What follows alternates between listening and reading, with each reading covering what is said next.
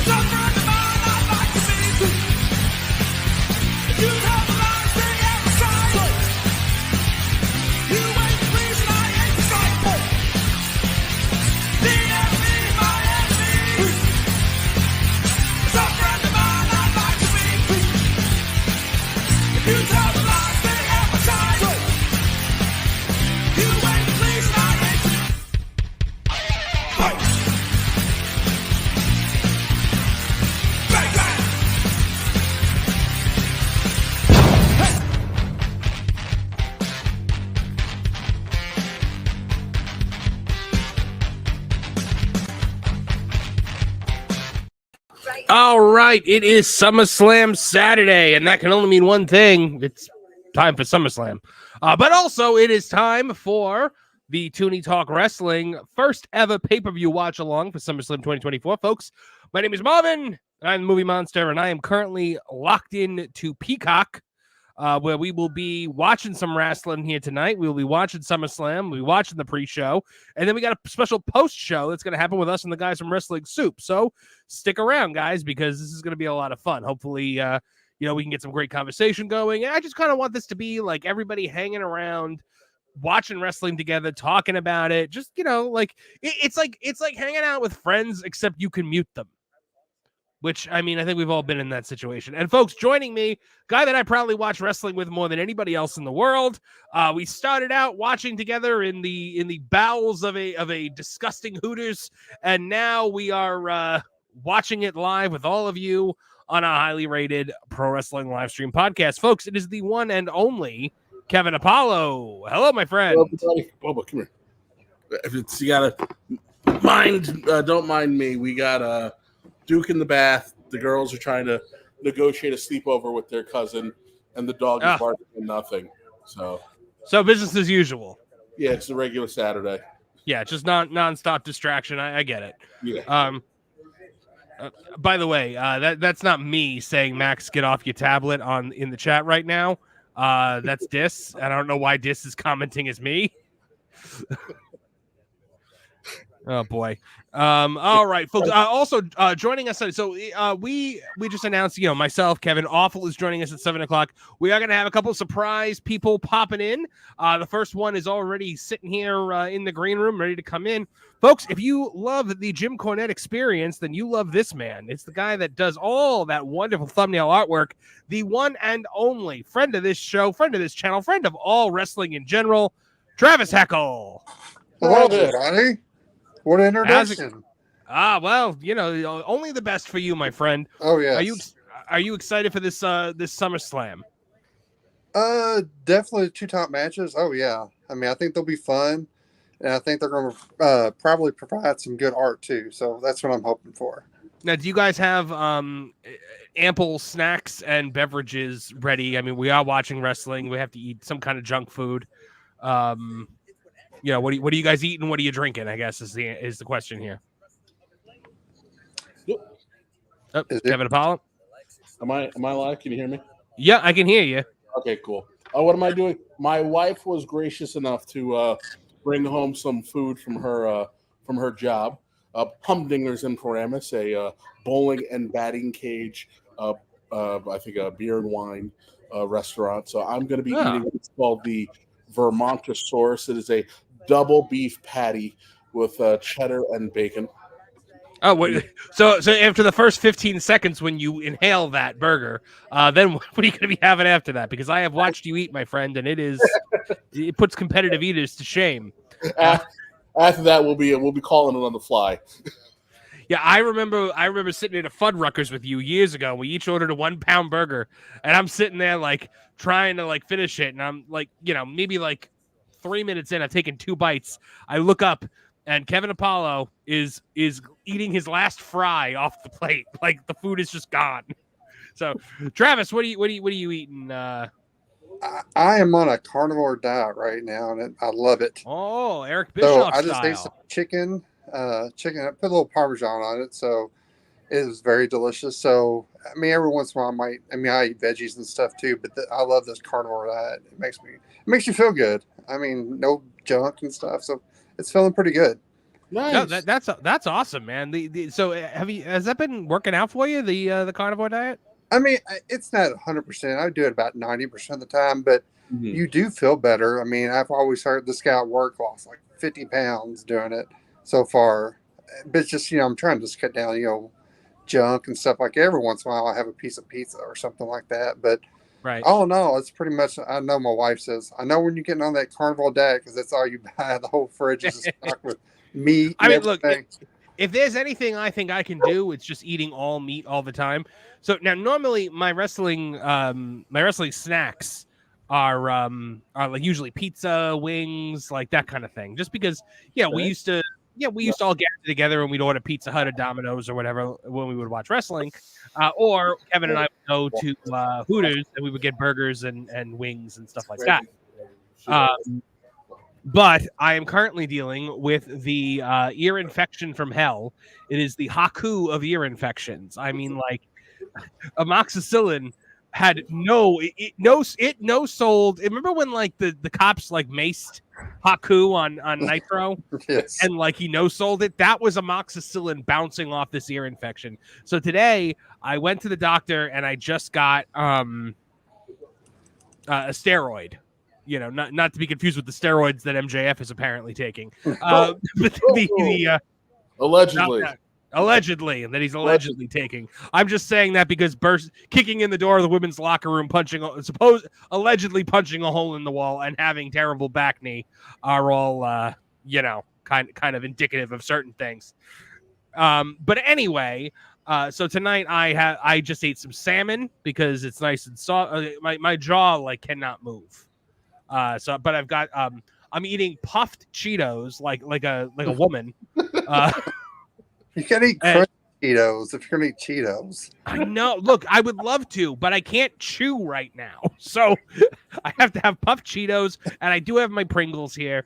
I also have C4 and Prime sitting here next to me, which is, I feel like, and hello, Duke. Duke showing up in a towel like he's Val Venus, trademark pending. Hey, today was actually the anniversary of Choppy Choppy. Is it really? I saw somebody post that today. Yeah. Choppy, your pee-pee. That's gonna end up being his first words. Is he talking yet, Kev? He speaks in Duke. He's got a couple of words. He says, "Yeah, mama, dada, doggy." And what came first, mama or dada? Dada. Yeah, that's right. That's right. It did. No. He understands. Oh, hello, Sarah. He knows where that bread's buttered. But yeah, and I taught him the woo last weekend. So you taught him the woo like Ric Flair? Yeah. Well, because that's pretty cool. I was a couple of weeks ago. I just had it on the TNA app, and for whatever reason, I just watched like 3 homicide matches in a row. And nice. He kept going, brah, brah, brah. I'm like, oh boy, that's not good. I remember when that was a thing. But I did immediately send a text out to someone to be like, hey, send this video to Homicide for me. My son's a homicide mark, apparently. Apparently. Yeah. But he's been he doesn't go woo, he goes woo, woo, woo. So by the way, very, very excited for this coming Tuesday on Tooney Talk Wrestling when we're going to have the veteran Jack Vaughn with us. Yes. Thank you, producer Neckbeard. Got that one. Neckbeard killing it. All right, we got a couple super chats. So we're just kind of like, this is going to be a much more laid back experience than the normal show, guys. We're going to be right now. We're just watching the pre-show. I'm watching a Cody Rhodes hype video because I pay for the Peacock without the ads because I'm not, I'm not a pauper. Not a sadist. Watching the same ad over and over and over. I can't stand that. I cannot stand that. It's why when I watched Superman and Lois, it was all on the CW app, and it was just the same ads over and over and over again. It's like they learned torture from Hulu. Yeah, he left. He left with that. I'm just thinking my brother, he gives me Peacock. Thanks, Donnie. So he is the me of your family, because my entire family, what uses my Peacock, and we were all watching it while I was up on vacation with them. We were watching the Olympics, just nonstop watching the Olympics. It was like it never left the TV. Okay, so we have a couple super chats to get to. John JD 999 for 199, power to the 199, says should be fun. Braun's gonna squash Crybaby Sammy. I agree, and he should. If he doesn't, you're gonna hear me freak out like live, like if they do this to him again. For Sammy's feelings. Denisha Lane, Marvin, hope you're feeling better today. Happy SummerSlam. Thank you very much. I'm feeling better already. They gave me. I went to the doctor today. I'm like, look. Can you just I promise you I'm not trying to scam you here. Can you please just give me pain meds? They looked at me like I was Balls Mahoney. And were basically like, the best I could give you is ibuprofen. And I'm like, all right, fine. Where'd you get this ear infection? Riding that contaminated Tiana ride? No, it was so there was at the beach house that we were renting, there was a hot tub and it looked questionable. And I'm looking at it. Mrs. Movie Monster's like, do not go in that hot tub. And I was like, no, we just need to add like some chlorine to it. And everyone's like, oh, do you know how to do that? And I'm like, how hard could it be? So, we kind of like guessed and added chlorine and stuff, and the pH level was fine. And then I went in it and I stayed in it for a long time, and I submerged my head in it because I'm an idiot. And now I'm in more pain than I've ever been in my life. So, but it's okay. I'm on a steroid. I've got 800 milligrams of ibuprofen running through my system right now, so nice. We are good to go. And a Xanax, just in case. So we are good to go. Nanny Zanny is on the job. Mm-hmm. Matthew James says, "Did you have to tell the wife she was right?" Yes, I did. Well, I didn't even have to. The "I told you so" started flying the second I was like, "Wow, my ear feels funny." We all experience that, so don't worry. Oh, wow. So Jelly Roll is performing tonight at SummerSlam. Guys, who the hell is Jelly Roll? He is I think he's from Tennessee. Man? He's yes, that's that large man is Jelly Roll. He's a singer rapper from Tennessee. I only know that from the last time he was on WWE, and then he was immediately on the Nikki Bella.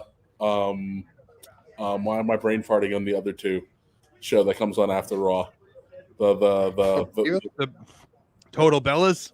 No, the bar show with what's it? With Blake Shelton and then who's the other guy? Wait, the chat's saying he makes John's saying in the chat he makes country music. Oh, maybe it's country. I don't remember. He does not look like a country musician to me with his face tattoos. Yes, he looks like I mean, he's got the BMI of a country singer, but maybe not the facial tattoo having. Ryan says it's Barmageddon is what you're talking about. There we go, Barmageddon. Thank you. But like, I can't stand the musical acts. It just I understand people need to go to the bathroom, but I don't know, man. I don't like it. That's the Vince hangover from the him wanting to be a record producer. He loves to incorporate music with his rap. Hey Travis, I have to ask: Did the entire great state of Kentucky, were they able to hear the explosion of rage that rang out from Castle Cornet when that guy from Virginia Beach showed up at Jim's front door? Good Lord. Well, I mean, I don't understand. I mean, I was listening to this at Chick-fil-A. I was sitting at Chick-fil-A listening to the show, and I'm like dying laughing. These people are probably going, is this guy crazy over here at Chick-fil-A laughing in the corner in these headphones. But I mean, why would you do something like that? I don't understand why. I mean, this friend of mine actually said he lives out in Arkansas. He visited Sid's house. He said he was cool. He let him in, gave him autographs and stuff like that. No, I'm sure he did. I was like, he was like, if you want to go over, you got to go under. I said, I guess he didn't have his scissors handy, but you know how that is. But yeah, it was I don't think if you know Cornette and you know his explosive temper, why in the world would anybody do that? He just seems like a very, very private person. Like, why would anyone do that? Like Travis, you literally make the artwork for the man. How many one-on-one conversations have you had in the last couple of years? Oh, I mean, he hasn't been out unless since COVID and stuff. But we went out to lunch and stuff, and we know each other. We talk on the phone, but yeah, I mean, I'm not going to show up at his house uninvited like an idiot, and right. I mean, I personally know him. I wouldn't even do that. So, I mean, it's just. I love when I was like Stacy was asking him like, who is that? That's some MFer who's got 5 seconds now to get off my property. Oh, I laughed so hard at that. Well, he was so innocent. He was just like, "Oh, it's just a delivery guy. Hey, how you doing?" He goes, "Hey, how you doing?" It was just. I think it just took him by surprise. Like, wait, you're not a delivery guy? I mean, I've come all the way from Virginia Beach to meet you, Mr. Cornette. Like, well, that's not a smart thing to do because you just wasted your trip. Yeah. But as hey, somebody who just did a 2-day road trip, I can tell you right now, the best I got from my 2-day road trip was a giant ear infection. But if what I had gotten was screamed at by Jim Cornette and my life threatened, I don't know. Or maybe you should show up at his house. He can slap you in the ear or something. You might kind of cure your ear wells there. It might work. The Dave Schultz special for you. Speaking of Schultz, I've been watching. We're just kind of shooting the breeze right now while the pre-show's on, folks. But like I was watching. I was reading Schultz's book while I was on vacation. I would just sit out in the back by the water and like by the dock, and the house was like right on the water, and I was able to just kind of like read the book and take it in. Man, oh man, did that guy live an interesting life? Like it's just story after story after story of like locker room stuff. He did the your average rib of like the I brought cookies from home, boys, and there's chocolate laxative in it. Oh, horse laxative. Well, it's really, really good. I think one of my ideas. I know we are going to move on to what do you call it? The New Jack promos of the week from Smoky Mountain Wrestling. But I do think also I might have to read excerpts from the book because I've been dog-earing pages and it's so good. They're playing a John Cena video package now for those of you not watching commercials.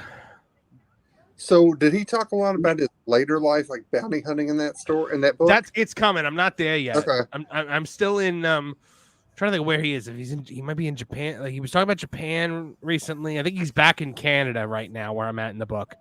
But yeah, a lot of talk about ribs, a lot of talk about fan attacks and having to fight to the locker room like Cornette talks about. So the number 2 SummerSlam moment of all time is apparently Lynch pin 2021. Was this when Becky came back? I wouldn't call this the number 2 SummerSlam moment of all time, would you? No. What do you think number 1's going to be? Brock Lesnar. I haven't seen yet if Brock Lesnar overturning the ring with the farm equipment was one of them. It wasn't. I was paying attention because I was like, really? These are the first the first major moments for SummerSlam. Like I didn't think EO crashing in was anything that spectacular. Wait, so what's number 1? The Ventura, the Ventura count. I was Elizabeth doing the bikini bottom one on there? No, the wedding was. Okay. Oh, here it is. Number 1 is the Bulldog and Brett. Oh, okay. Yeah, I was more over than Davey Boy that night, but I think the people over there at Wembley they had to cheer for him because it was like a matter of national pride. That's a thing he actually said. I rolled in there and he just forgot everything, so I carried us over the line and I told them, "You think this made you, but this made me." Like you actually got a good Bret Hart. You can't give your dead brother-in-law this one thing that maybe one night in his hometown he happened to be more over than you. No, when they make a Davey Boy box set, then maybe it could be about Davey Boy, but this is about me. It was my box set because the box that they were going to make was going to be screwed, and I don't want a story about me being screwed. So it's about me. Well, Matilda actually, she really liked me more than Davey Boy. Like when I would walk in the house, Matilda would run to me and not Davey Boy. That's a little known fact. She just felt like she had, she was playing the gimmick. She was a professional, that Matilda. I watched this match earlier today, actually. Does it hold up? Do you think it holds up, Kevin? Yeah. I will give Brett this because I am just a person who gets bored and will throw in a random match. 99% of Brett's matches still hold up. It's actually really incredible. But yeah, I wanted to watch this match, and then I wanted to watch the wedding. And that's my favorite SummerSlam of all time. My favorite SummerSlam of all time is the match made in heaven and the match made in hell. I am shocked that the Ventura forced count was not in here because we made a. Was the wedding? No, the wedding was like 5. The best line in the entire wedding was Piper.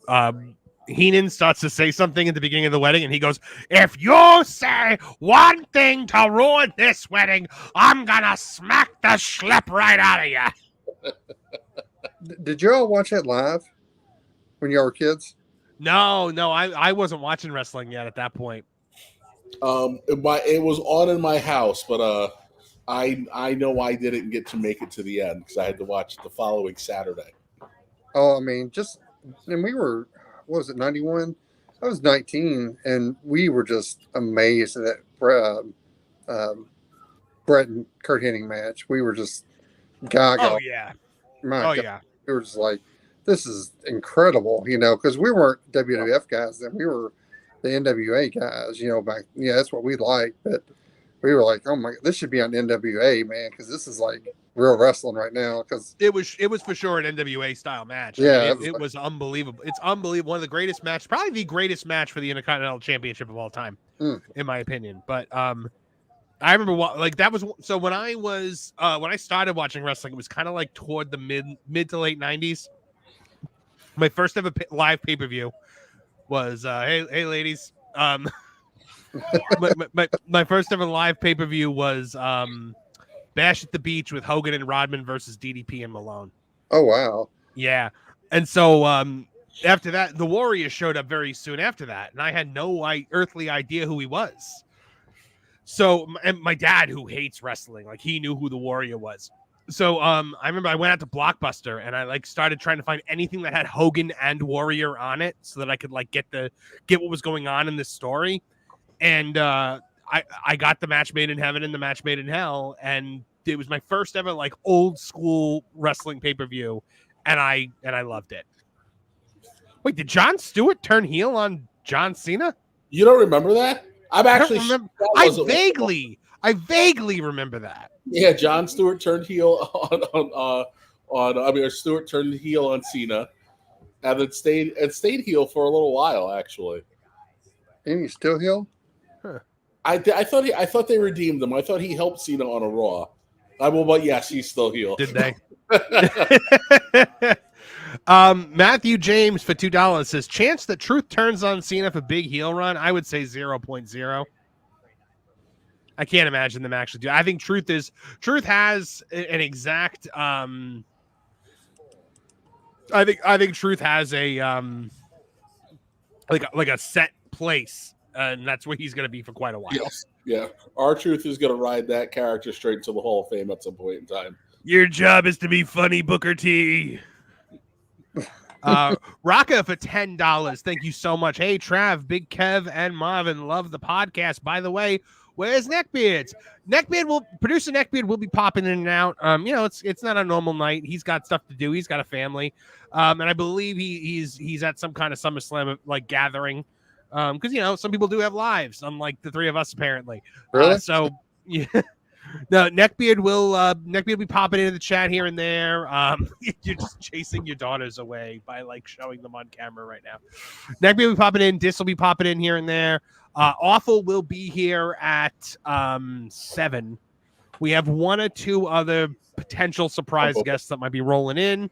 And then after the show, we will be joined by the guys from Wrestling Soup, and we'll do a post-show wrap-up kind of simulcast with them.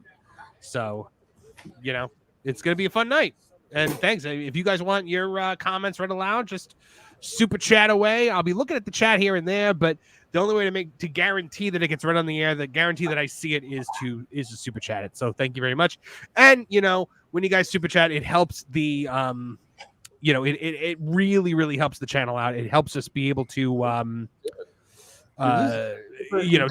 do more to upgrade our equipment, to get more shows out faster. So yeah, and the more we make it super chats, the more live streams we'll start doing. So big thanks there, Rocker.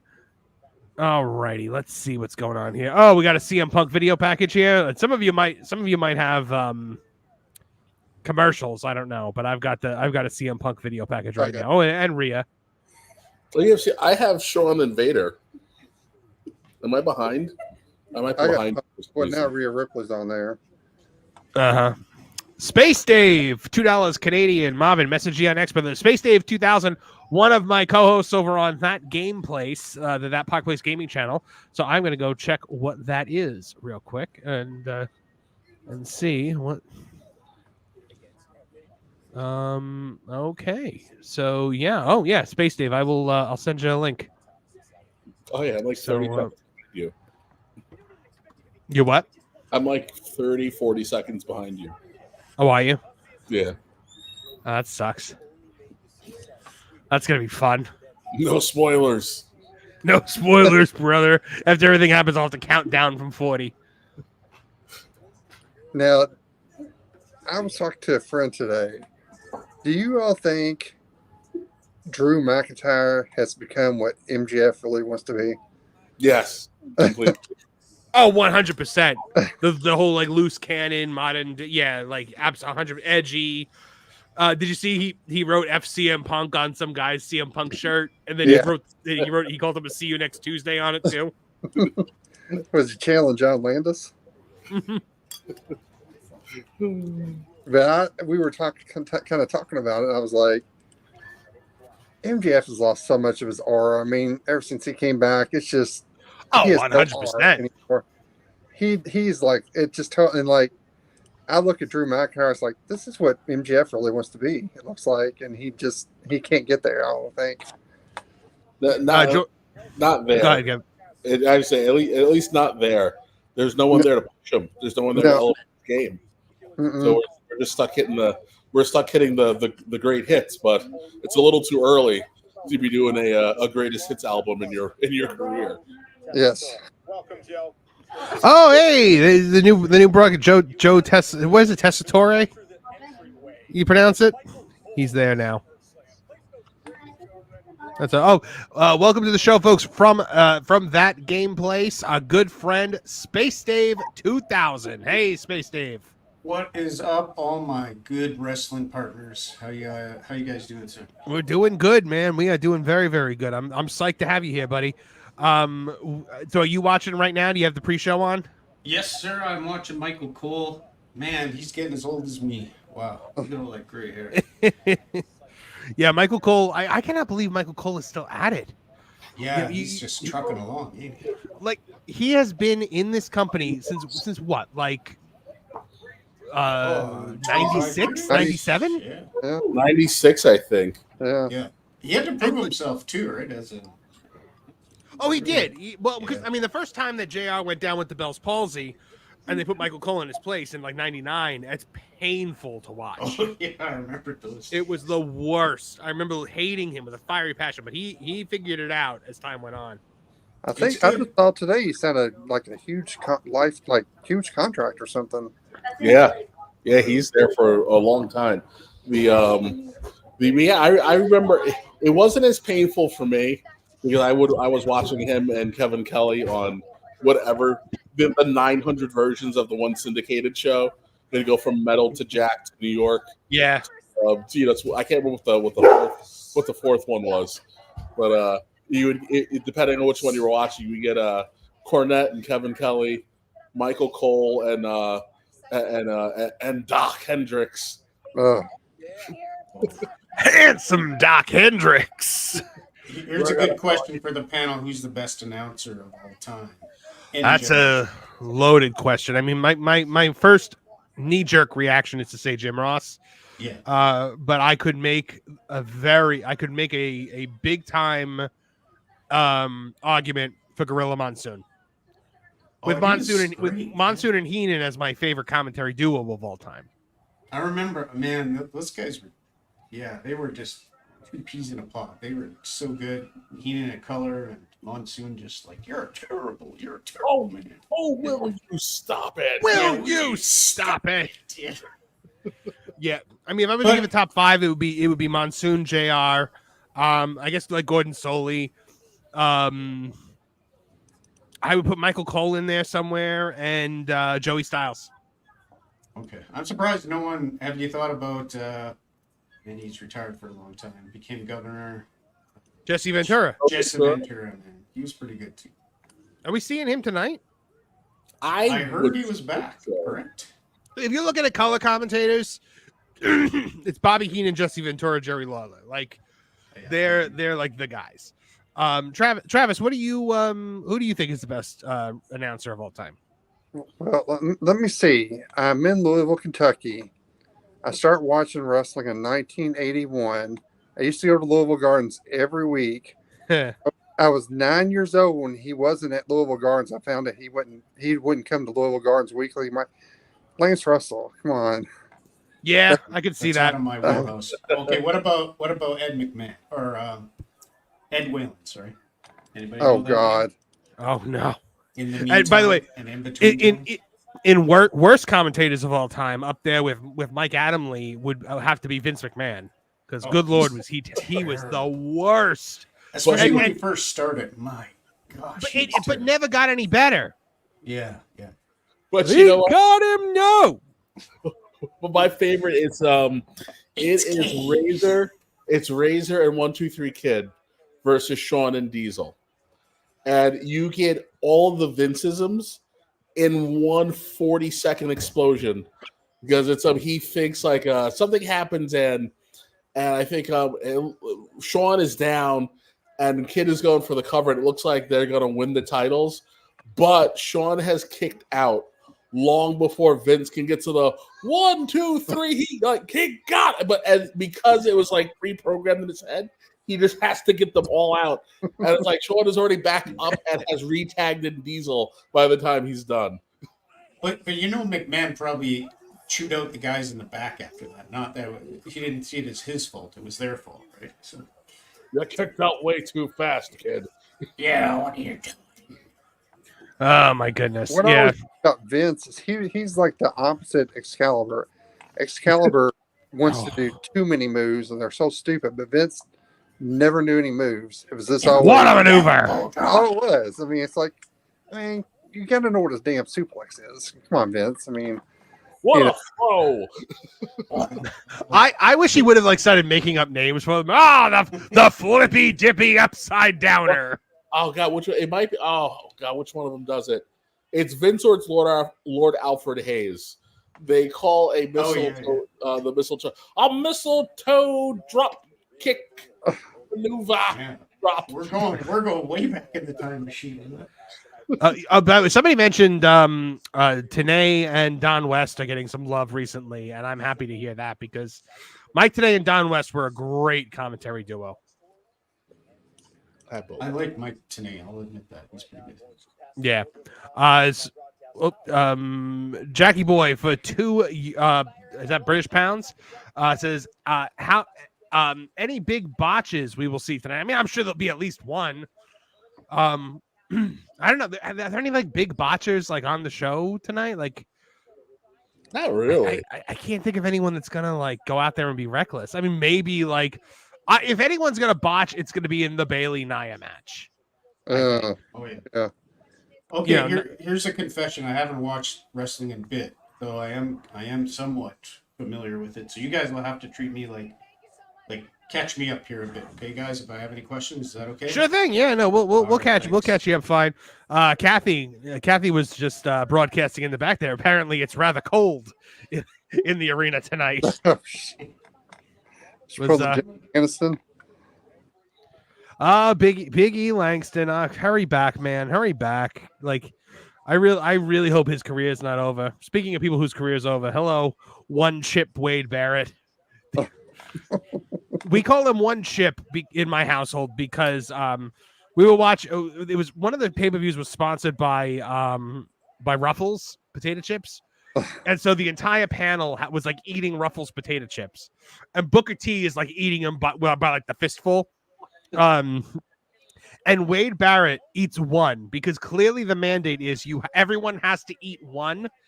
But Wade Barrett looks like he would rather put a dog turd in his mouth than this potato chip. And I know what you put in your American chips. I'm not doing it. Yeah, man. You call this a chip? Brits do not like a lot of the junk food you Americans and Canadians have. Oh my goodness! By the way, called them gimmicks, all that stuff. He talks about junk food. He called it putting that gimmick stuff in your body. Yeah, I mean, you could tell Barrett is still like a health nut. He's still a guy that takes care of himself. You know, Booker T can put whatever the heck he wants in his body and still be shredded, I'm sure. Booker's literally just eaten by the fistful. Yeah, Ryan David said the winner of the I Bet You Can't Eat Just One. I've got some bad news. You can't eat just one. I've got some bad news. Got some bad news for you. Oh my goodness. All right, so Liv Morgan and Rhea Ripley they're talking about right now. I don't think Rhea takes this. I think they could stretch this one out. I think Dom is turning on Rhea tonight, personally. I hope it's Finn. I hope it's Finn that does the turn. Finn or Carlito. I don't want. If Finn does a turn, isn't it going to be on Damian? Yeah. This one's just. I don't know. I don't want to waste. I feel like if you turn Dom on Rhea, it's a little too obvious and it might waste it. Dom already has, the nucleus of the Hiroshima blast levels of heat. I don't think he needs any more. I think tonight is the end of the Judgment Day, though. Regardless, wow, my God, look at that arena. That's gonna be packed. That's gonna be packed to the gills by the time this show starts. What have we looked on WrestleTix to see? Like what they've actually drew for this one? I have not. That's usually a disjoint. Yeah, that is usually a disc thing to do. So I'm gonna have to do it right now. So I will do that. SummerSlam. Okay, 56,665 set up. They have currently distributed 54,940. So only 1,725 tickets left. That's something. This was 5 hours ago. That might get eaten up by walk-ups. Yeah. Or, gentlemen, why don't you guys run through the roster tonight that you know of? What's the players going on here? So. I mean, Cody Rhodes is definitely going to be, prominently featured here. It's Cody and Solo Sikoa. I think we're going to see the return of Roman Reigns. Nia Jax and Bailey. I think that's an easy Bailey win to continue her reign. I think whether we get a cash in from Tiffany Stratton is another matter altogether. Braun Breaker and Sammy, I think, has got Braun Breaker written all over. Braun Breaker, by the way, Space Dave, the son of Rick Steiner. What? For real? Okay, that's new to me. So that's new. Yeah. Looks like his father talks like his uncle. Oh yeah, no, 100%. He is Rick's son, but he is Scott Steiner's clone. For real. All right, I'm all right. And he's good. a genetic freak anyway. So, man, Rick Steiner made such a dramatic changes. Oh yeah. And he went big Papa Pump. I would talk. You want to talk about reinventing yourself. I mean, I don't think when people talk about the wrestlers who reinvented themselves the most successfully, I don't think Scott Steiner gets nearly enough. No, I agree. I think he did a great job on this. It's so weird because it was such a dramatic change. Yeah. You know, if you were watching that, you watched it real time, so it's like and he did that in WCW, right? So that's where he did that. Now, I would like to point out, okay, we've got, what did I say, 54,000 people in this arena tonight. Mm-hmm. Currently, tickets distributed for AEW All In 2024 on August 25th, 44,646. Now, the fake number from last year was, 84,000 people or something like that. The real number was somewhere around 70,000. Bottom line, nope, they're not coming anywhere close to either number. So, do you guys watch Eric Bischoff's show? With all the time. The Mark, the guy that's like a total Mark, his co-host. Conrad? AEW. Yeah. I just watched something and it's on a decline, which you guys have pointed out. And so Eric's like, hey man, I was there. Like, I understand when something's going down the crapper. And Conrad's like, why do you always have to be so negative? Why are you so negative? And I'm like, oh, God, what a mark. What a mark this is. God. And Eric's just kind of rolling his eyes like, oh, my God. This guy. He's pretty terrible. It's, but you know what? Like, I think Conrad's heart's in the right place. Yeah. He's just kind of the guy with the money that puts it up so that we can hear the thoughts of people like Eric Bischoff, people like Arn Anderson, people like JR, Tony Schiavone. He's very successful. So, Ryan Plays for $10 Canadian. Says probably been asked already, but what are everyone's thoughts on the MJF and Britt Baker situation? To something more on topic, do we think Roman returns tonight? I will start off by saying I do think Roman returns tonight, especially with the bloodline rules. I think this is going to be Roman's big comeback.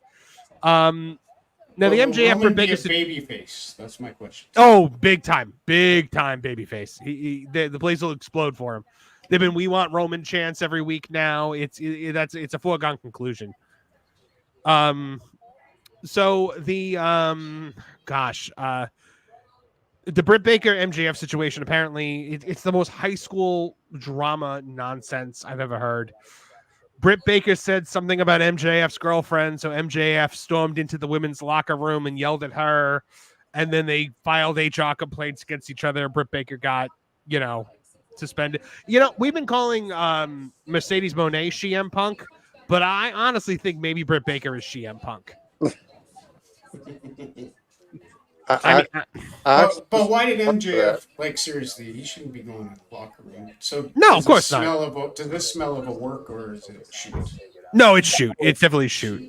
This is the product of very poor leadership and not having control of your people.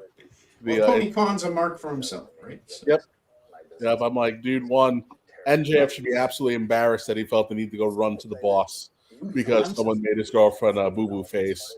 And then you're out of your mind for going into the women's locker room and punching holes in walls. If that's what happened, I don't know. I think that might still be just a rumor. I'm not sure if that's been confirmed yet. If that's what happened. If it did happen, it's a freaking disgrace. You're supposed to be a champion. You're supposed to be above it all. And you're just being a bully. You did it for the sake of being a jackass. If that's what happened. Also because he's untouchable, and if he did run into the women's locker room like that and cause a big stir and a big hullabaloo, then shame on them for not disciplining him. Absolutely. Well, that's what I say. And then you had to get a committee together to have a bunch of people come together to decide what the punishment was. I'm like, no, you're the boss. It's one of those situations where it's like you pull everybody into the office and go, "This is your problem. If you're gonna make it my problem, now it's everyone else's problem." And just chastise them and go with your life. Now, this company that can't get a good news story to save its life, even after the fake photo with Shane, all everyone is talking about is MJF and Britt Baker when we should be talking about Tony Khan and Shane McMahon in a room together. It's effing silly. I know. I feel embarrassed that we even have to comment on this because it's such high school. Like that women's locker room is essentially the movie Mean Girls, only not nearly as charming. And Tony Khan, yeah, Tony Khan is Tim Meadows as the principal who walks out and sees the girls like tearing each other to shreds in the hallway and goes nope and goes right back into his office. And I literally have been working on that art when we've been talking for the Britt Baker thing. Oh, really? Are you doing? Is it Mean Girls? Actually, I just literally saved it and sent it to Brian. Is it Mean Girls-esque? No, I wish I did that, but it's actually. He was talking about. I always try to do some pop culture, try to fit it in, and he was talking about Devil with the blue dress. So I kind of made it as a pun on the Bedazzled poster. Remember that poster? Oh, Bedazzled! I loved that movie. Yeah. Oh gosh, she's so hot now. My guess was going to be Heathers. Yeah. So that's what I kind of based it on. But I literally just sent that to Brian, just right now. Oh boy. The AEW locker room. They are childish, but God, they give me good material. My God. Oh yeah, no. It's once again the problem is that the best stories to come out of AEW come out of the locker room and not in front of the camera. It is. It's ridiculous. I think the wrestlers. I mean, Kevin, you've been in the locker room. It used to be wrestlers. They could police themselves. It used to be. It seemed like to me. Yeah. But now it's just so childish. I don't know. They don't, and there's no actually like Jerry Jarrett and Bill Watts. They were just like, hey, take it up with yourself. Y'all figure it out. You got guys like that, but now it's just a man child running things. It's just if you don't have any kind of, leadership at all, I guess it's going to fall apart. Mm-hmm. And it's supposed to be a leader. Yeah, well, it's more ridiculous too in the social media era because they all air each other's grievances out on Twitter the first chance they get. So it's like the story will break, and before you even have a chance, that probably didn't happen. You've got 3 or 4 of them all taking swipes at each other. And it's like, what is going on? That's the kind of stuff. It should be behind the scenes. That shouldn't even gotten out. That kind of stuff. You shouldn't even know these Meltzers, Sap. They should have no idea that any of this stuff is no. Yeah, like it happens and someone's immediately on the phone or sending an email or shooting over a text. It's like, guys, you keep dirty laundry in house. I think it was also obvious that they knew about this for a while. And they knew Britt Baker was suspended, and nobody reported on it. I mean, if that happened in WWE, they would not have been able to fall over each other fast enough to report on it. So, and Meltzer and Sapp, they report on this stuff. They don't realize they're just hurting the whole company when they do that kind of stuff. Yeah. And Rex Gardner for €2 says who got better booty, Mercedes Moné or Britt Baker? None of them. Two negatives are a negative. Yeah. Look, Mercedes Moné is so cringy that any physical attractiveness that she may or may not have is I'm just face blind to her at this point. All I just see is just a big throbbing ball of awkwardness. I can't. So I guess I would have to give it to Britt Baker just because I still find her pretty. Jackie Boy for £5 says Tony Khan is basically just Nice Pool, but with less funny and less cool. If you've seen Deadpool and Wolverine, you know who I mean. Yes, that's such a great reference that he's Nice Pool because Nice Pool is like the Deadpool that they meet that doesn't wear a mask because he's still looks like Ryan Reynolds and he's all I identify as a feminist and he had the and not even same right. He had the top knot. Yeah. He had the top knot and he talks about how the MCU's been consistently great since Endgame and it was a fantastic joke. And yes, Tony Khan is basically Nice Pool. I agree. So who's Dogpool at the locker room of AEW? Who's Deadpool? Dogpool. Oh, Dogpool. Well, it probably was Larry, right? Yeah. Oh man, Marco Well- Stunt. Marco Stunt. You win. Probably. Let's see here. All You know, right, we got more than talk. People talking about Sasha in this one face group I'm in, and sometimes you just need to tell guys. Sometimes the pee ain't worth it. And Sasha Banks is the guy, the gal. The pee is not worth it. Trust Oh me. God, no! I mean, look, we saw it. Whoever that guy that she was married to is, they just filed for divorce because. I mean, look, I think she probably has her eye on some. The Crystals probably told her that there's somebody in AEW that she has to bed. But she's single again, so maybe Sammy Guevara's got his shot. She'd have to let him back into the company though for him to take it. He didn't he come back to Ring of Honor? That tape? Yeah, he's in Ring of Honor though. Yeah. He's in the Phantom Zone. John JID 999 for 199. Power to the 199 says North Carolina weather sucks so much. I'm on a hot spot for this. Oh, that sucks. Oh man, yeah, no, but that's Flair country. You're telling me Ric Flair, you're not buying Ric Flair internet? I'm sure it's out there somewhere. I'm Ric Flair for Ric Flair internet. I don't know what the internet is, but if you get Ric Flair internet, then all your text messages start with the first letter of every word capitalized for no reason. WooNet. How did his list get so much worse in later years? Did you ever notice God, it I know. when he was in the? I never really noticed it. When he was young Ric Flair, I didn't really notice it. Yeah, and now it is so pronounced. It's almost like he's like biting his tongue when I don't know what it is with him now. It's very odd to hear him talk now. What are the odds that Mercedes starts dating Tony Khan? Oh, geez. Just to like get her hands on all the money. Well, maybe that's the crux of the feud. Britt Baker was clearly Tony's crush, and now Mercedes has come in to be like, "You can do better than her." Well, I mean, he's almost her ex-husband's kind of like a Tony Khan, kind of a cloney, kind of like they're almost like from the Deadpool movie. That could kind of like his clones come out.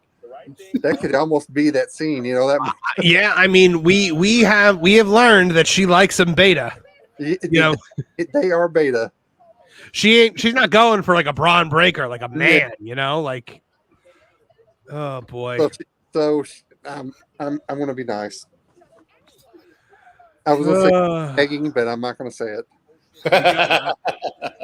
I definitely appreciate your restraint there, Travis, even though you said it.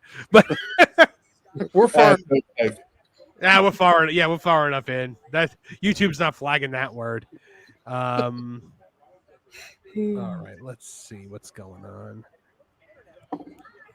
We'll refer to it as Peggy Bundy. Peggy Bundy. No peg. No peg. How? Let's have sex. No pig. God, I'm picturing Tony Khan as Al Bundy now. It's just that does look sight. That's a sight. Oh God. I have this video of the Married with Children opening credits with Shad Khan's head on Al's body. Love and marriage, love and Tony is Peggy. The Bucks are Bud and Kelly, and I think Cody is Buck. Oh, that's great. What is the what was the show where it was like Married with Children, but the dad had like an imaginary the bunny with Bobcat Goldthwait played the bunny rabbit. Yeah, that was a spin. That was one of many Married with Children spin-off attempts. This one did not have Matt LeBlanc in it though. What was that one he was in, Matt LeBlanc? Oh, there were two of them. Oh God. The first one was him and his dad living in an apartment. Yeah. That got canceled. And then they brought it back, but without the dad. Okay. I don't remember that one.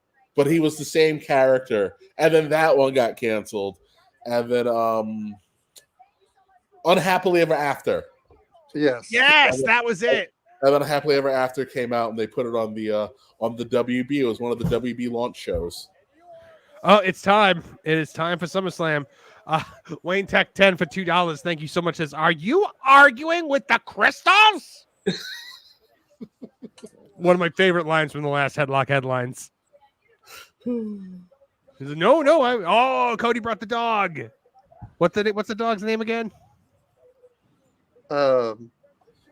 Shoot, what is his name? Nelson Mandela. Jackie Boy for £2 says, so who in AEW is 5'3" Wolverine and Cavalry? Well, 5'3" Wolverine, I mean, that could be anybody. Because they have a lot, but you have to be short and jacked. So I guess maybe Daniel Bryan is 5'3" Wolverine. Cavalry, I think is probably like Buddy Matthews or something like that. Just like a man-sized man. Cavill looked good though. Actually, Cavill looked good great. as Wolverine. Oh yeah, no, to the point where I was like, oh, I hope this is where they're going. But they're just keeping Hugh Jackman in the role now, apparently, because I mean, why wouldn't you at this point? John J 999 for 199. Power to the 199 says Tony dates Mercedes and turns into the Game of Thrones eunuch. Yeah, Reek. He becomes Reek. When did you learn the term eunuch? History of the world? Yes. Yes, actually. Yeah, maybe. Either that. I'm trying to wonder if maybe I had not heard it up until like Pirates of the Caribbean.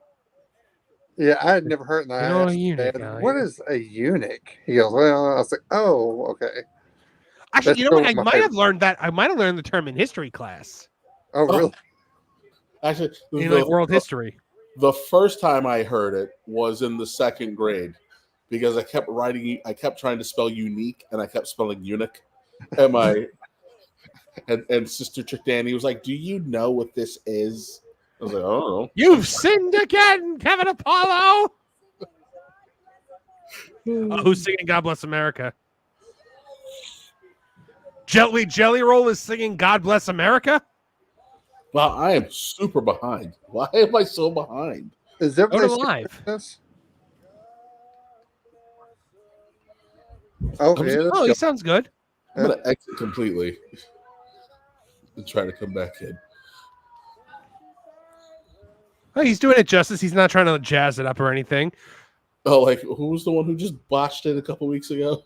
I don't know. She was drunk, very clearly. Yeah, she went to rehab. Yeah, they had the send her to rehab because she did such a bad job. Oops. I don't want YouTube. What is happening? No, I don't want to watch Miss Rachel. I want to watch wrestling. Well, here to interrupt God Bless America is Awful Wrestling. Peace. What's happening, gentlemen? What's going on? You're coming in here and you're just interrupting God Bless America. How I'm sorry. Hold on. Let me put my hand to my heart. Way to go, Kaepernick. Yeah, you can't see, but Awful's kneeling right now. No, I'm kidding. He's not. I promise you he's not. I'm on one knee. Well, let me tell you something, brother. Everybody crack some real American beer right now. Who's the guy in the ring? That was Jelly Roll. Don't joke. I just sent them a sponsorship letter. that was Jelly Roll, who everybody on this panel knew before tonight. Am I coming in too loud, gentlemen? No, you're coming in fine. Okay. Space Dave, you back with us? Sure. Jelly Roll. Fantastic. Are the Jets going over? Did I catch up? Yeah, what are you guys seeing? I'm seeing Jelly Roll. Oh, he just finished. I'm seeing Cleveland Brown Stadium, Cleveland, Ohio, live. That's what I got. Because in Canada, they've got to edit it on the way up here. So. Up and here he comes. Here he comes. How are you doing? Me. Then let's all take a moment to remember who this night is really for. Me. Not Bobby Lashley or MVP. No. Who are they? I just see Booker T and Stevie Ray. That's right. Cheer for me, peons. You all serve me now. This is his second SummerSlam without Vince, right? I think so, yeah. Yeah, that's right. I now rule SummerSlam. We're here to celebrate the 2nd year anniversary of being Vince free. It's like he's gonna get a chip. Vince Anonymous. Cleveland. Oh, he's got to come out and do his stupid cat. Why does he need to constantly do this? Because he is the heat miser. Is he going to do Let's Get Ready to Suck It right now? Okay. That's it. I know we could have just gone right into the first match, but why? Why wouldn't we? Who's running this show? Hello, Jelly Roll. I've been told that's your name by people in the back. Oh my God, that opening with Jelly Roll doing more music? No, are you kidding me? This is the thing you do before the main event. I mean, he's already out there. Look, do you know how much effort it takes to roll that fat ass out there? You got to go live one more time, Jelly Donut. While you're out there, just sing.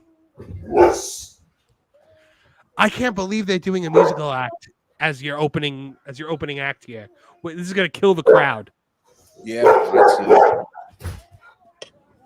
Oh, I guess it's kind of, they're doing it as like this is like the hype video for the show. Okay. I still don't think that we needed Triple H to introduce it. Who's barking? Is that Britt Baker? That was Travis. Okay. That is Boba Fett the dog, aka Boba. Nice. Jackie Boy for £2. This is weird that I call him Huge Jacked Man instead. No, Kevin and I have been calling him every time he gets in shape for a Wolverine role. Kevin and I say, has he turned into Huge Jacked Man yet? Kevin Haggerty for $5. His trip is out. Is the show over already? Isn't he always the main event? All right, pack it in, everybody. Good show. Did he blow his quads on the way down? What was that, Travis? Only for black guys laying on the mat. It's when Triple H is done. Mm-hmm.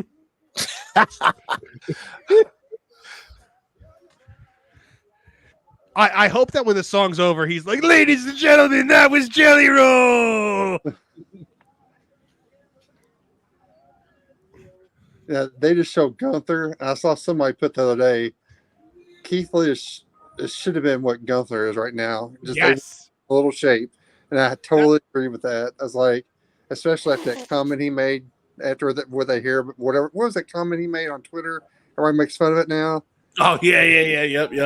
Oh, when he was like, "Oh, if what I'm hearing is true, right, poor Walter." Yeah, like that. Yeah, That tweet aged worse than Chris Jericho saying that Dynamite was going to be beating Raw within a few months. Yeah, but somehow that tweet is still evergreen. You know Logan Paul on the video package just got a huge pop. I guess nobody got the memo that AEW fans say that they have to hate him now. JPS for $2. Thank you so much. Says I still don't know who Jelly Malone is.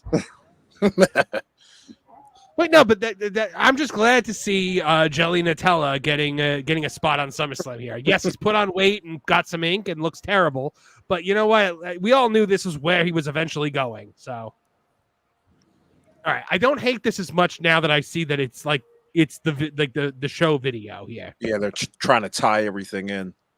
And Not a big fan though. As far as I can tell, he's not lip syncing either. So I always respect people that don't lip sync.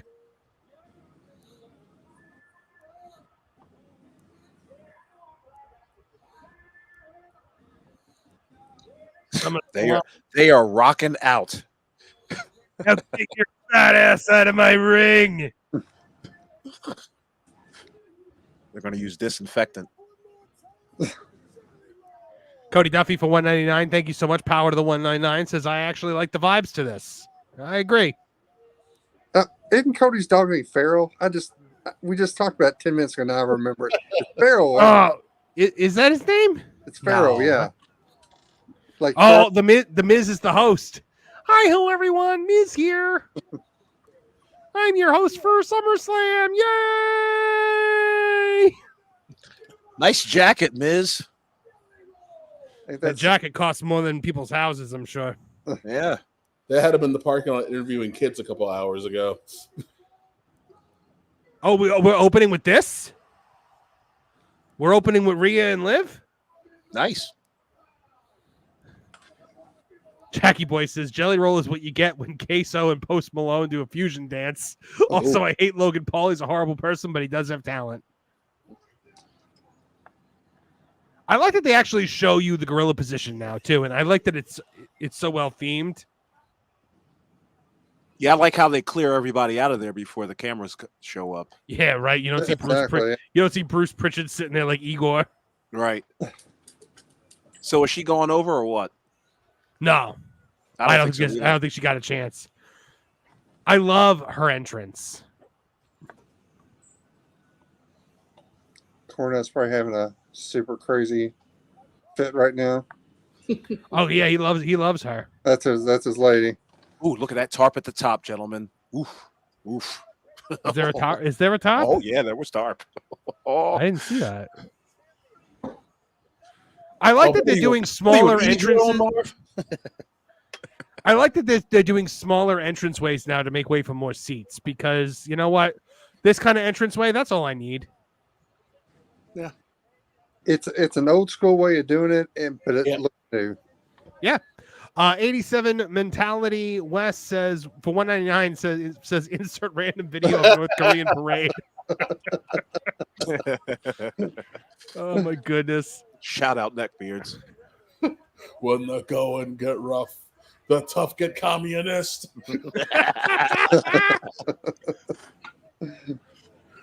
Gosh, that is a beautiful woman. I'm sorry. Like, man, Dominic, how many years ago was this event host to the ladder match for Dominic Mysterio? That was a SummerSlam match, wasn't it? Yes, that was a SummerSlam match. I legitimately thought they were going to once again have a ladder match for Dominic Mysterio. I'm sure it came up. There's no way it didn't.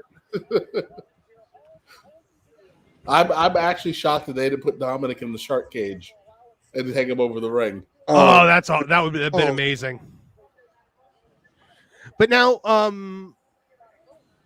the smaller stages. That's something that someone said 19 years ago was the Dominic Mysterio. Wow. But yeah, the what do you call it? The smaller stage. That's something Vince never would have allowed. No, I don't Not think in a million bazillion years. Unless ticket sales dictated it. I don't think even then he really cared about like the optics of it. So Tripp just likes to pack him in. I think Tripp really likes breaking attendance records. What up, Samantha Irvin? I'm sure. What up, girl? I'm sure wrestling's only real con. And Triple H are like, well, can we just make money and make a smaller, cooler set? I personally miss the days of the ultra elaborate pay-per-view sets. The swinging hooks for Backlash. Yeah. Oh yeah. Remember Armageddon when they had like tanks and then Vince and Tripp used them in their match? Mm-hmm. Oh, What's going on with these shots? Well, it's the it's creative camera work that we've never seen before because Kevin Dunn was. You fired Kevin Dunn and brought in the entire ESPN staff and said, "Do something different." Yeah, Jackie Boy for 5 pounds says, aside from Roman, I think Alexa Bliss returns tonight. Also, this would have been a perfect opportunity for Dominic on a forklift match. Just saying. I agree. We could have easily put Dominic in some kind of, like you said, the shock cage, the forklift. Anytime you talk about the forklift, it just makes me think of the Judy Bagwell match. Oh, yeah, of course. That's what you're supposed to think about with the forklift. We gonna put that. Oh, I can't say it because we'll be demonetized. So I can't even quote the promo. No, you know what? You can quote that one. That one's okay. We gonna put that fat bitch on a forklift because you know she ain't hanging off of no pole. Oh Lordy! Oh my God! It's like Jesus. Alexa Bliss coming back though. That's a because I mean we all know she's coming back with the Wyatt Six eventually. So I think do the Wyatts have anything to do on this pay-per-view? No, I would imagine they're going to make some kind of appearance on that Awful will hate. Yeah, please don't. I don't even know the card, half the card, I don't think. I don't even know what's happening tonight, and I know we talked about it just 4 days ago. Same. Good Lord, I don't even know. God, I am just like, look, I was just on the Jersey boardwalk. Like I saw a million Liv Morgans that day. Don't get her a hermit crab, fellas. And they won't sell the hermit crabs to camps. Apparently, I saw that they were like we will not sell to camps, no exceptions.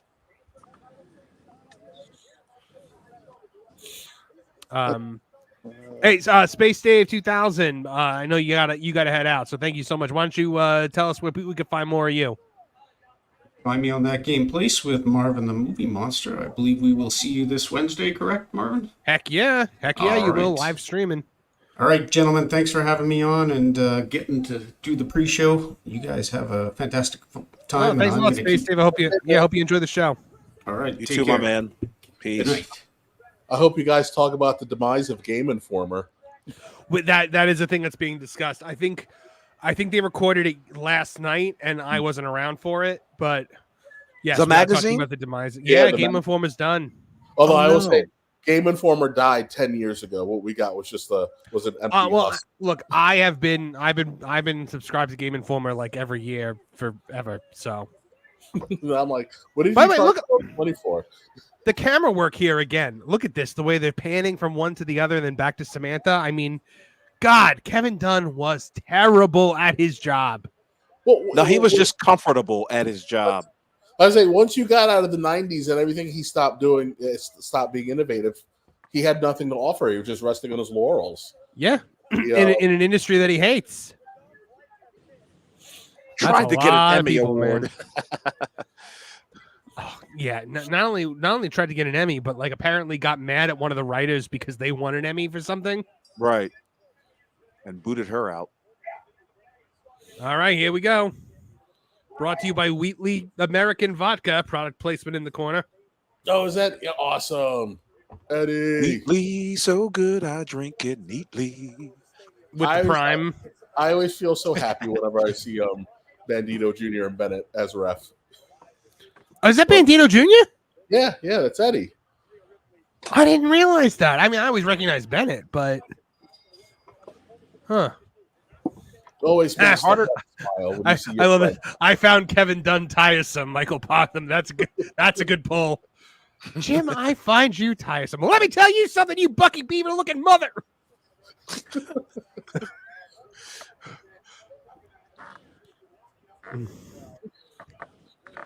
I like Liv so much better as a heel. Yeah. Kevin Haggerty says, Jersey boy here, Liv Morgan would definitely have the North Face jacket, yoga pants, and Ugg boots during the winter. It's the dress code for North Jersey. That is very true. What are the odds that Liv Morgan has since learned how to pump her own gasoline? Because that's a thing, folks. Jersey girls don't pump their own gas, or anyone from Jersey, really. Yeah, I was just about to say, like, nobody pumps their gas in Jersey. No, it's illegal actually to pump your own gas. The I remember the first time I ever left the state, I was like, wait, what? You have to do it yourself?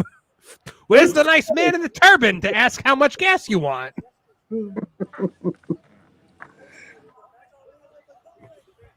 Oh, so we're playing. Okay, that was kind of neat. Yeah, we're playing 1984 with Larry Zbyszko over here, or what? Yep. Yeah. We're going master of the stall. Yeah. What do you people want? Ah, come on! Remember when Scott Hall threw the toothpick at him and he caught it? Yes. Larry Zbyszko has ultra instinct. Yes. autonomous ultra instinct Larry Zbyszko. Ain't that always crazy how entertaining Larry Zbyszko was from like 94 to 96 or something like that? Oh, yeah. He had no business of being entertaining. No, No not business at at all. all. Yeah, here he was. That feud with Regal was awesome. Stuff with Scott Hall is like crazy. The older he gets, though, the more his head like looks like the actual like Roswell aliens, like Yeah. He does like the visitors from South Park, where it's like a perfect diamond. I just love that his last appearance on WCW TV was they were chanting his name and he went into the crowd, and we never saw him again. They crowd surfed him in. They crowd surfed. It was like the cornfield in Field of Dreams. He was just gone. Jackie Boy for £2 says, "Who has a better booty, Liv, Bailey, Alexa, or Rhea?" Rhea. I think Rhea's got the perfect amount. So, boys, any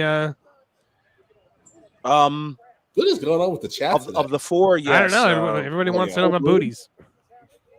I gotta go Liv. Those booty shorts, Daisy Dukes.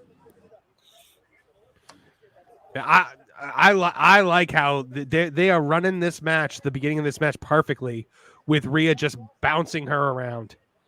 Yep. And they're talking about getting their pipes. Wayne Tech 10 for $5 says Rhea turned heel on Liv, injured and berated her. Liv is right. I love these kinds of things where we try to apply logic to wrestling because it's always hysterical. Well, they did mention it though in one of the packages. They did remind everybody that that Rhea turned on Liv to join the Judgment Day. Yes. I love that. What a great pull there, Wayne Tech. Oh, pump handle salami.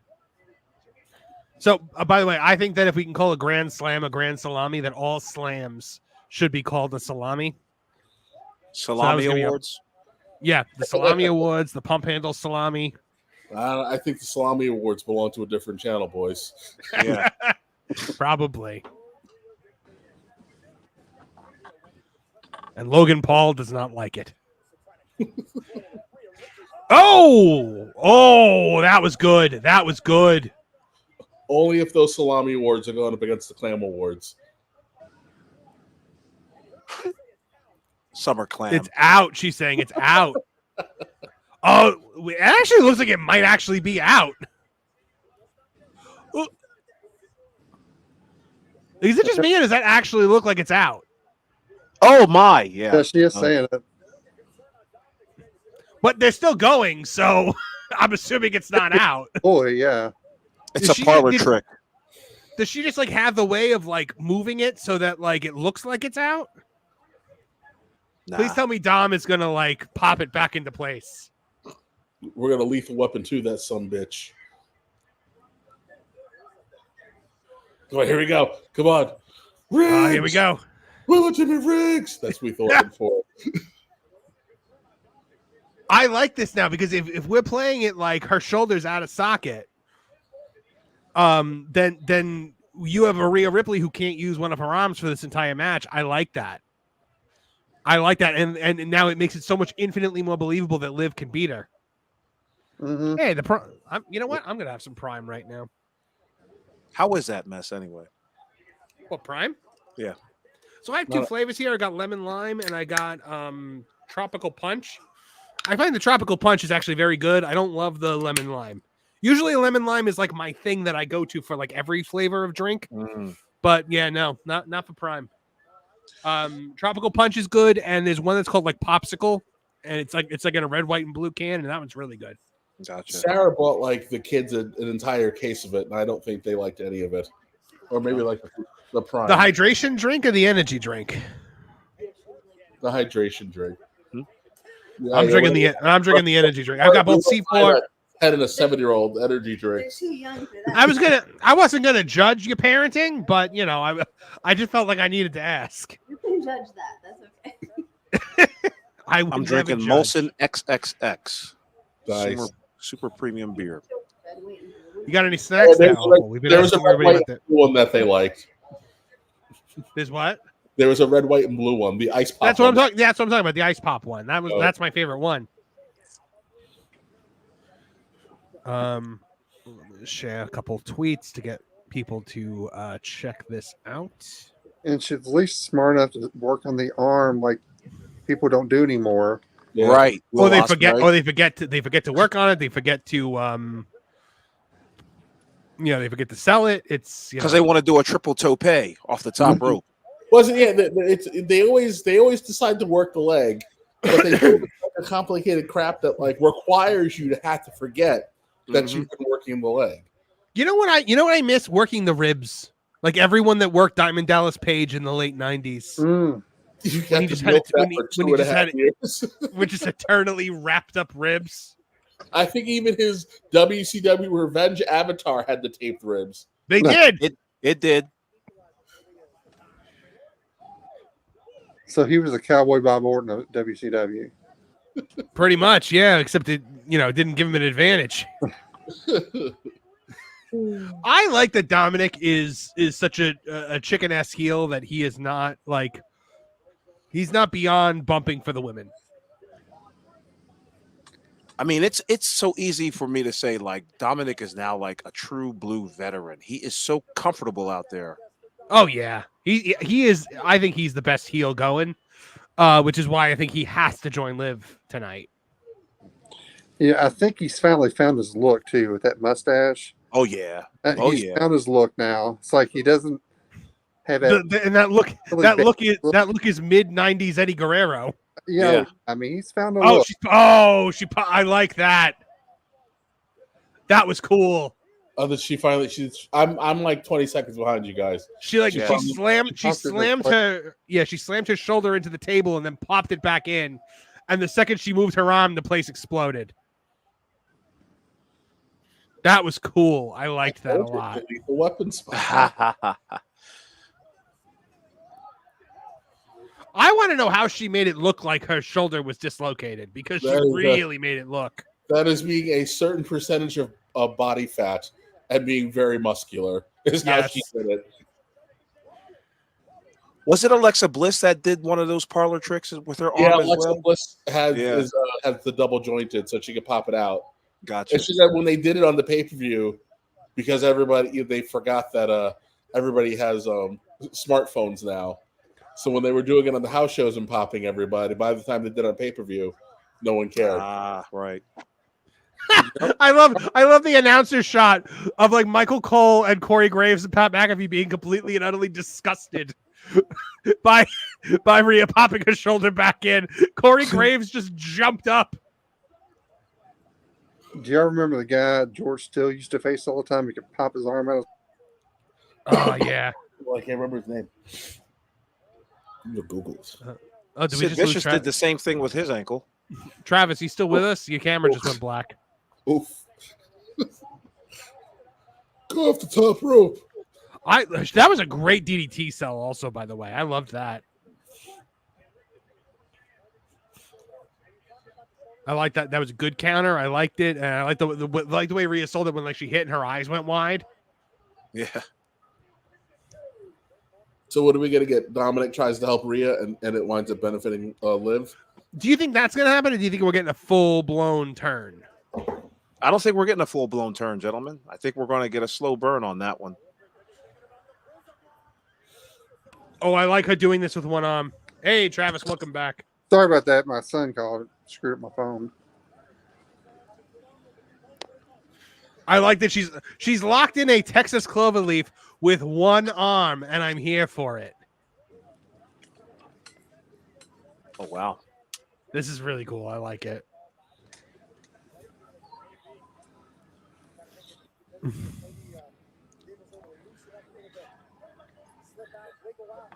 Crucifix. Oh, that was a solid crucifix pin. Oh.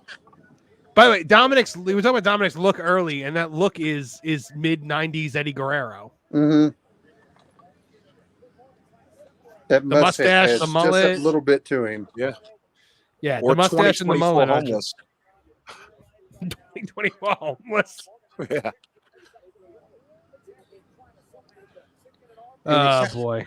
He kind of needs that sleazy look because he has a crap body. So he needs kind of that sleazy kind of a heel look. It's almost like an old manager or something. His tattoos, like they don't like. I know they're supposed to look like badass. They really don't. like he has like trailer park tattoos. The old tribal tats. Oh, today brought to you by Straight Talk Wireless and Wingstop. Eventually, I think the entire ring apron is just going to be covered in ads. Yeah, right. You know what Vince must be ripping his mustache out every time he sees the thing. Oh, why does Vince hate that? Yeah, Vince never allowed for advertisements in the ring. He felt the only logo that should be in the ring should be their logo.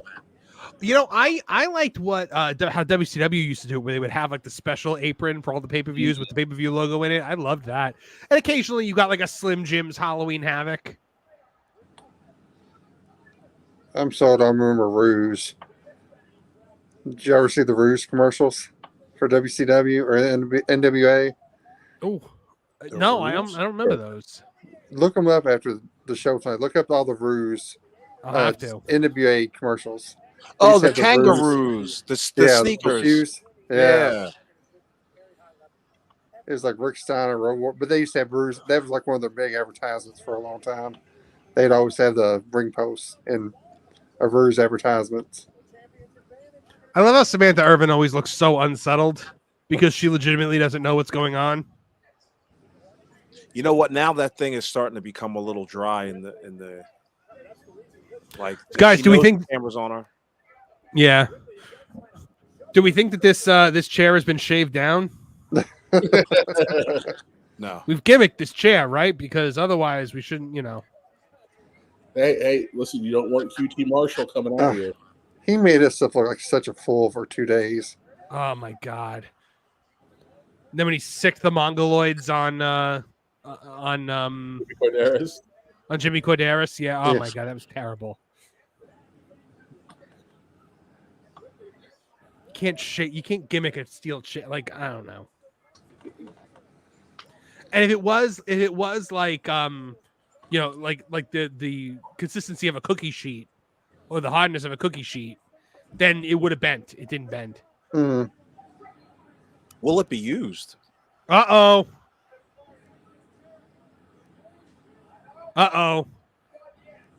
Sub Mysterio is getting ornery here. Saying you can't win the title. Okay, that's not a turn.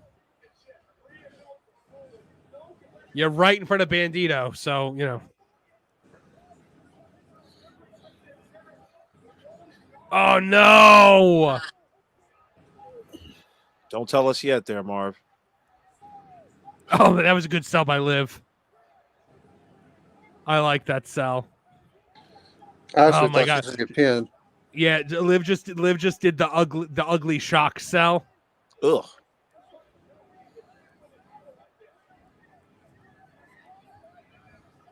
Oh, good. Macho Man's in the front row. I always love seeing that. That guy just follows WWE around, huh? The Macho Man cosplayer that's always in the front row. Yeah, along with green shirt guy. There used to be a couple secretly runs the company. Oh, got him on the chair. Okay, so now we're done.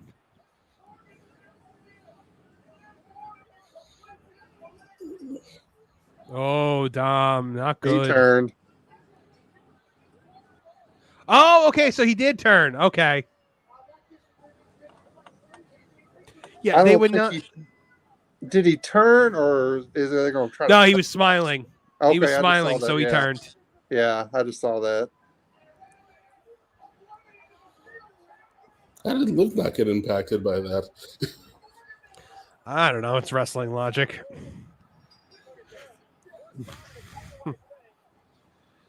All right, yeah, I mean, so I was wrong. He turned. This said, Dom wasn't wrong, and he's correct about that.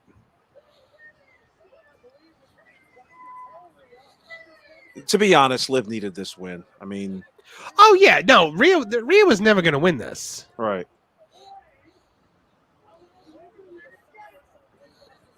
Not a big fan of the in-ring camera.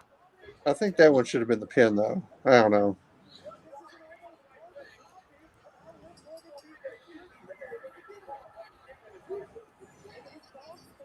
Huh.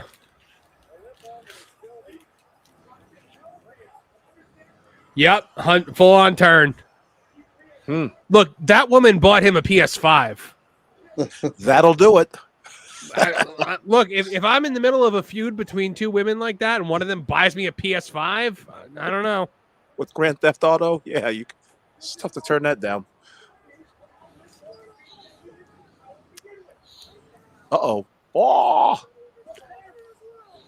Is that Pat McAfee or Cole screeching right now? You piece of trash.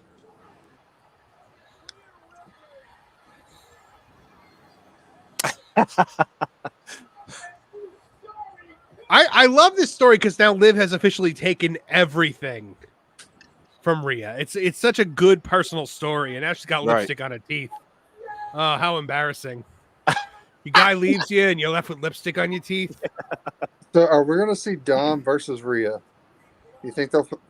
Man, if it wasn't for those Mattel contracts, because apparently the Mattel contracts are the reason why we can't get male on female violence. And I'm okay with that. Like you can have a woman bump a man, but you can't have a man bump a woman. Apparently. Yeah, and I'm okay. I don't like that anyway. Truthfully, I mean, look, I never liked intergender matches unless it's like a Rhea Ripley or a Nia Jax, like someone or like who China or could, somebody who's bigger than the men. Yeah. All right, right now, I don't know. Some of you Nyla Rose commercials. versus I'm getting a. I just got to make a Nyla Rose joke and decided not to touch it. Literally, I'm all over it. I said Nia Jax though, right? Yeah, you said Nia Jax, yes. Okay, good. Just making sure I didn't Freudian slip there. Kind of punked out on that one. But No, your two Hornets nest kickers decided to break their name.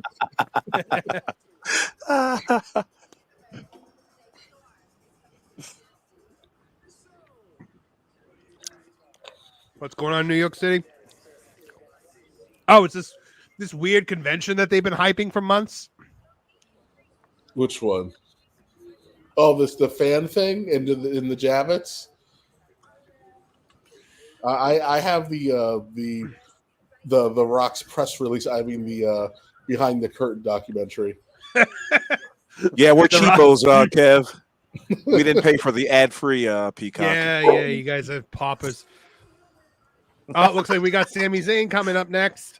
Oh God! Hey, Hogan's gonna be on there, so we're in trouble. Oh, Hogan is going to be there. I'm just super behind you guys for some reason. I love Kevin calling that guy with the Hogan tweet the other day, yesterday. All right, guys, if you wanna give you a review of that first match, super chat your way in. I want to hear what you guys want to say, so send in a super chat with your review. And if you want to give like a stupid Dave Meltzer star rating, go ahead and do it. We'll read it aloud. Just send them on in. Well, it wasn't exactly as good as it says Sakahami Superhara from the Korean Tokyo Dome and Hong Kong. So I can only give it 4,700 stars as opposed to the 10,000 stars I would have given it if it was a Japanese match. What do you think Dave gave that match actually? That'll get 3 stars. Not even 3.5. I think it'll get 3. Yeah. They're female and they're WWE female, so right. I just can't do it. It was predictable, but it was good. They knew what they were doing, and it was good. I mean, I loved the separated shoulder. I thought that was great. That was great storytelling. Great storytelling. Great opening match. You set the tone for the crowd. You didn't bring them too high, but you got them nice and emotional and primed for everybody else. All right, guys. So let's see what's going to happen. Are we going to finally crown the genetic freak here? Yeah. Or is Sad Sammy walking away again? Oh God, I'm so tired of Sad Sammy. No. I think you got to clear Sammy up for the Bloodline Civil War. Yeah. I wouldn't be shocked if I wouldn't be shocked if Braun loses by DQ for being too violent and Jay has to come out to save Sammy. Or Braun wins it and then just continues to beat the crap out of Sammy and Jay has to come out to save Sammy. Is Jay in a match tonight? No, Jay doesn't have a match. No. Alejandro Melendez for 199. 1, 2, 3, 4, 5, 7 stars. True love has prevailed. Oh, that's a good one. That's a good. That is my favorite. That's my favorite review of that match. True love has prevailed. So can we make it hard instead of star ratings. Make sure you shut Here's that. my heart rating. Oh gosh. Now He I'm gonna- really looks like his uncle. My God. Like he looks like Steiner Brothers era Scott. Just before he bleached his hair. That's Yeah. Scott. Like the Scott that was about to turn on Rick. Yeah, though he cut his hair, but it was still black. Yeah. What are the odds? What are the odds that maybe like, while Rick was away one day, Scott came over and that's how we got Braun. Because he looks too much like his uncle. I'm sorry.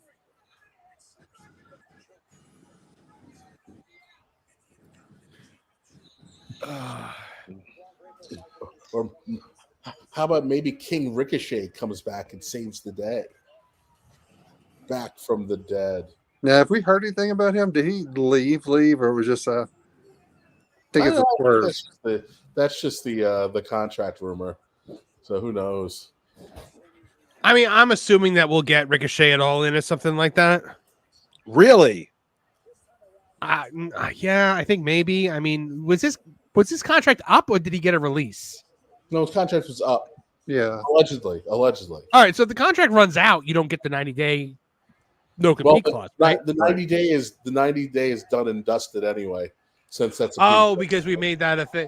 But I mean, I don't know if the WWE one is, because you're technically still employed. It's not like a 90-day no compete clause where you can't work. It's they're paying you for another 90 days.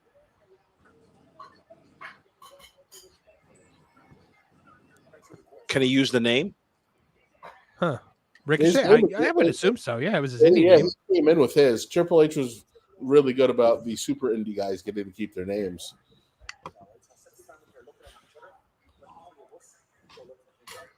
I hope now that Dom is out of the Judgment Day and with Liv, do you think it would be disrespectful if he became Latino Heat No. and Liv became Mamacita? I don't think they go that far, but Mamacita Latino Heat. Now, for the Liv and Dominic dynamic to be stronger, they've got to be a little bit more sexual with each other than what Dominic and Rhea were doing. Oh, save it for Netflix, brother. Yeah. And Edge. Besides, I mean, they made it really clear what the dynamic was. Rhea was Peggy Bundying Dominic after she beat him. Yes. She abused him into the relationship. She beat him up every week. I think that the day he turned heel, I said, are we changing his name to Sub Mysterio? I just now got that. It was bottom Mysterio. Oh, yeah. Braun Breaker coming down to the ring. He looks excited. He's winning. He's going over. No boo-boo job face? No, hell no. And if they showed that shot of the tarps, WWE Botched Parody is going to have a field day tomorrow. I didn't see any tops. Oh, man. Way up top. There's a little section. Oh, yeah. Looks about But, 10,000 seats. What are you gonna do? You can't really. They have over 50,000 people there, man. I mean, look, if I were the AEW fans, I wouldn't be doing a tra-la-la about that, because in a couple weeks we're gonna see a lot of top. We're gonna see more top than people. Are we going to have a funeral watch along for All Out as well? For All In? We are gonna apparently watch All In. I'm trying to figure out how to actually order it. I don't want to order it. I don't want to order it through cable, but I don't, because my TV's in the other room. If my brother fixes my Cody, maybe I'll join you guys. Right. I got a couple links. For you. All right.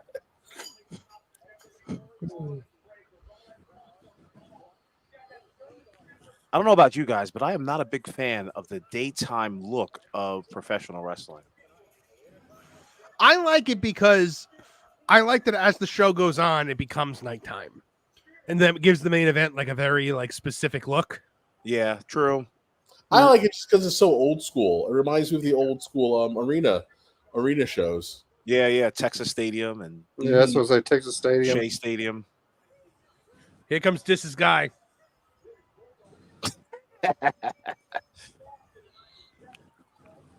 I totally believe this. Dissing Max right now, dancing around the living room.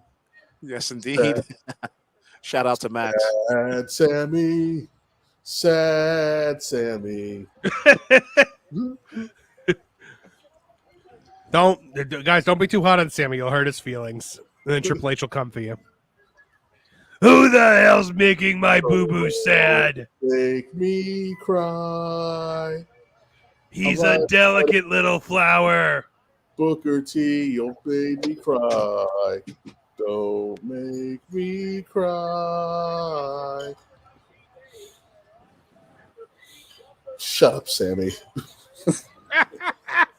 Man, you are done. Man up, you sissy. You are you're so offended by the existence of this man. Ugh. Have you always not liked him, Kev, or is this a new thing? I didn't mind him, but now just finding out that he's Sad Sammy, it disgusts me to my core. Yeah, it took something away from him, as far as I'm concerned, too. Just ugh. He's like the type of dude that you would sit at a bar with, and all he would want to talk is Middle Eastern politics. Oh God! I understand the feeling that Vince probably had for John Morrison when he found out that John Morrison didn't fight Batista after everybody knew that he was destroying his girlfriend. You are just not a man, and therefore I cannot push you ever. Kev, is he lifting weights at all? Does he even go to a gym? No. No. He goes into the locker room and smokes pot. That's it. He's eating tricks and smoking pot. Yeah. Oh boy. I am numb one.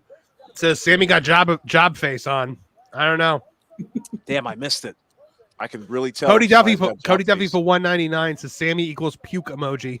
So they literally just did the ring post after the big deal. The last match they already did at the first. Yeah, they didn't do in-ring introductions. Do they not do those for the IC title? No, not that I remember. Or is that just world titles? I guess it's only reserved for the world titles. All right. Ugh. Sammy looks like CM Punk did. He's in AEW. They almost got the same without the tattoos. But I give Punk credit. He has gotten himself in good shape though since he's been back. He's gotten tan. He's drinking all that Orlando water. Brother, he doesn't have a tan. He's fat, brother, and he doesn't have a tan. What is this? I'm not putting that over. Skinny fat ass. Looks like pizza dough. Fat ass.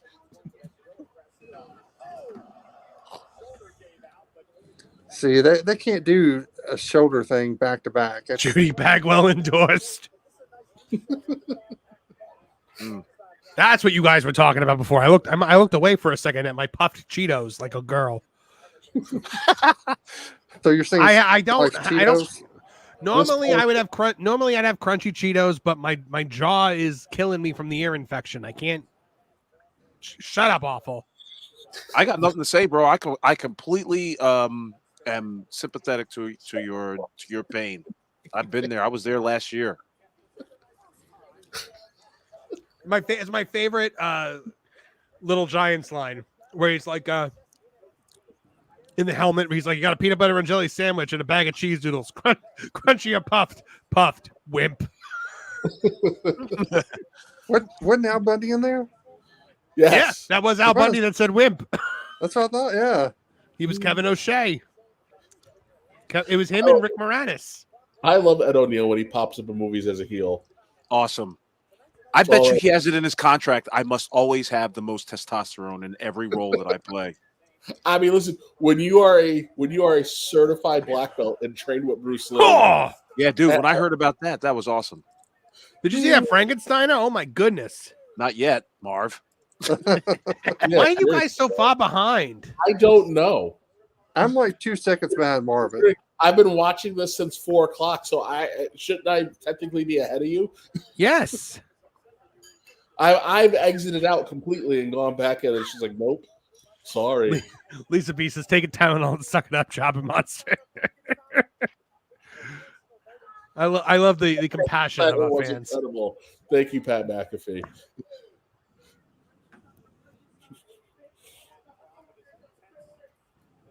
Jim Cornette said a few weeks ago, probably a couple months ago, that he said he didn't really appreciate to have women, female referees in a brutal men's match, and I'm starting to agree. Wait, I understand the logic of it. It's because you can't really get in and pull you apart. But at the same token, the WWE's rules about touching the refs are very strict. Yeah. Unless but what about ref bumps? I would say unless they don't need them to be at that particular moment. But like you generally don't really see like a lot of times the refs get hit by accident or intentionally. But like you don't long gone are the days of the heel like menacing the ref into the corner. You don't really see that anymore. Like no one grabs the ref by the shirt. They may like jaw jack them, but no one is manhandling refs anymore in the WWE. I miss that.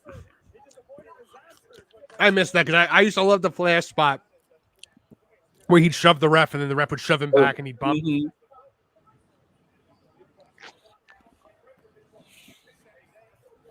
I was actually thinking how I missed Patrick.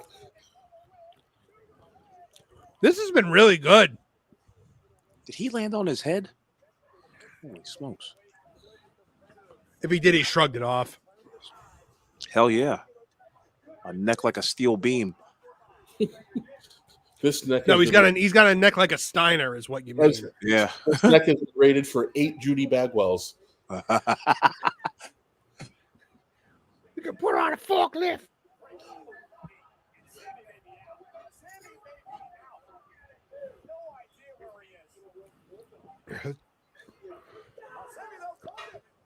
Yeah, Sammy's losing because I think he's trying to get all of his shit in before the loss.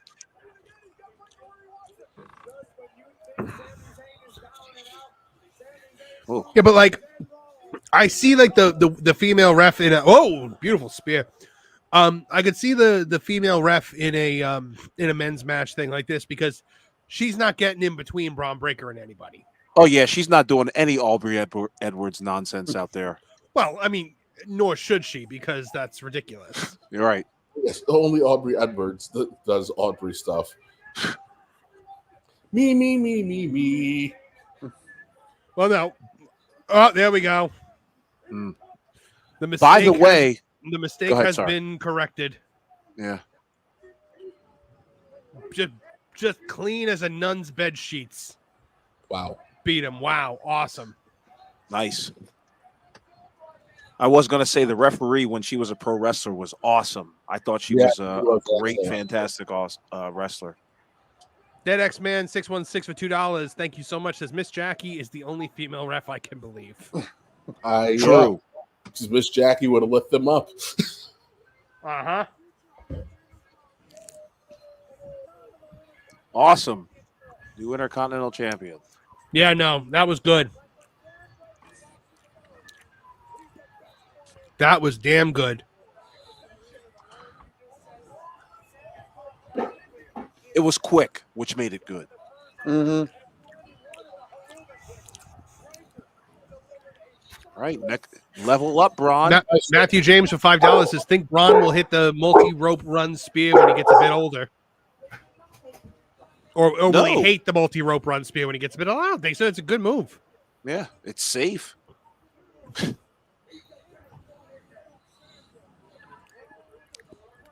He's going to... Oh, sad Sammy. Sad Sammy. Hold on, Marv. Let's see the boo-boo face on his... Yeah. Chat was right. Sammy had boo-boo job face on when he came out, and now we got the ultimate sad Sammy shot there. Good. Did somebody screenshot it? So start playing Sarah McLachlan. Oh God, I'm getting a John Cena an Aquafina commercial. I thought I'm supposed to get no commercials. Oh Jesus Christ! You get no Peacock commercials. But you get WWE commercials. It looks like John Cena has a toupee on. He does. I think we have an exclusive clip from this movie with John Cena and Aquafina in it. 你好，中国，这是叫西娜。我爱更尊重中国，更中国人。我很抱歉对我的错误，对不起，我很抱歉。你必须了解，我很爱很尊重中国跟中国人，不好意思，再见。 Oh my God, why is this still on?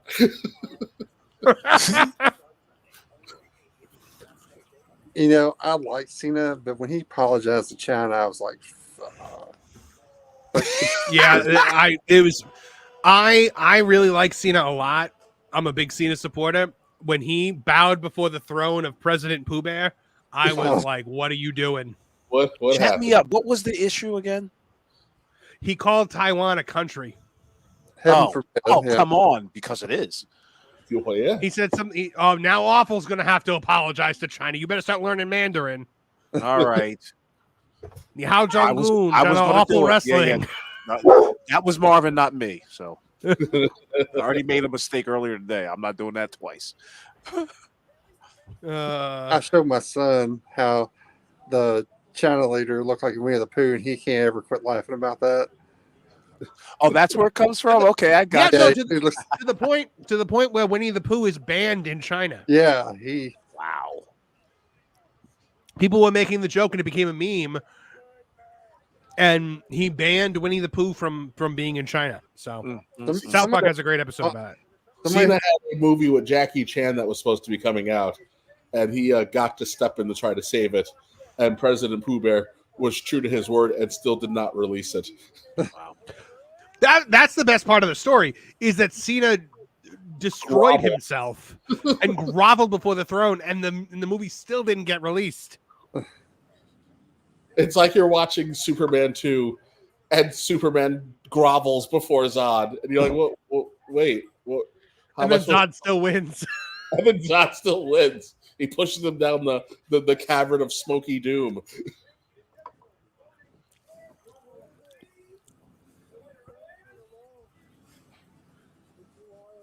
Oh my God, I love this feud so much. Is this match next? Not. So is this technically the main event? In our eyes, yeah. I mean, I would say it's the main event, really. Yeah. It's been built up the best. I mean, they really froze on Drew's face there for a minute. MGF, take notes on Drew McIntyre, please. For the love of God, please. I know Cornette. Look. How could she sit there after she knew everything that Vince was doing? By the way, isn't it so great that Shane McMahon is meeting with Tony Khan? For those who are delayed, Stephanie McMahon. Yes. Oh, okay. My favorite AEW hypocrisy of the week is that, you know, Tripp and Steph knew everything. Shane knew nothing. Yes, of course. I mean, in Shane's defense, he did decide to take the Sisyphean feat of bringing pay-per-view to China to get away from his father. You know what? You're impossible to deal with. It's probably easier to bring pay-per-view to communists. Yeah. Well, then go ahead and do it. I dare you. I kind of like that Triple H did not go by what Kev said on Tooney Talk, and that was whatever Vince doesn't do, don't do. Which is a rule of thumb, to be honest. I mean, that's how it really should be. Between 97 and 2002, you shouldn't do it. Yeah. We can't even run down all the things that happen on TV because my children are in the room.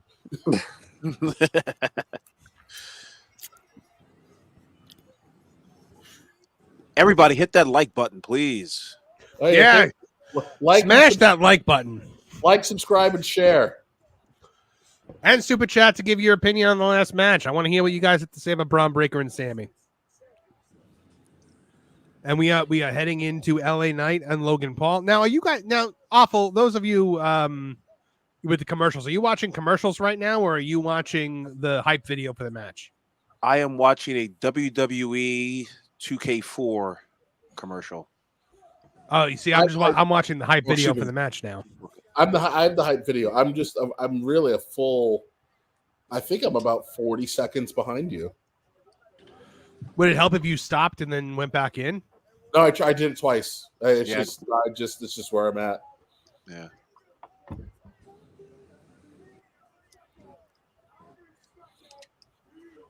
If Counselor were here, he'd say there's a certain reason why we're getting 40 seconds behind. Your feeds are separate but not equal. All because of Triple H. Shout out, Counselor. You got to make them wait.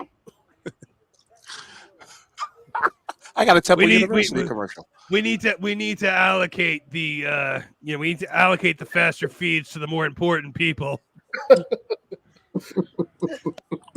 No bandwidth for the.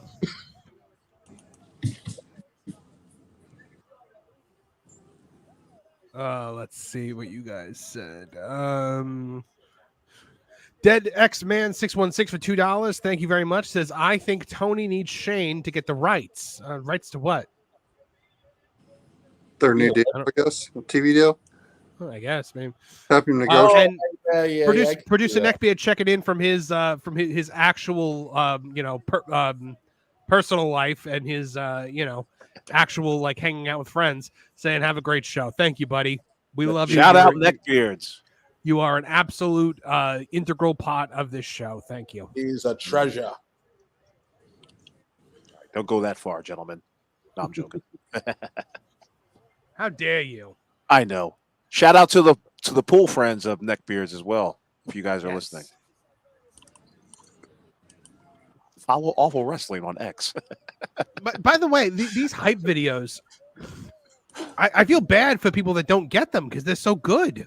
Are they good? Oh, that's awesome. They're good, and like they're only getting better. Like they've always been good. I mean, like, do I miss the "You came to me in a dream last night"? Every like 4 months, they would just reuse that song. The end is here. Remember that one? Like, I hurt myself today. Yeah. or the use of Eisenhower and the military test footage of the bomb going off. Oh no! What was the Yes, what was the Triple H show? I will fight till there's nothing left, till my legs are gone. You won't forget me. I found my ratings. Who the hell's this Who the hell's this douchebag? The early 2000s emo pop era of WB programming. Wait, when you guys catch up here, who is this? Who is this? Twig. That's bitch not MG walking alongside. Isn't that MGK? I'm not sure. I have no idea what that is. I mean, I already like it better than MJF, but. Well, this would only make sense if Kevin Owens was coming out. That's a little skinny rapper boy who named himself after an actual gangster who would laugh at him if he was alive today. Does he have face tattoos? I'm sure he does. What's his name again? Machine Gun Kelly. MGK. Gotcha. Isn't he married to what's her name? Yeah, Eminem's daughter. No, who's he said something about her. Got No, that actress. Who's Are you thinking Post Malone? Oh, wait, hold on. What was that, Trav? Who's he married to now? The girl on Transformers? Oh, Megan Fox. Megan Fox. Who's married to Megan Fox? This Twig bitch? They're an item, I think. I thought. I think he's married. That Twig bitch is married to Megan Fox? Or something. They're an item or something. The No. This is ridiculous. No. He's with Megan Fox. Say what you will about Logan Paul. He really does let his friends in on the action. I'll tell you that. Every single month, it's just a new person that I have to learn who they are. And it doesn't hurt the product, to be honest with you. It's keeping you hip with the kids. Yeah. Suffering succotash. That's right. You're going to go out there and they're going to say the hottest new phrase the kids are saying. Suffering succotash. They've got these brand new things called Looney Tunes. If there's one thing the kids today love, it's those Looney Tunes. Sylvester. Ah! The only thing I don't like is that he never kills that bird. Vince is the guy that watches Karate Kid. Why is LA Knight coming out of a Prime truck? Because he stole it yesterday. Oh, okay. And we have to advertise Prime at all costs. So that means he's going over. If LA Knight does not go over, then he is never going over. No, this is LA Knight's final chance. Oh no, he's not going over that window apparently.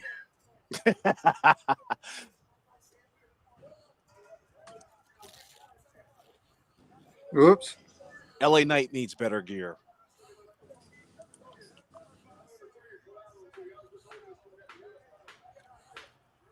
Oh, bulletproof window. That shot of him hitting that window and bouncing off of it is not good for him. Yeah, you got to edit that part out.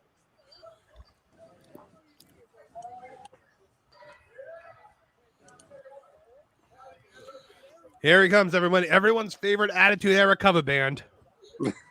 I am not opposed to LA Knight. I think I don't know too much about him. I've not seen him in TNA or anything. I always say this about LA Knight. LA Knight proved that there's money in being an Attitude Era cover band versus being a Japanese wrestler no one's ever heard of tribute band. Dis checking in says MGK is like if Pete Davidson wasn't funny, so basically he's just Pete Davidson. Yeah, Pete Davidson's not funny unless he's telling jokes about his father on 9/11. And even then, it's a hit or miss. And even then, like it's more the other people making the jokes that are funny. Yeah. Pete Davidson making the jokes. Yeah, Though I will say Pete Davidson is a little likable. the funniest joke Pete Davidson I've ever heard him make was at one of the roasts. He was a bunch of the guys from Soul Plane were there. And he was like, Soul Plane is the worst thing that ever happened to me in my life involving a plane.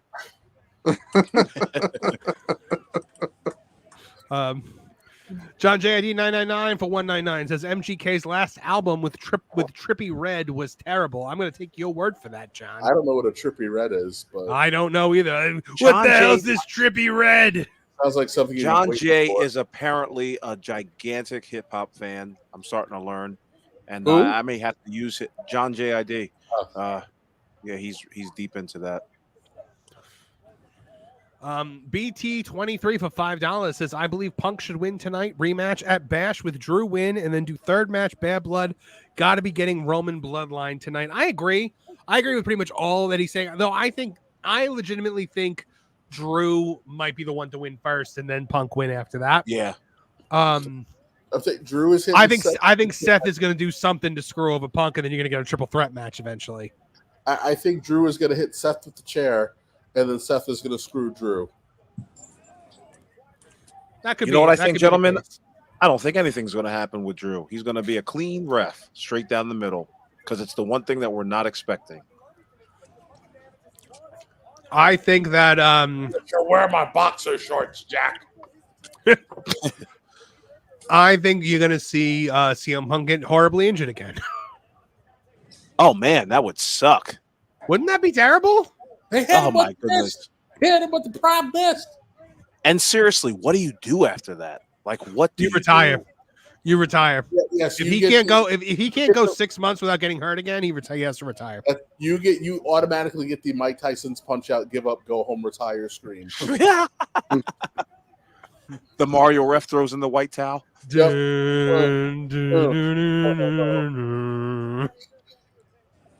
What That's when that. Well, I mean, Sean has already stated that he is the heir apparent for to run NXT. Really? Well, I think he said it the other day when Punk was there again. Yeah, I get it. I think we talked about it.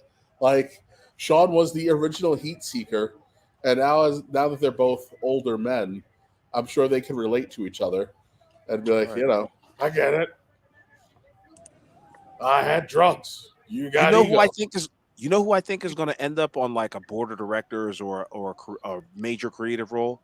I'm starting to think that Cody Rhodes is priming himself up to run this company. I swear to God. It'll complete this. That'll really complete the story. Yeah. Become the EVP of WWE. Something of that effect.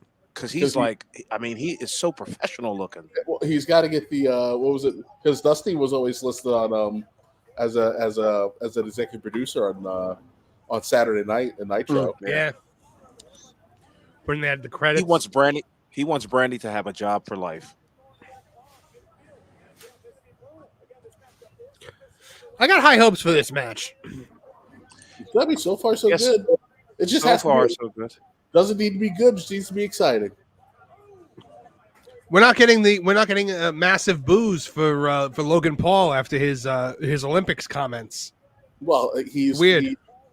He's in deep red Ohio, where he is from. I'm surprised he didn't get the big biggest babyface pop ever.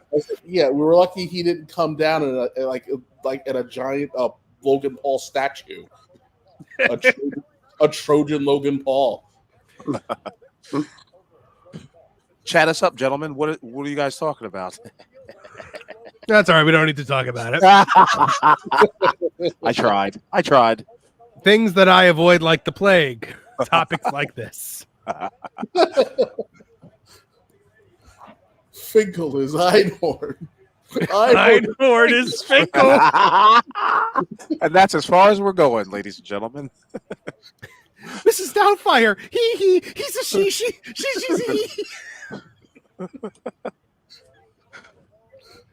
Oh god. Have they been trying to cancel those movies? No, Mrs. Doubtfire and Ace Ventura. Nobody will touch them. They won after Ace Ventura like a year or two ago, but everyone pretty much told them shut up. I'm surprised they didn't go after Kindergarten Cop. Oh yeah. For some reason, we're all up on Tropic Thunder, but I'm like, nah, man, that's just got you ready for our vice president. All right, that's as close as we're getting. Yeah, that's it. That's it. Logan Paul. God, the camera shots are so good now. Like I can't get over the production quality. Okay. Oh my God, Kevin Haggerty with the best super chat ever for $5 says Logan Paul is a frat bro from the Valley. He's Johnny Lawrence from Cobra Kai. He is Johnny Lawrence. Wow. He should be drinking a Coors Banquet right now, talking about being a badass. Am I the only one that thinks Johnny Lawrence looks a little bit like Owen Hart, or is that just me? No. No, he does. See it. Yeah, no, he definitely does. Luke Wilson. No, Owen Wilson. Yeah. Looks like Owen Hart. Oh, wow, they're already teeing off. They're already doing the double punch tee off here. All right, boys. A couple things got my promo with Jelly Roll went a little long, so we're going from 15 to 17 to 8 to 10. Oh, they're doing the bouye punches. Okay, gotcha. Who's getting the booze though? Nobody. Logan. Well, yeah, really nobody, but I mean, they're in his hometown though. I'm sorry. I know I say this every time this kid wrestles, but good God, is he good? Yeah. Like for this being like what? Has he had a dozen matches yet? You think? No. Isn't this like his fourth or fifth? Fifth? No, more than fifth. No, more than fifth. No, man. It's He only defended the U.S. title twice. Yeah. He's getting them Roman numbers. Got to pump them numbers up. Yeah. Jade Cargill needs to train under him.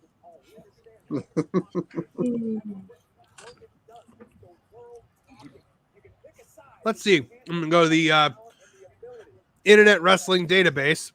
He has had I say 6. 1, 2, 3, 4, 5, 6, 7, 8, 9, 10, 11, 12. This is his 15th match. Really? Yeah. Okay. Yeah, you're missing, so it was the WrestleMania 38, him and The Miz against Mysterios, and then you had SummerSlam 2022, him and The Miz. Then you had him and Roman, and then you had he was in we believe the you, Rumble. Marv. Oh, they're counting the Rumble. Ah, there you go. So he was in a couple Rumbles, wasn't he? No, they're only counting the one Rumble. 2023. That was the only one he was in. Him and Seth, him and Damian, Ricochet, Ray, Kevin Owens, The Miz. How's the crowd responding to this? I'm not pretty low on my TV. Seems like they're very into it. No, they're into it. I completely and totally forgot about the Ricochet feud. Oh yeah, that was a good match though. John JID 999 for 199 says, I really don't like green shirt guy, annoying eyesore. Who's green? Oh, that's the guy that sits in the front row, right? Green shirt guy? Yeah. The biggest stockholder of the company, I'm sure. Is he really? I don't know. See, I believed that when you said it. I just love that WWE now has like the hat guy and the sign guy from ECW, like versions of that. They got Asian Macho Man and the green shirt guy. Yeah. Oh boy. They're working a safe match. Do you think we see the Hardys tonight? No, God, no, please no. I mean, I hope not, because you'll hear me cry. But what can they add to anything except for the vintage pop? The classic drugs. Well, that's true. They need a couple of dealers back there. Oh, we got policies in place for that. Mm-hmm. Well, for some of us, though, the whole idea that the wellness policy is only for some people flies right out the door with how many violations Randy Orton has accrued over the years. And what are you teaching the talent when you? What are you teaching the talent when you see Jeff Hardy come back after he walked out on the company? Like, with the way he walked out, right? He's never coming back to my home. Stay out. Yeah, no, with the way he walked out with oh man. Oh my God. That moonsault was freaking-leavable. That was beautiful. You'll find out in a couple seconds, Captain. I can't wait to see it. Yeah. No, it's a beautiful springboard top rope moonsault. The best thing about that moonsault was, whoa! He called him. He wasn't waiting. No, he just went. He sprung it on him.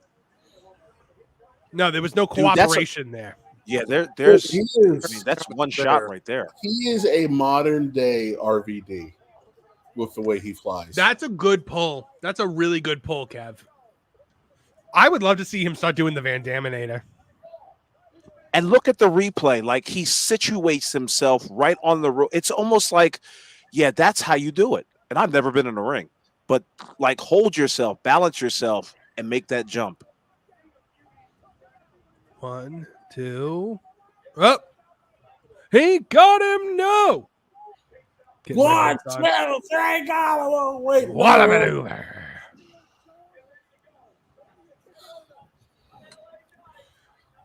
What a maneuver. It was mistletoe trip drop. Mistletoe is what Vince said. Mistletoe trip drop. Oh, God. He hit the mistletoe trip drop there. All right. What we got here, Logan Paul? I'm going shooting star press here. A frog splash? Or no frog splash. Logan, is Logan going up? It's going to be a frog splash, probably. Yeah. He's going to miss the frog splash, and then I'm wondering if they're winding into the finish here.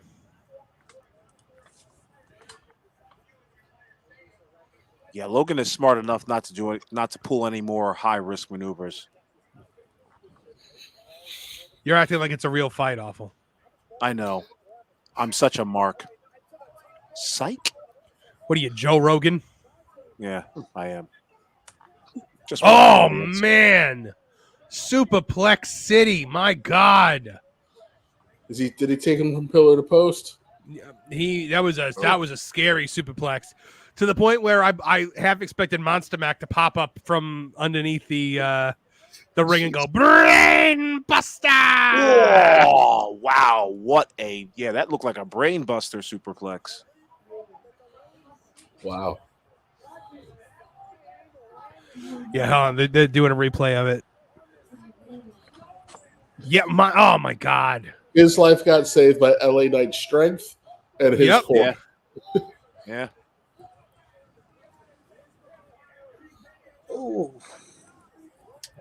So, Kev, when you're in the ring with a seasoned professional wrestler or whatever, does it inspire you to be to work better? Yeah, when you get an opportunity like that, you have to. You got to step it up. Shut up and follow their lead, but bust your ass and right. LA Knight just you're making a really good point. LA Knight just did a really weird through the ropes drop kick though. So you'll see it in a second. But yeah, no, but like Kev, when you were wrestling like a legend, it was usually like a Nikolai Volkov or something like that, right? Yeah. The few times I got to work Crowbar, but usually I got Nikolai. And then at one time I had to put on a mask and work Tony. Oh no, we gonna work today. And then he just proceeded to punch me legit 52 times. Was it Tony Atlas wearing his superhero costume? Yes, his superhero Tony Atlas. I wrestled 3 legends in one night in I think it was some town in Pennsylvania, and it started pouring. So when I wrestled Nikolai, it was like the Neo Agent Smith fight because it was just pouring. We couldn't see anything, and Nikolai was like, "Well, it's too far to work back, so let's just go." Yeah, didn't you hit the top rope splash in that one, and the water just like exploded up out of the ring? A cool visual, I'm sure. Yeah.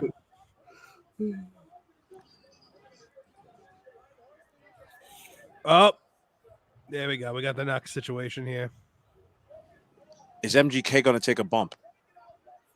He's taken a bump on Raw, but okay. KO put him through a set once. Wait, did he just no sell the brass knuckles? We'll find out. We'll find out. All that and more. Did LA Knight no sell the knuckle duster? The worst is yet to come. I need to see a replay on that because I need to see if he no sold brass knuckles there. Did that ref just count to 4? Is that just me? Yeah, it's a King Kong Bundy situation. Gotcha. 5, ref. 5. Oh, that's the ref when he drops down, his hand drops down with him, so it sounds like it's a 4 count. Yes, but right. Yes, to answer your question, Marv, he did in fact sell, but no sell the brass knucks. Yeah, I definitely don't. I need to see a replay of that. What were we saying, Trav? I don't like that. If you're gonna hit brass knuckles or something, you gotta. Yeah, you're going down. You gotta do something. I mean, you're not John Wick. You're dropping from the brass knucks. I mean, that's an old Memphis when they would use a chain. You would see it a lot, like it shows in Memphis. They would do that, hit them with that chain on a back suplex. But you gotta sell that. That's a bad finish. Weird. That's a weird. And not only did he win, but he popped up, hit the finisher, and see, he took it right in the temple. That should be it. Okay, so they're saying it was just the short jab, not the haymaker. I'm sorry though, I still don't like that. Yeah, you get hit because he's not even selling like he just got hit with brass knuckles. He's up on the ropes, in full celebration mode, going. Ah! That other angle made the superplex look much better. That was a beautiful super. That was a pure strength superplex. Yeah, that was my favorite superplex since Undertaker and Flair at WrestleMania 18. I'm not going to land on my back, okay? Yeah, I know. I'm familiar with your work. And I kind of like the fact that the match was a little sloppy. You know what I mean? Gave it a little more it was a brutal feel. Right. Yeah. Yeah, it was a fine match. I thought the match was fine. I just really didn't like that finish. That finish kind of killed it for me. That finish. He should have. John JD 999 for 199 says they should have just kept it to MGK's chain. I agree. Do you think that LA Knight was always winning this match, or do you think? No, he was always winning this match. I think he's gonna win. Yeah. I would say no one cares what the weirdos. There you have it. Exactly. No one cares. This says I'm telling you guys the Nux was shaved.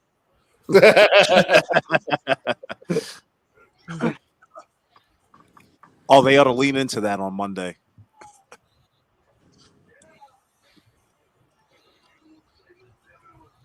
If this were a Punk Drew spot, they would. Yeah, but it's Logan Paul. He might, He might do it too. I think Logan's gone until Survivor Series. Yeah. The Blasphemous Crow just said in the chat, Paul's got too many lawsuits coming up. Marv, I heard you say earlier that you think Roman Reigns is coming back. Yes, I do. Oh, okay. That is my guess for tonight.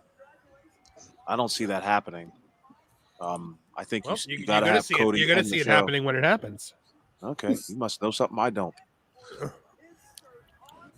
It's my Dave Meltzer prediction. It's my There you Dave go. Meltzer inside source, which is I made a common sense guess about something because I've watched wrestling before. Well, you know, it's highly possible that Roman could show up or not. You know, perfectly reasonable. Could be there, he couldn't be. We'll just have to see. That's my prediction: that he could be there or not. What the hell are we watching now? So- Manscaped. Wait, is it, are we suddenly on a Conrad show? We're talking about Manscaped now?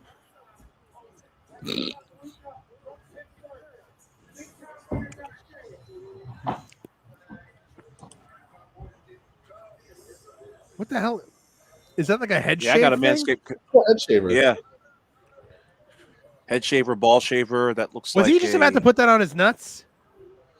Yeah, that's the idea there, Marv.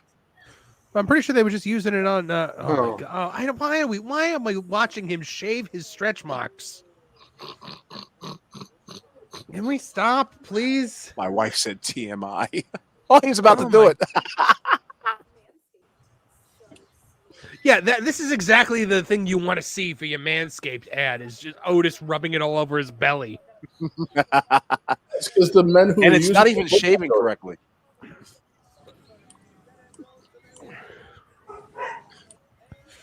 My God, those were not even stretch marks. Those were like those were like stretch canyons.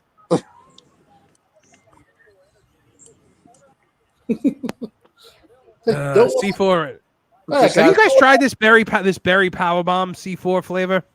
don't want to have problems with dingleberries. You get your man shaver out. Hey Jim, do you have problems with dingleberries? Jim, chat me up. How's your dick hair doing? I never want to hear Jim Ross talk about his dick hair ever. Ladies, listen to me.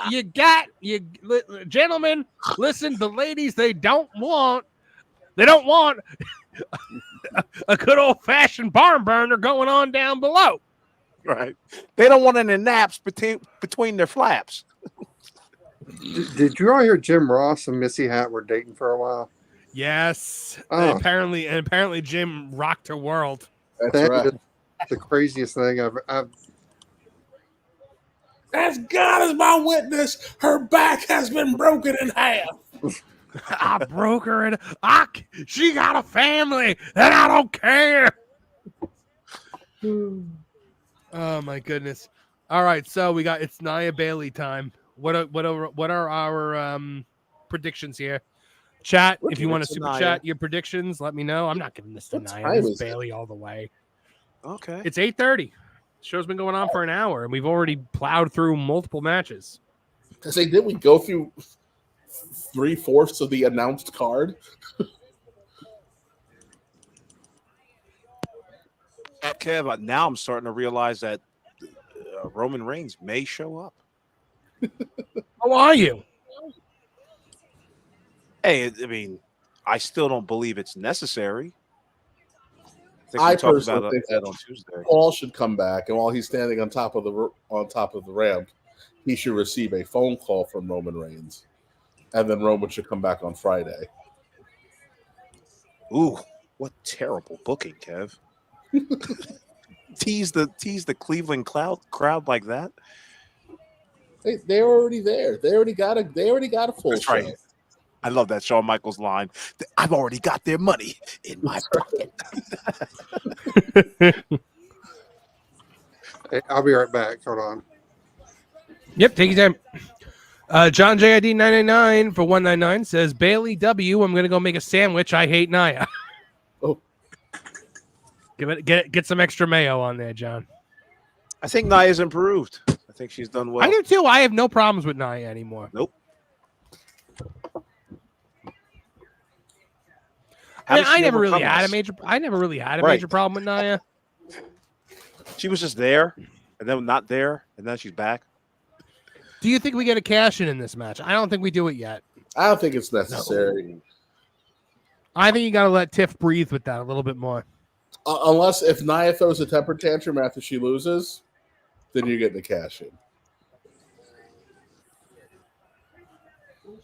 Bailey's championship run is real dry.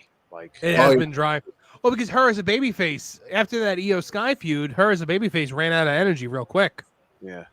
Was it all the energy is on Tiffany, and again it's why I keep going back to they have to figure out a way to get the girls more interpersonal feuds away from belts because they put her with Trinity, to get her over as a babyface, but once you decided to pull Naomi, or I don't even know because I've missed the last couple episodes of SmackDown, but once you pulled her away from Naomi, Bayley's still just Bayley, and we haven't gotten there yet. Like Bayley needed to do like a Sergeant Slaughter-esque mea culpa tour.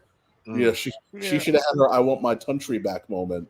And it's just kind of like, no, it's okay, I'm okay now. My mean weak friends turned on me, so I'm okay now. I'm good. We're good. Should she go full hugger? No, that's dead. The hugger's dead. You don't get the hugger. I think you get it. I think you get it as a one-off someday. Yeah. It's like her second to last match. The hugger. Yeah, you'll get the nostalgia pop at some point. Mm-hmm. Or when they signed. By the way, I love Nia's crown.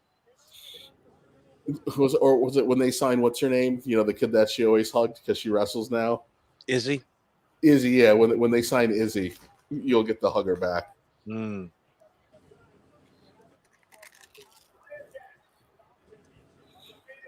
I do like the crown, Marv. That's all right. It's very like she's got boo boo face, boo boo job face. Yeah, I think so. It's very much like the evil queen from Narnia.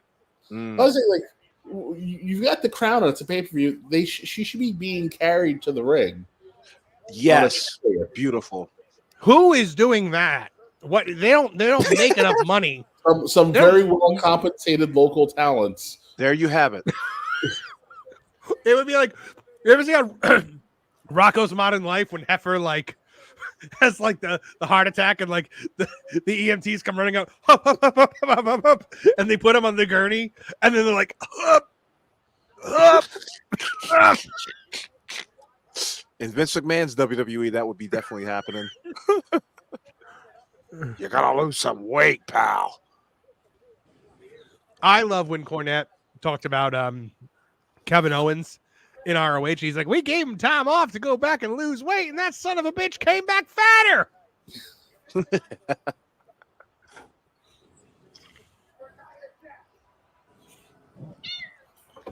Cornette checked the back of his shirt tag.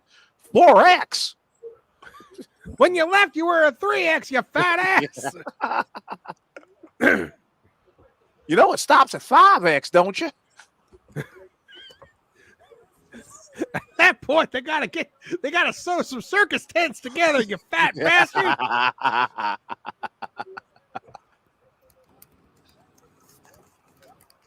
When they do these crowd shots, I swear I always hear Gorilla Monsoon going, "Capacity crowd here." You could feel the electricity. In the air. Yeah. Bring some of that back. Up, there's the top. Yeah. You're right. There it is. Mm-hmm. I'm sure they're all over it right now. You damn right they are. They need something after this last week. They were just in North Carolina, one of the smallest arenas ever, and there was no one there. They were just in Greensville. I'm like, how did you not even fill up half of that arena? It was like an indie show.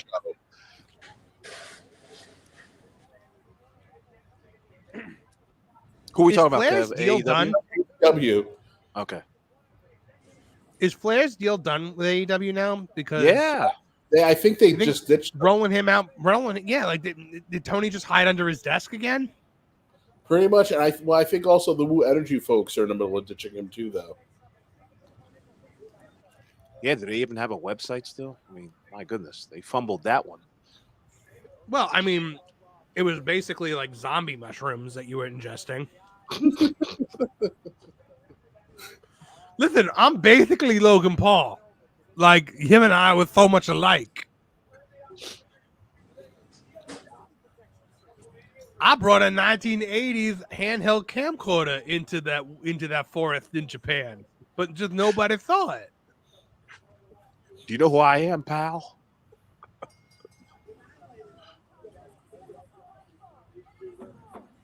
What did he say? What job you?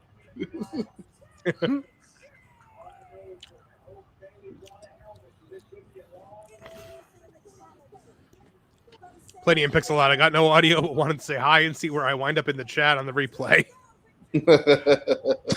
John JID 999 for 199 says next week AEW's at a 15K seat arena in Winston-Salem.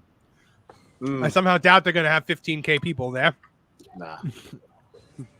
It'll be a strong 15. God, Samantha Irvin is the best in the business. I'm sorry. Really? I miss Howard Finkel. She's so... I mean, he's dead, awful. It's not like he can come back. She's the best living ring announcer right now. All right. At least you've cleared that up. Hey, even Michael Buffer said it. And before he was dead, he was in a wheelchair for a long time, right? Spying on the internet. Yeah. If you try to use a WWE name on your indie show, he pops up like Newman in Jurassic Park. You're infringing on WWE IP.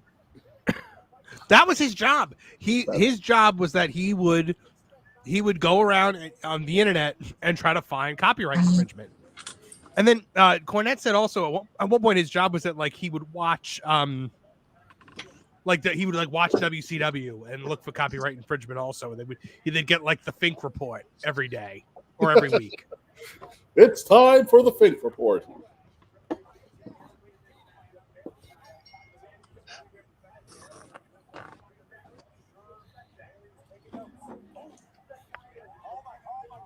Does the table get broken in this? Because we haven't broken any tables yet. No, we saved that for the main event. Yeah, Bloodline rules. So we haven't even gotten an announce table spot. Don't they know that you're supposed to do these spots in every single match? Where's the blood? That's what makes them special. Thumbtacks. This week on AEW TV, we put thumbtacks in Jack Perry's pee hole.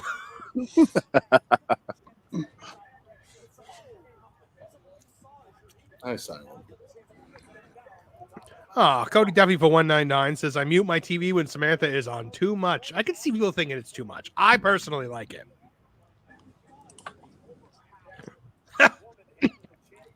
Mish from Wrestling Soup says, the blood is coming from Ripley's broken heart, guys. Oh, yeah, no, Dis was right. LA Knight broke the announce table. Oh, that's right, yeah. Where the hell was I? We were 40 seconds behind. In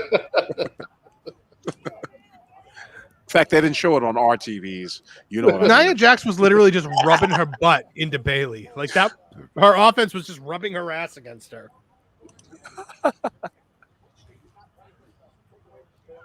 No, she lost weight, actually. Nia? Bigger in the hips because she lost.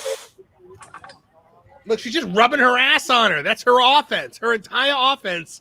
Is she just hoping Bailey will tap? Scientifically, Nia Jax is asserting her weight upon Bailey's figure. It's gravity and mass. She's just wearing her down. Well, it's still a toss-up on who has the bigger butt. Big Quiche. I think they go in different directions though. Yeah. So Nia should be coming out to put a little ass on it. Oh God, yes. I mean, she's in the family. Barely. To which I'm always like, why is she not in the bloodline? Yeah, Rikishi has a rap song called it's an R&B song called "Put a Little Ass on It." You can get her up. Put a little ass on it. Johnny 718 Bravo for $2.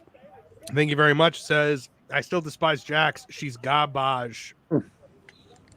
I can see it, but I mean, I've got no real problem with it. I mean, she's all right. Excuse me, meow meow.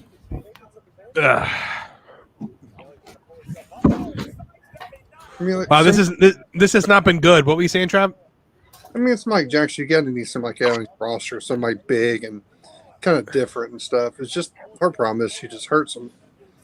That's it. Yeah. So sloppy at the beginning. Now, even though she gets better, you're always going to remember her being so sloppy. That's the problem. Yeah, there's something. Yeah. There's always going to be something that reminds you of that. Yeah, but you need people of different sizes and Oh yeah, like, it makes it interesting. dude, a King Kong Bundy type would be gold at this point. She should do a 5-count gimmick then. That would actually be interesting. What is this thing that they're like promoting on the side of the ring now? Some kind of anime game. Valorant? Is that Sweet Baby Inc. game? Oh God. Let's hope. Let me check. I'm going to that park place right now because let's see. Genshin Impact video games. So I want to thank everybody for watching this Tooney Talk Wrestling live watch along. Hit that like, hit that subscribe button, and enjoy along with us. Yes, please do. Let's see. No, that was Flintlock that I was thinking of. It's Flintlock Siege of Dawn. Bottle of this Thai chili sauce. This saying, I wish Piper was in this match instead. I'm with him on that. Piper and Niven would have had a much better match here, I think. This is just, I mean, Where is Piper Niven? I'm about to say Roddy, he's dead, but I know, because that's why I said Niven at the end. yes, no. You're a slick guy, Marv. Oh God. Bathroom break match, gentlemen, or what? I We see mean, where Kevin's at. Yeah, like Kev's an empty seat for this one. Mm-hmm. I'm here. Let's get my food ready. Okay, Kev, I've got a quick question if you can hear me. Did you watch Deadpool Wolverine?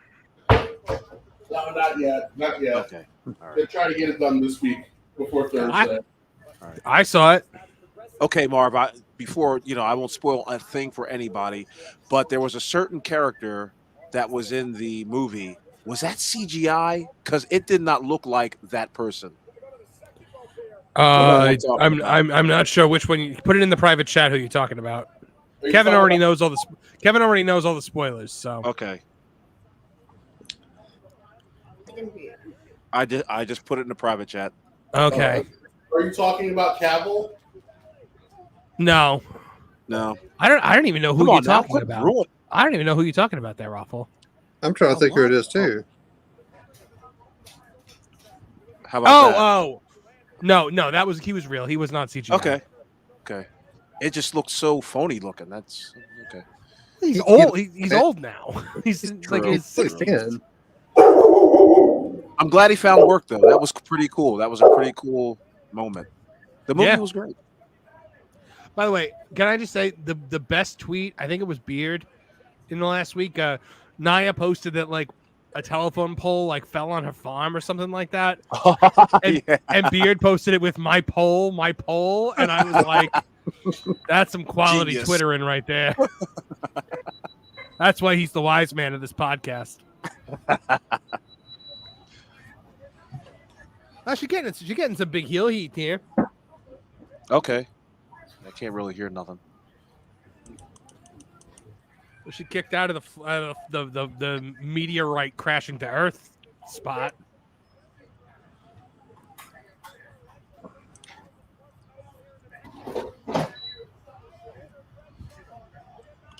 Oh boy.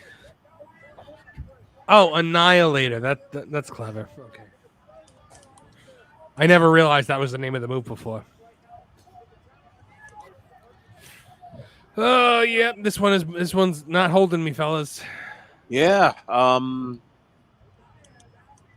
If I could be honest, and I know people are going to hate me for saying it, but it needs to be more. It needs to be slower, if that makes any sense. Like there needs to be. I think this is entirely too slow. Oh, okay. Because she's got the heel heat and she's not like staying on it. She's doing like the I'm so arrogant, I'm gonna saunter around the there ring you have it. stuff Yeah. instead of doing like a Attacking. slow like attack. Yeah. I mean, just do little things. Choke on the ropes or put in the air. Just little. Yeah. You're. It's almost like a rest, but it's not a rest. You know, you're just still putting some heat on her. That I think that's like the fourth time somebody's eaten a shoulder post in this show. It's like at least the third, if not the fourth.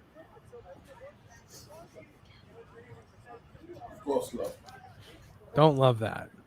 If Kevin Apollo is off eating his cheeseburger right now, we've got about 15 seconds before he comes back. I'm right here. Hook me up with one, Kev. Are you consuming the burger? Not yet. I'm warming it up. Okay. I'm getting sour water, actually. It's just delay the consumption of heat. It's just warming. There's this YouTube channel that I love.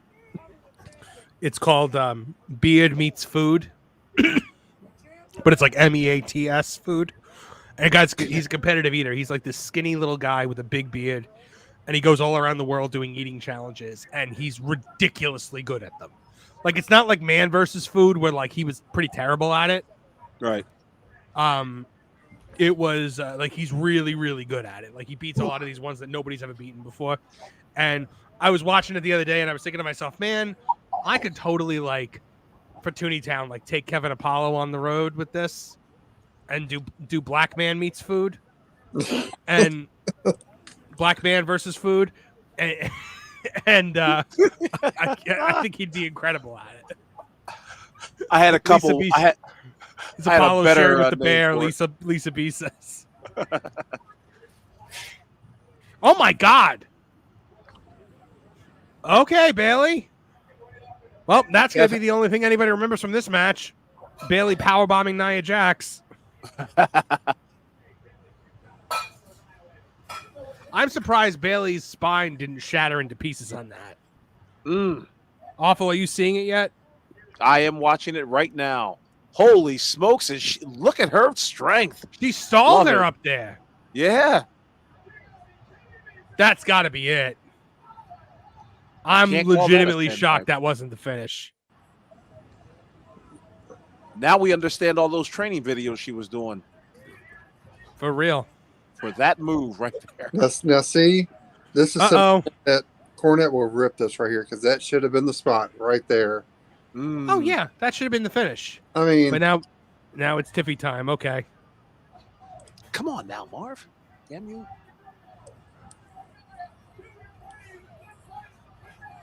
Why am I spoiling it for you, Awful? I don't know yet.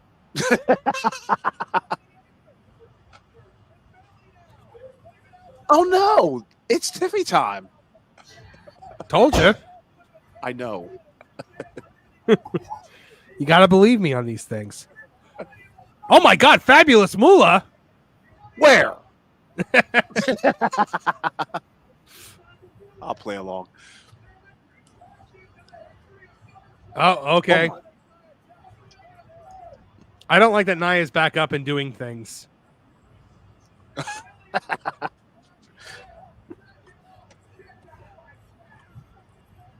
Oh, she's doing the Armageddon spot. Oh, what a power bomb. They need to send Bruce Willis up into that ass to stop it. Oh, my God. I am legitimately shocked right now. Holy hell. Is she going to lay it in? Nope, she didn't lay it in. Oh, I love it. I love it. I love it. Do one more. Nia She should've Jax. did one Nia more. Jax is the women's champion. Holy crap! Nice. The Bailey reign from hell is over. You know what? I feel like the Queen of the Ring needed this win. Why are Tiffany and Nia celebrating together? Because they're besties. All right. Now is Tiffany gonna blast her with the briefcase and pin her?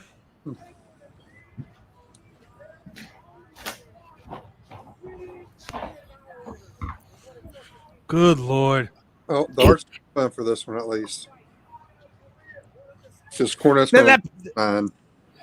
Oh yeah, Travis, you might as well just start making that thumbnail now. I know. Get the gym with the red face like all ready to go. He's gonna be irate. It's gonna be fun. People in the chat. Kev just ate his first fry. Let's see how fast he wolfs this meal down. We're at 2 hours 46 minutes. I want to Gotcha. time how long it takes for this to occur. Right. I should have never brought it up. We should have just did that Beard Meets secretly. Food, by the way. Everybody should check out that channel. It's good. Like it's disgusting, but it's good. Oh What my is- goodness. Beard Meets Food. MEATS for meats. And he's like the skinniest guy. Like he's a skinny British dude. And he just goes around and he'll eat like a lot of the, like most of the eating challenges in the UK are like eat an entire English breakfast. But, you know, he'll go all over the world and do them. Like I saw one where he literally ate, it was a burger, but it was like, so it was a Big Mac, but it was, the buns were 3 pizzas, 3 10-inch pizzas and 2 3.5 pound patties each. Hey, that's The Rock's mom. Where at? Right there. Oh, hello. Marv, look at the super chats. That's all I want to say. Oh my goodness, Colin Taylor with $50. Thank you so much checking in. Good Wow. Lord. He says, I haven't watched it yet because I'm waiting to watch this evening with my son. Just wanted to say the WWE Tokyo show was awesome. Oh, you were there, Colin. They sold out all the merchandise except for Hogan Warrior Funko 2-pack. That's right there. It tells you right away, guys, that they are going to do a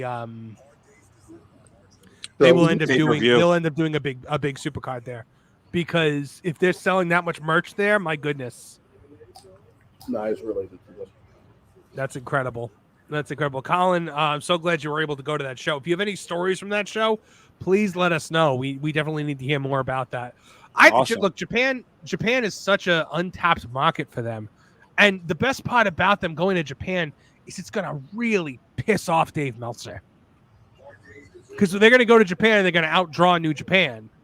Mhm. I think WWE, if they did like the Rumble from Japan or something like that, they could sell at the Tokyo Dome. Which I don't believe.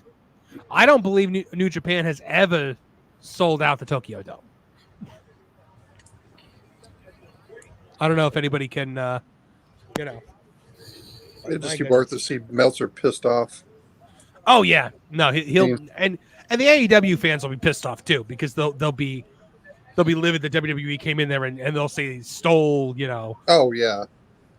stole it from NJPW, stole it from Tony Khan or whatever it is. So, but have they peeled Bailey off the mat yet? Good Lord, Colin, thank you so very much. That was a very, very generous super chat. Things like that. Shout out Colin Things like Taylor. Yep. Shout out Colin Taylor. It's things like that and all the super chats from the 199s all the way up to things like $50 and more. You guys are keeping this channel going. You're keeping this channel viable, and that makes it possible for us to do even more with the time that we have. So thank you very Indeed. much. Very much appreciated. Yep. John JID 999 checking in for the 199. The AEW weirdo fan's gonna blow a gasket. He's absolutely right on that. It's time for Punk and Drew. Let's do this. Kevin Apollo, are you done? You're wiping off your hands here. Are you done now? Yeah, I'm done. Did we that get was that time, gentlemen? That was 3.5 minutes Jesus.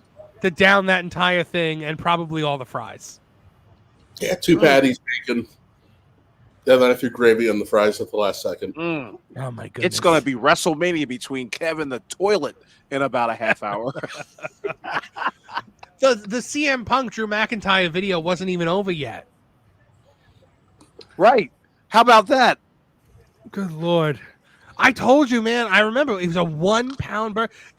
We used to go to Red Robin back when they had bottomless fries. And like they had to like amend it to bottomless fries for everyone but Kevin Apollo. Because we would just be sitting in there for like a couple hours and he would just keep ordering fries. The categories. He knows about the Octo Stacker. I got to try and find that video. You know about the one, right, Marv? Which one? The one where you ate like the octuple stacker or whatever it was. Yeah, when Burger King had the quad stackers, you ate 4 quad stackers. Yes, I remember. I remember seeing that video. I know it's disgusting. It's actually really quite revolting, but it was amazing to do at the time. Was it easy to do? Yeah, it was very easy to do at the time. I would probably immediately have a heart attack now, but I feel like for Tooney Town TV, we have to like film you doing some kind of food challenge at some restaurant. I don't know. Those are. Not anymore. I eat more than Travis, did you find that YouTube channel? I did. I was looking at the pictures right now. This guy, the beard guy. Yeah. Yeah. Like skinny little guy, but like, you know, he ate that entire like burger that was 3 pizzas and 6 pounds and 7 pounds of meat. I'm looking. He's pretty cut though without his shirt. Is he? Yeah. I mean, he doesn't look it like with the shirt on. He just kind of looks like homeless beard guy. Mm-hmm. But when he's taking his shirt off, I'm just looking at pictures like this pizza he has, looking at it and stuff. Yeah, I love eating. Oh yeah, the pizza. He gets the pizza ones easily. Yeah. Yeah, the pizza ones are definitely easy for him. There's a couple of them where I'll look at it and I'll be like, yeah, he's got this one. The only ones that he like failed. So the restaurant knew who he was because he calls ahead to like, you know, basically reserve like space to be able to film and everything.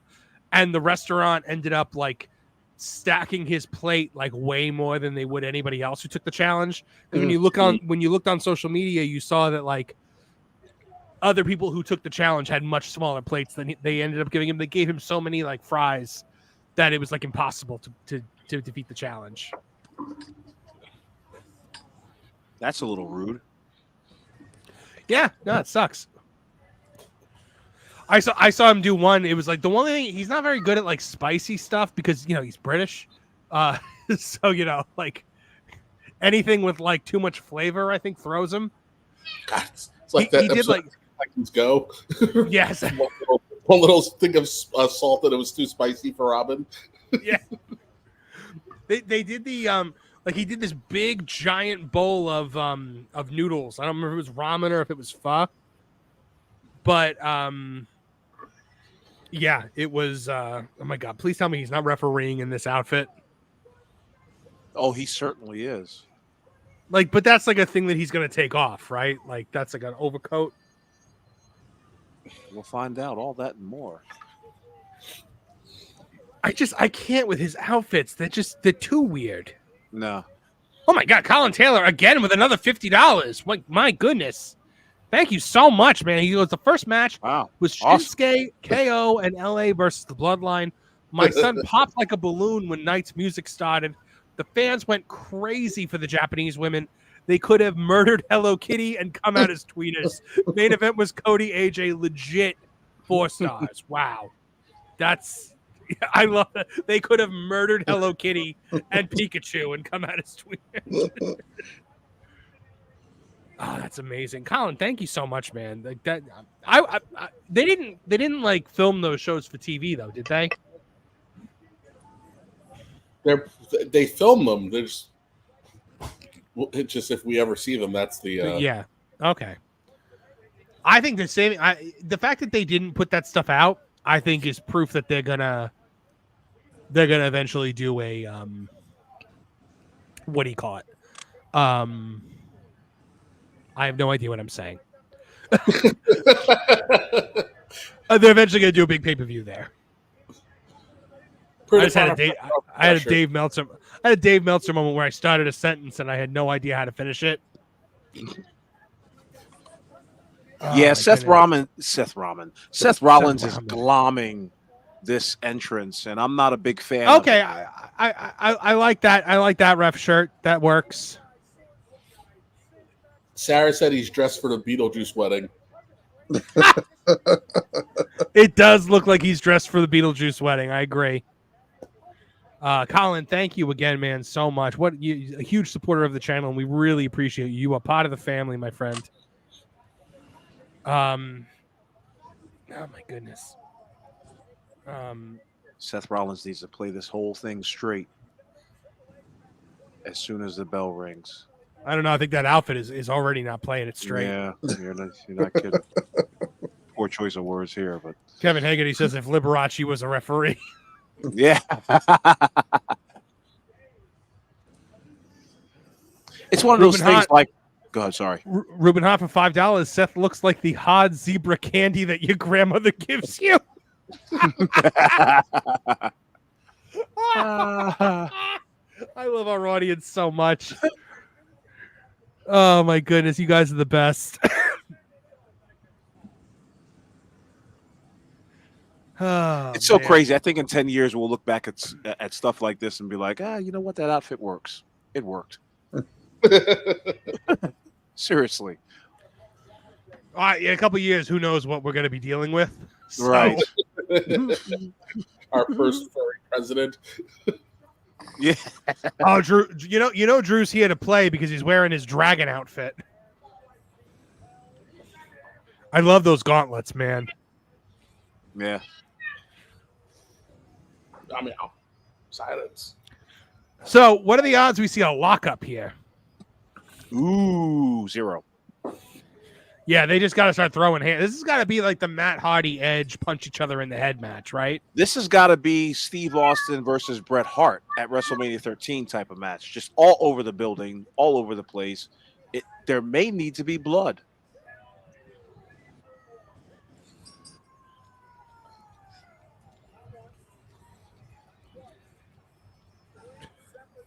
Yeah, look, if there's going to be blood in any match, it's either this or the main event. With Cody and Solo, because the only person that's allowed to bleed is apparently Cody. So if CM Punk comes out with blonde hair, he's gigging first. I don't think CM Punk's coming out with blonde hair. CM Punk hasn't had blonde hair since the early 2000s. Drew has only been on 4 SummerSlams. That's an interesting fact. There was somebody who they said had never been on SummerSlam that was on this one. I don't remember who it was. That was Sammy. Sad Sammy. Had never been on SummerSlam before?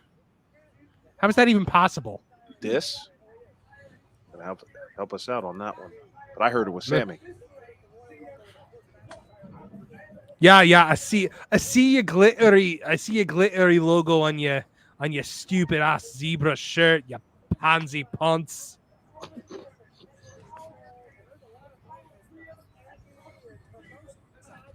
There's a little bit of green in my jacket. Oh boy. I really like that gear. I like that entrance gear a lot.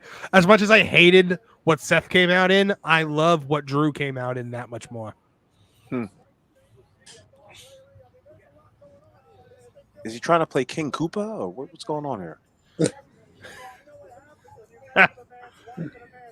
That's right. Me and the Koopa kids. Well, I'm trying to think of like a King Koopa line from the Super Mario Brothers. I'm drawing a blank too. I'm gonna murder. I'm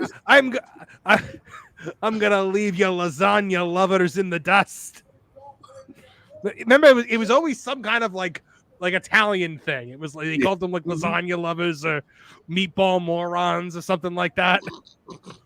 But then again, everything Mario said, everything Captain Lou Albano said was like leaping linguini. Yeah. Well, him and Luigi. Everything they said was some kind of like pun on Italian food. You just see Captain Lou Albano like sitting in the booth, just rolling his eyes. You know, Captain Lou was apparently like a germaphobe. Really? Yeah, I'd heard that story before. I know Mike Sharp was, wasn't he? I don't know. He used to take showers. Like they said, some people like they would leave the arena and he'd still be taking a shower. He would take like 20 showers a night. I gotta think wrestling has got to be the single worst profession to choose when you're a germaphobe, right? If you get the old Memphis mats, oh dear God, you've probably seen them on YouTube. They were infested with bacteria. They had to be. Oh, God, it looked like I they can't were even moved. imagine. Oh man, this pop is gonna be legendary.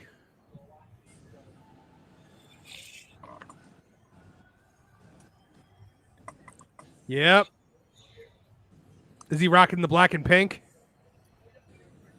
To think, gentlemen, this could have been an AEW. This could have been Hangman. Excuse me, not Hangman Page. House. The Young Bucks versus CM Punk, and boy, they threw it all away. One boy's loss is another man's gain. Yeah. Okay, so can we just talk about the fact that like the greatest the greatest troll move in this entire feud was Drew taking the picture with Jack Perry with Jack Perry. looking like a It's- father and son photo. It's a real picture, cry me a river. The same And it way was this perfect. small child did when he came to me and was like, please, Mr. McIntyre, take a photo with me. I thought you might have some kind of rare cancer. And they got the right. They got the right. They targeted that picture to the right people. You know what I mean? Like the Twitter audience, Oh, yeah. the social media crowd. Not a lot of people need to know about it.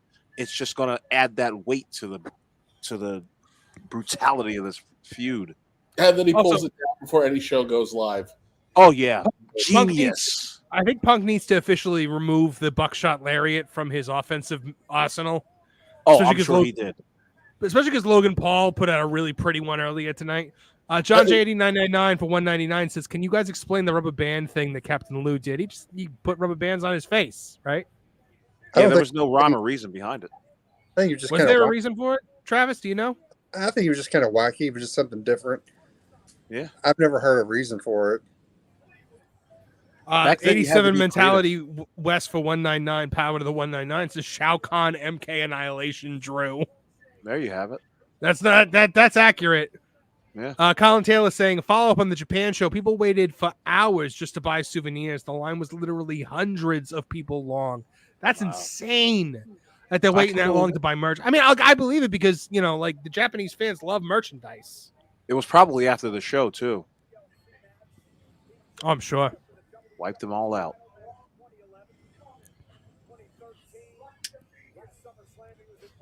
But what he would do to put he would do the thing Meanwhile- where you take the safety pin and you'd pass it through like the dead skin on your epidermis, and that was how he like hung the rubber bands on his face. Mm, Holy crap! This crowd is on fire right now for Punk. yeah. Wow, You know this what said sealed it? Max has What? never seen a Punk singles match. That's insane. This is technically his first singles match back in WWE, right? Right. Other than the house shows, you don't want to get in trouble from Meltzer.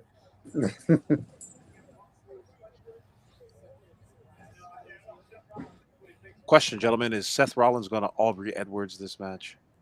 Yes. Yeah. Sadly. If Seth, Just let if it he, be. I like that he has the earpiece in though. He's got the referee earpiece in. Right.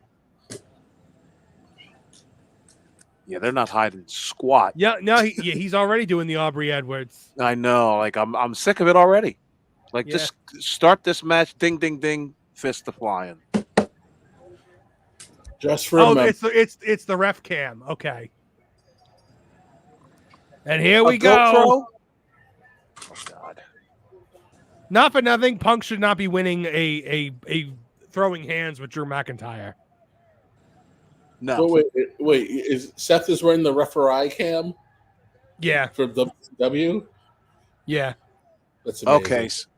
So I take it back of my earlier statements where I thought it was the actual cameraman making terrible decisions on the.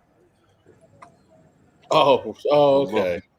So I got you. We're experimenting. Wow, they really brought back the referee cam. That's amazing. When was it ever around? It was a WCW thing. And that's why it was called the referee. Not referee, the referee. Jackie Boy for £5 says, glad SummerSlam's on tonight. I don't have to be condemned to watch Manchester United players on over 200K per week play like children in school. I'm going to take your word for it because, Drew is laying in the boots to CM Punk right now. Yeah, Holy man, cow. this is stiff. Colin Taylor says no. It was before the show. A lot of seats were empty until about an hour into the show because everybody was buying merch. That's insane. Do you buy a beer for Punk after the show? Or how does that work? What, Drew? Yeah, No, trust me. For a match like this, with all the heat going into it, there's an agreement in place that they're going to beat the shit out of each other. Right.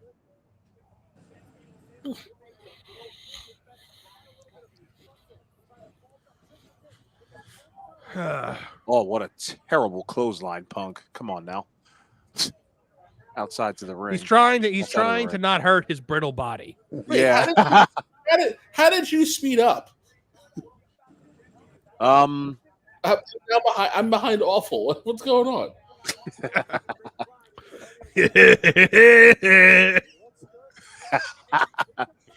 That'll teach you, Kevin Apollo. I defended him this week on the Twitters. Right. Yeah, but they saw you leave your chair. Slow him down.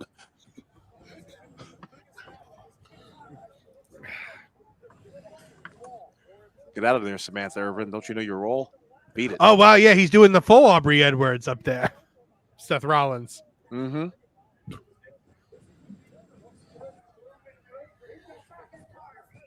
You think Seth Rollins knows enough to maybe temper it down a bit and let these guys just work? You know what I mean? I mean, is he still hurt? Rollins, he's leaned up on the corner of the ropes. Well, he's still got to do his. He's got to get his character in. Does he though, Kev?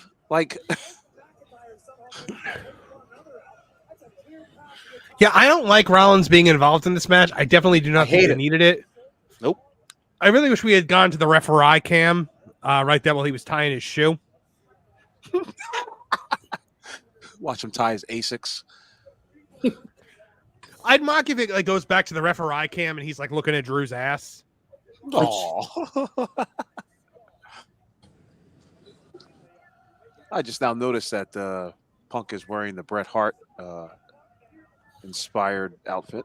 Yeah. So we know what tonight is. Oh, the AEW fans are all going to complain that Punk put his hand up for being swung into the table. I'm sorry, Kevin, you're about to do a Bret Hart impression. They turned me down for being an agent in AEW. I don't know why. It's just the fact that I hate literally everything they do and everyone that's there, including Dax Hardwood, even though, he tongues my bunghole on a daily basis. Oh, I like the retro SummerSlam logo. I didn't notice that earlier. Where at? Just oh my God, what are they doing now? Oh. Punk's half under the ring. Do it, Titus. Nice. I am shocked the dumb Prime stand doesn't get smashed more often. I mean, it does typically. It's kind of the new Spanish announce table. JPS with $5 saying, I'm starting to think Aubrey Ed thinks she's always a special referee. She's special, all right. She's the specialist of special referees. Colin Taylor for $10. Thank you, my friend. Says, at intermission, everything except the Funko 2-pack and Cody's belts were gone.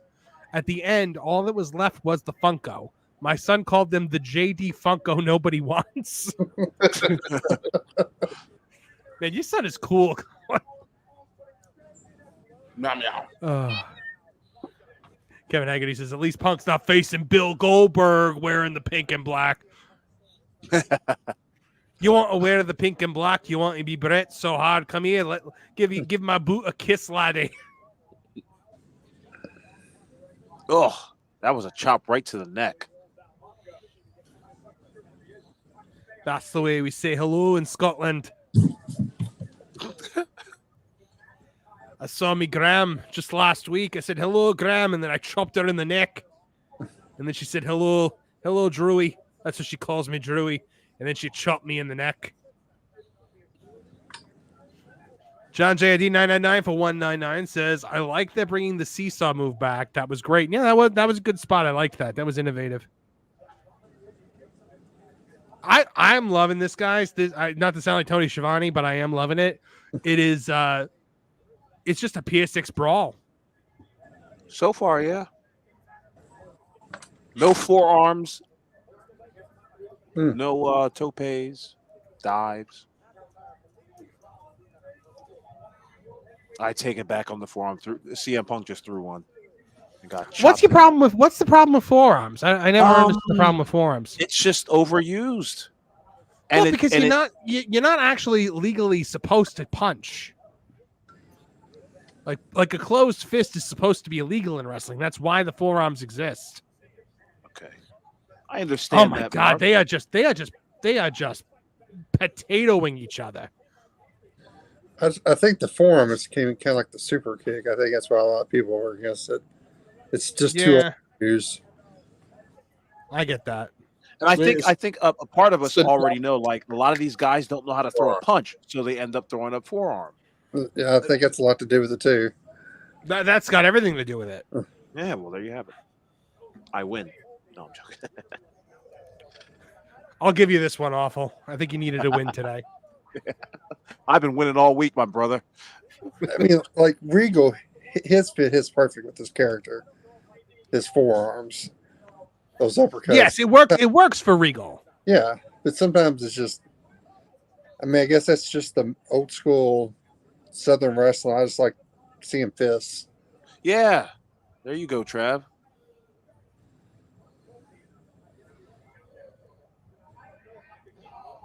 Ooh. I'm really enjoying this match. A lot of heat.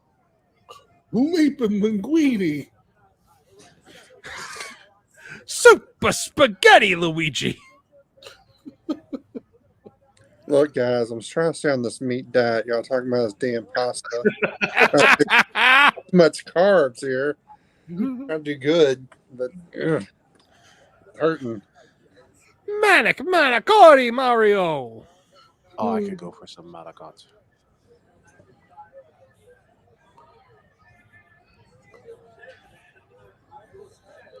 Drew McIntyre now coming into the ring with a steel chair, shaven. Maybe Harry should start sponsoring chair shots. You think? Since these chair shots are shaven, Harry's ought to sponsor them. Probably. We shave our chairs with Manscaped.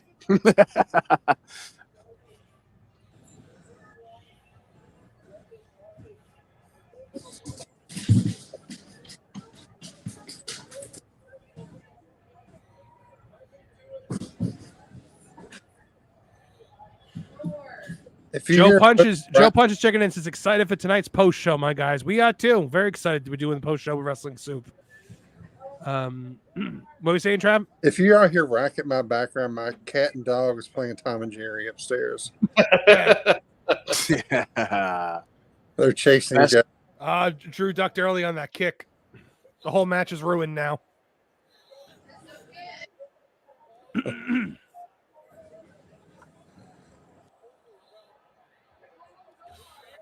The story they're telling in this match is fantastic.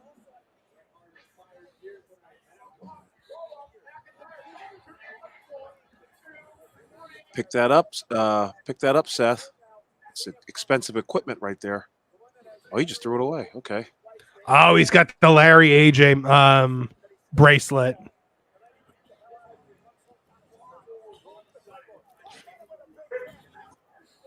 Yeah, Punk looks good in there, man. Yeah, he's selling like a. He's in the best shape. He's in the best shape I've ever seen him in, too, I think.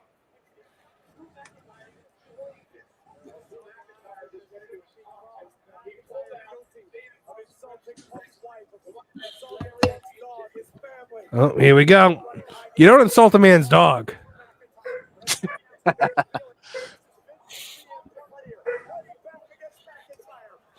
Yeah. No, Punk's moving like it's He was 10 never years injured? ago.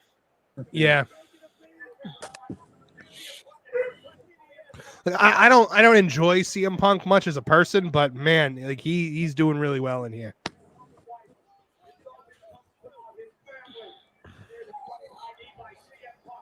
Maybe it's something about no drugs, no alcohol. Oh yeah. Hey, believe it or not, I've never drank or did alcohol, so I mean, but I always felt like shit. I never saw the need for it. I never have. You guys are making me feel bad out here. I'm gonna put this down. And, Yeah, your degenerate lifestyle is come on. is abhorrent to us. Awful. But see, I used to tell my friends somebody needs to know the stories because they're all drunk, and I know all the stories how they actually happened. I was always okay being the designated driver. Yeah. Like I always thought it was always like, oh, the Anaconda Vice, my good sir.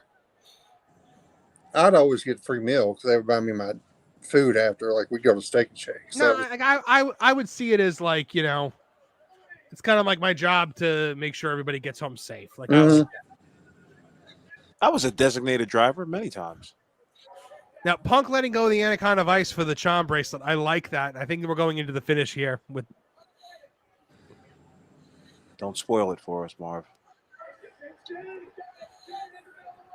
Okay. I like how he's struggling to take off the bracelet. He's trying to not break it, I think. Yeah.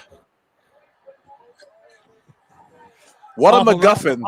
Awful, not to make you feel any worse, but I'm pretty sure Kevin Apollo doesn't drink or do drugs either.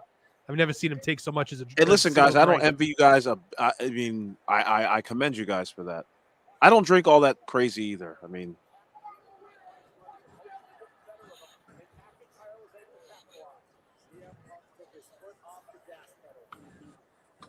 oh, I love this face that Drew's making.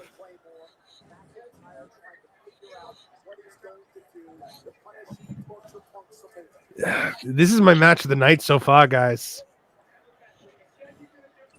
well, I mean, it's the main event.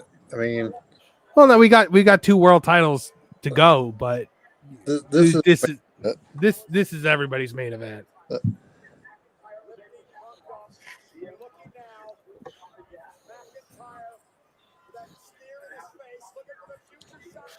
Okay. How long has this been built up? 6 months at least? Yeah, it's been. I mean, longer than that. It's been built up since before the Rumble. Right. Yeah. So 8 months probably at this point. Yeah, between Rollins kicking things off with the vague mentions. yeah. Oh, first GTS in a WWE ring in over a decade. What the hell? Oh, Rollins put the bracelet on. Okay.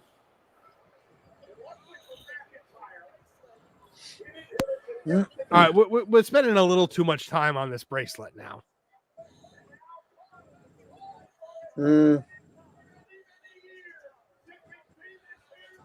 not sure I like this. So. Oh, and Rollins is a ref tonight, so the slightest bump is going to knock him unconscious.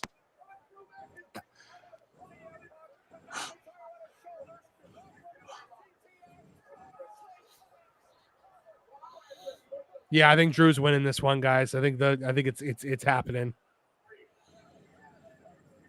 Yeah, he's got to.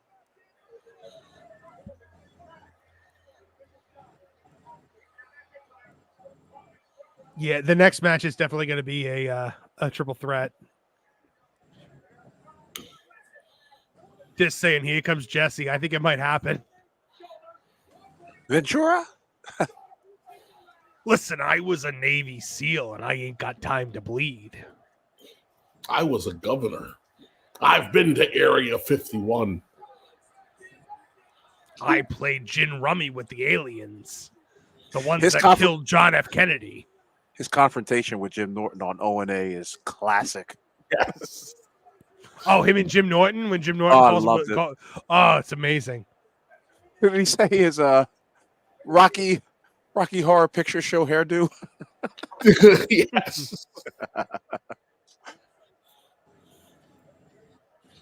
Oh boy, we're talking a little too much here.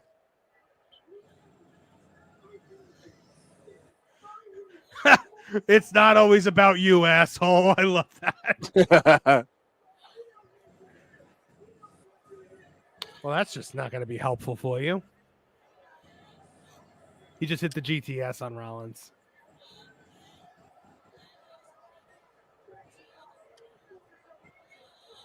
Oh my God! He keeps taking off the damn bracelet.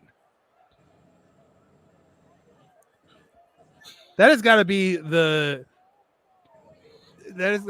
strongest like bead bracelet I've ever seen in my life.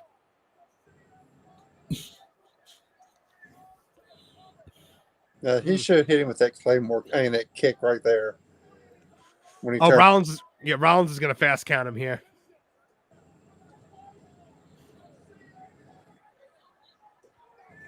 There we go. But at least he got his stupid bracelet back.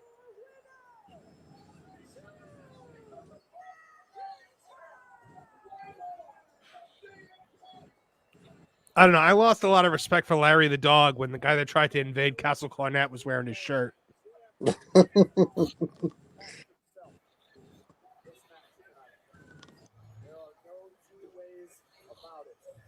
Yeah, you know what? This kind of made Punk look dumb. Yeah, that bracelet thing was a little. Like, I don't know if the bracelet thing was really needed that much because, like, it was fine when Drew took it from him, but like trading it back and forth between all three of them through the entire match took something away from it. I still think this match was fantastic. Yeah, the Seth thing, it wasn't needed. The bracelet, that was a little. That was overdone. Tear it up now. Tear it up. Tear it up over him. Yep.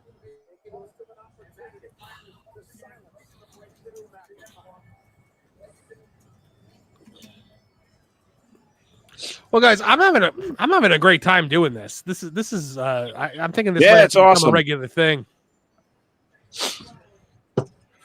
I mean, look, when we do All In, I might want to run head first into a rock. And, Dude, we'll just end it all like Tim White, but that day will all be comedy gold. Oh man. Look, I think Drew needed to win this match, honestly, because Punk has clowned him. Punk has done the Roadrunner Wile E. Coyote stuff with him, you know, for so many months now. I think that between, having the situation where Drew, bloodied him on TV and then the win, I think Drew gets his heat back here. BT23 for $2 says match made Punk look dumb, has to be rematch at Bash. I agree with you. I think Drew needed to win this match to maintain his level of heat. Yeah. And not get buried, but the bracelet was the weird thing that I think wasn't needed. Right.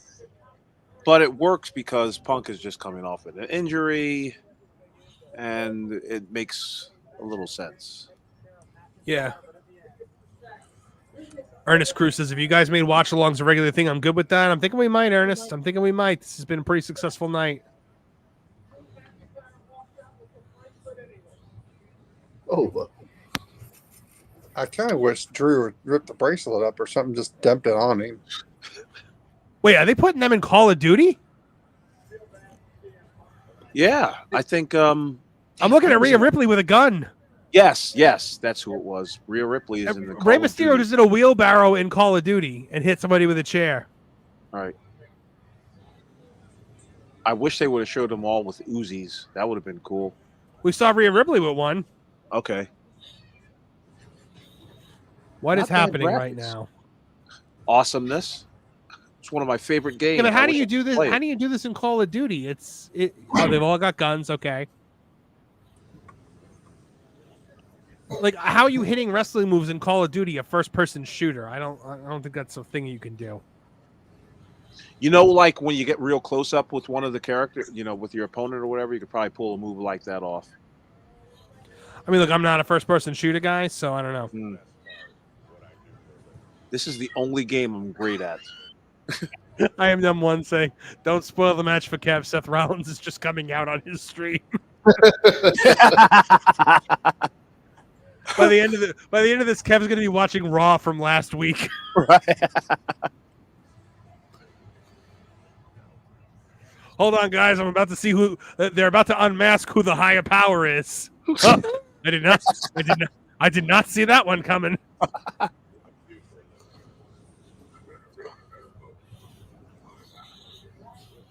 Looks like we're going into Priest and Gunther right now. Gunther. All right, 1 second, guys. I'm going to go refill my food. A guinea pig is neither Italian nor pork. Talk amongst yourselves. I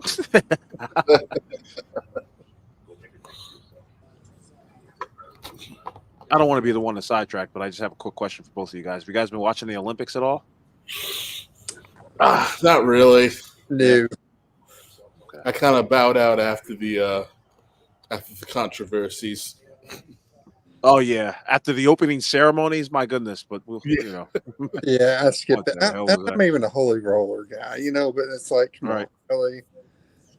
I mean, it was just out there, wasn't it? Well, especially the ball bag. Yeah.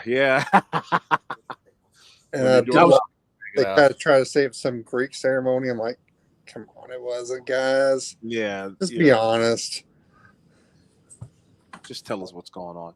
But my favorite event so far has been the archery. I think that event is awesome.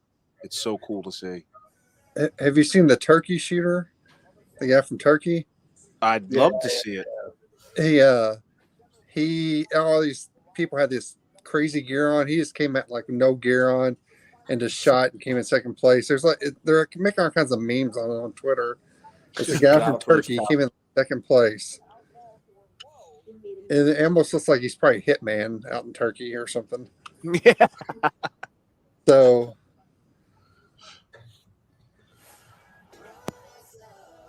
I'm gonna find it real fast. Thank you, everybody, for joining us in here at Tooney Talk Wrestling, the SummerSlam Watchalong. Please like, share, and subscribe.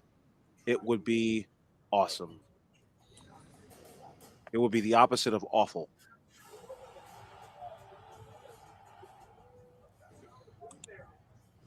Yeah, Smash that like button. Shout out Nice. Neckbeard.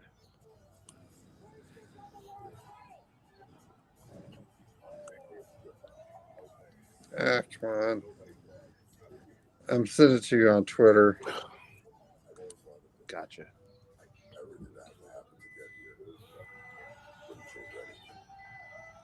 We appreciate you guys all coming in to watch along with us. Hopefully, we're doing a great job. I know Kevin and Travis are. Power, dominance,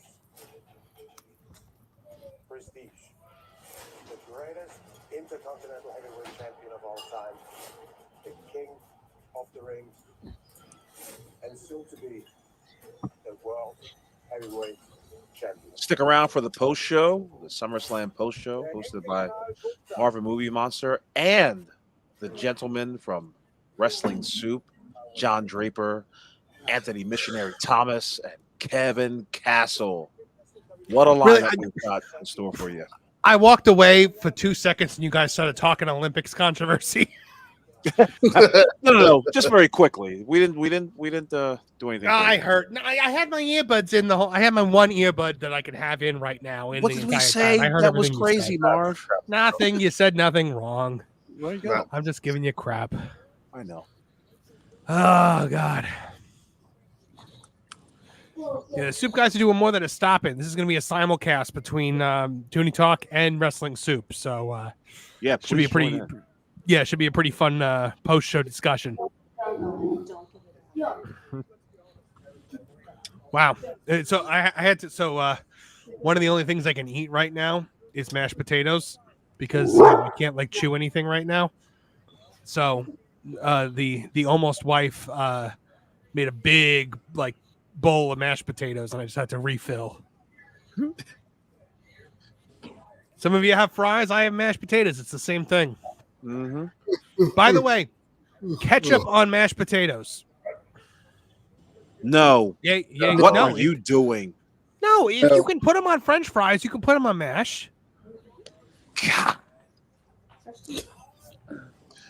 Honey, what do you think of of ketchup on mashed potatoes? Your thoughts? Oh, she said the same thing. Same as French fries. Yeah, exactly. This is all potato. Ketchup on mashed potatoes. No. Sarah gave it a hard no. Mm. Oh, What does she know? I know some have put ketchup on scrambled eggs. I do ketchup on scrambled eggs. Do you really? Oh. Okay, so you want to hear the one that really drives Mrs. Movie Monster crazy? I put ketchup on rice. Oh, you nasty mother effer. White rice. And mac and cheese. Okay, mac and cheese. See, I'm with the tomato. What is that? I put A1 on my tomatoes. Yes. I don't know why. We got another special guest joining us, guys. From Pro Wrestling Bits, the one and only Mr. Alfred Kanua. Yeah. Oh my God, is that Travis Heckle? Big fan of your art, my guy. Yep, that is indeed Travis Heckle of the Jim Cornette Experience and Jim Cornette's Drive-Thru. So yeah, you are in good company tonight, my friend. How you been enjoying the show so far? Good. I think it's a great show. I went on record and said that this was going to be the greatest Survivor Series or SummerSlam ever, and it's on track. I wouldn't say it's there yet, but these next couple of matches are going to decide that. And if Roman Reigns comes back in the main event, like we all expect him to be, I think it'll be up there. I don't know if it'll be the best, but I've had a lot of fun watching this. Oh yeah, it's been a super fun show. Hey, Alfred, before we get into this match, what are your thoughts about ketchup on mashed potatoes? Ketchup on mashed potatoes. I only did that once when I ran out of tomato sauce. It's okay, but I wouldn't recommend it. I'm eating it right now, and I'm telling you, it's a thing. And by the way, pineapple does go on pizza.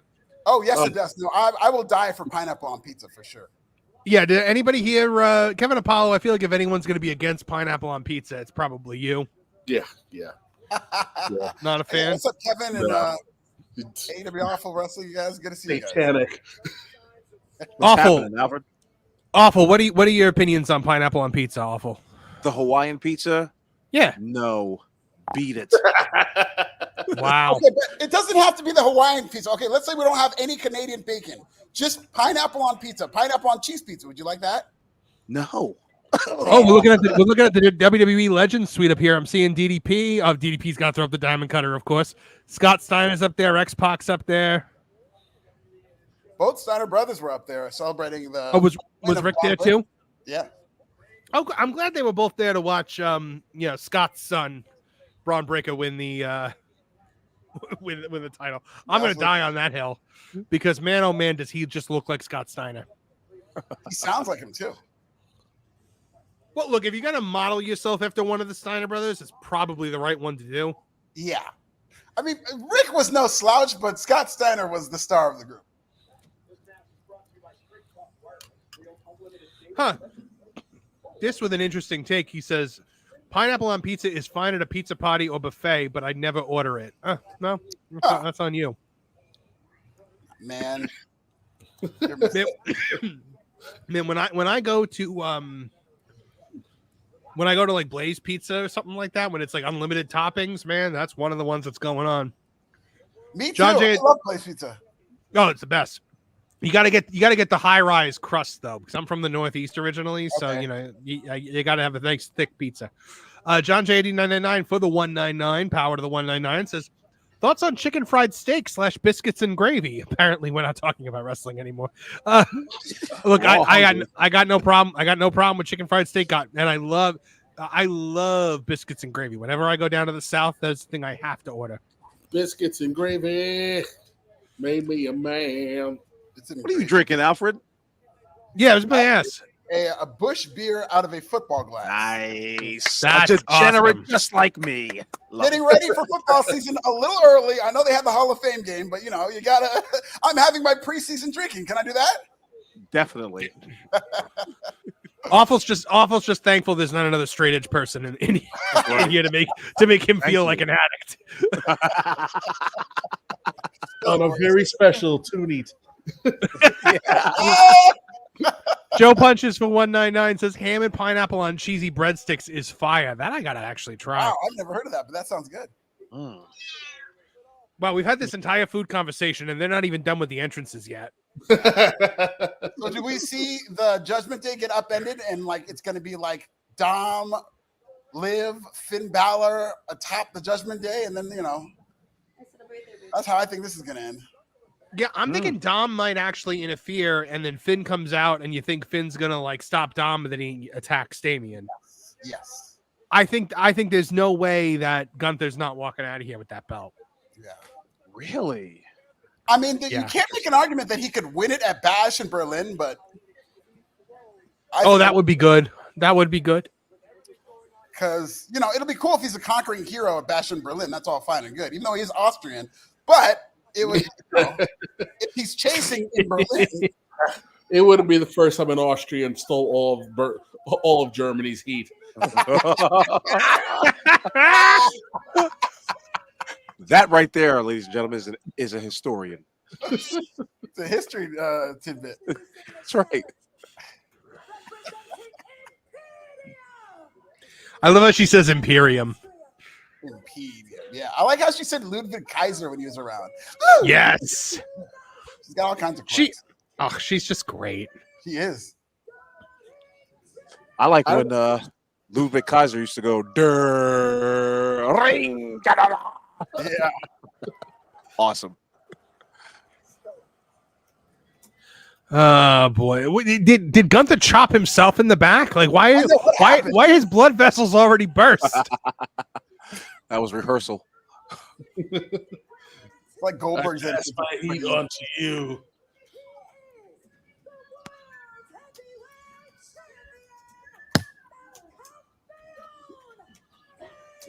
Does he have boo boo job face there? Awful. I think he's looking like it. Like let me just pull this man over. Didn't it look like CM Punk had job face too? Yeah. He had the hoodie on, and so maybe I was like, it made it look like he was pouting, but he looked like he was pouting on those way to the ring. Mm-hmm. You think before he went out there, Tripp was just kind of like, "Hey, remember all those things you said about WWE? While you were gone? Tonight's the night you make up for that." Yeah. You know what? Damian Priest has got boo boo face, so it's going to be a tough one to tell. That's who I was talking about. Awful. I was saying I thought Priest had boo boo job face. I'm sorry, I'm 40 seconds behind. So yes, it is technically heel versus heel. Oh, well, it's funny because so Travis and I are like synced up, and the three of you are. I think there's something to this, Kevin. Triple H is like, slow down the feed to all the brothers. Yeah. Oh yeah, we're gonna call Jesse Jackson for that. Didn't Awful get caught up? Awful. Are you caught up, or are you just ahead of Apollo? Yeah, I'm ahead of Apollo. Apollo's watching Money in the Bank right now. He's so far behind. But... Apparently, I'm getting the message of "shut up" on Twitter and Instagram. We've had enough of your. We've had enough of your political rhetoric. Right. Yeah. Yes. Technically, it's heel versus heel, but Priest is the babyface here, yeah, right? Priest has been And that's what I've liked about this feud is they've done a good job in short order, like making it seem like they hate each other. They've done a good job, and it's the simplest thing. It's like class. It's about like I had all these resources and you didn't, and they've run with that. They've done a great job of officially making Damian babyface. They got a lot done in 3.5 weeks. Yeah. Now, if Gunther wins, this is really good for King of the Ring. Excuse me, because essentially then the King and Queen of the Ring both won the title at SummerSlam. Yes. And they really put that over when Nia won, is they said it multiple times that she was the Queen of the Ring. And as she was going for the 3 count, they said the Queen of the Ring and now the champion. So they really want you to know that it's important, which I like. Yeah. No, I agree. John JID 999 for 199 says free POW Michael Cole is the best. I agree.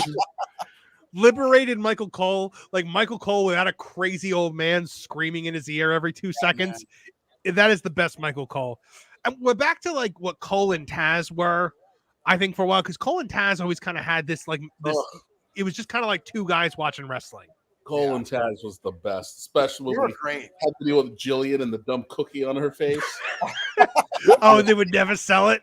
Oh God, they just could not. They barely put Heidenreich over. That's it's just laughing at. And that was after he took Michael Cole into the bathroom stall. Yeah, and when they made everybody think Taz was going to fight Heidenreich.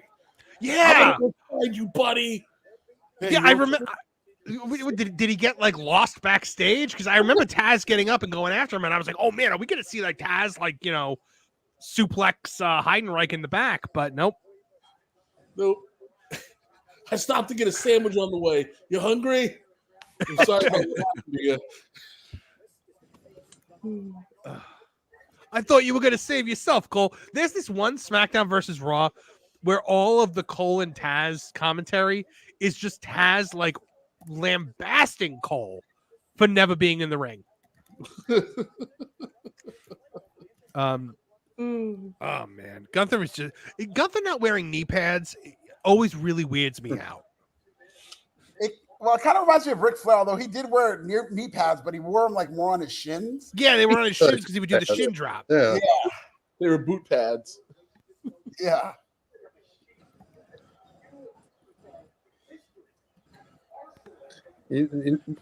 Oh man, Gunther is a little precarious here.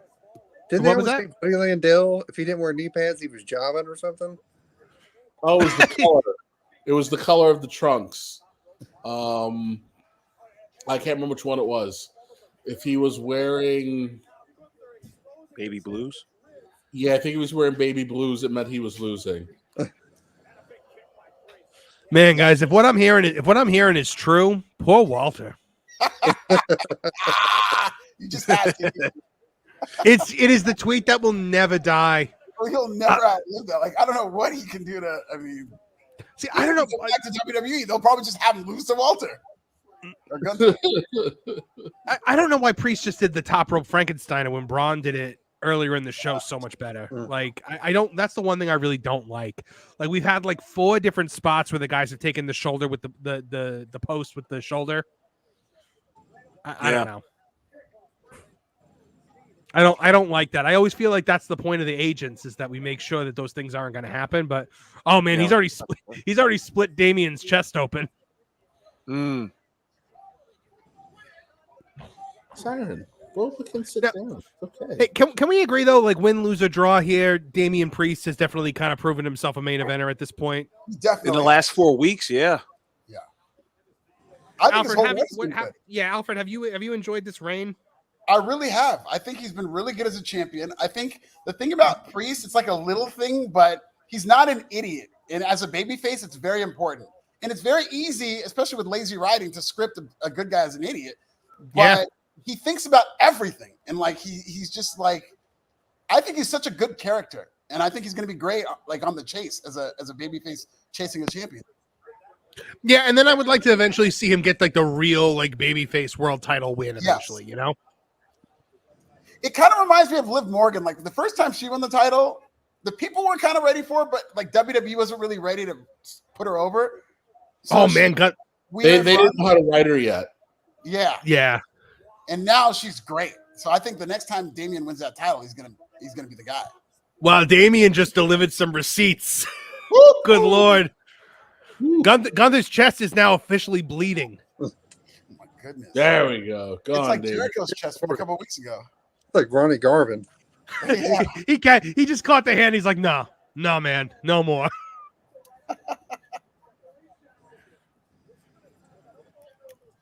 Oh boy.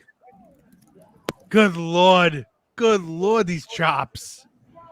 Man, I was not expecting to like this match this much. This has been a Haas fight. Oh. But he busted open the chest, but it's like the part of the chest that looked like it was like pre-chopped. Yeah, exactly. So maybe that was part of the plan, you think? Maybe. Definitely. I don't know. Maybe he pulled a Kerry Von Erich and bladed us up before the match. Yeah. Did Kerry used to do that? He would blade himself before he went out? Oh, before he fought Jerry Lawler at 88, that Super Brawl, he had a blade. He was going to blade himself, but he scratched his bicep or his tricep or something, and he cut his arm open, so he was bleeding everywhere. So that was like a big story with that. And that's why if you watch that match, Lawler starts hitting his arm on the turnbuckle at the beginning of the match to kind of.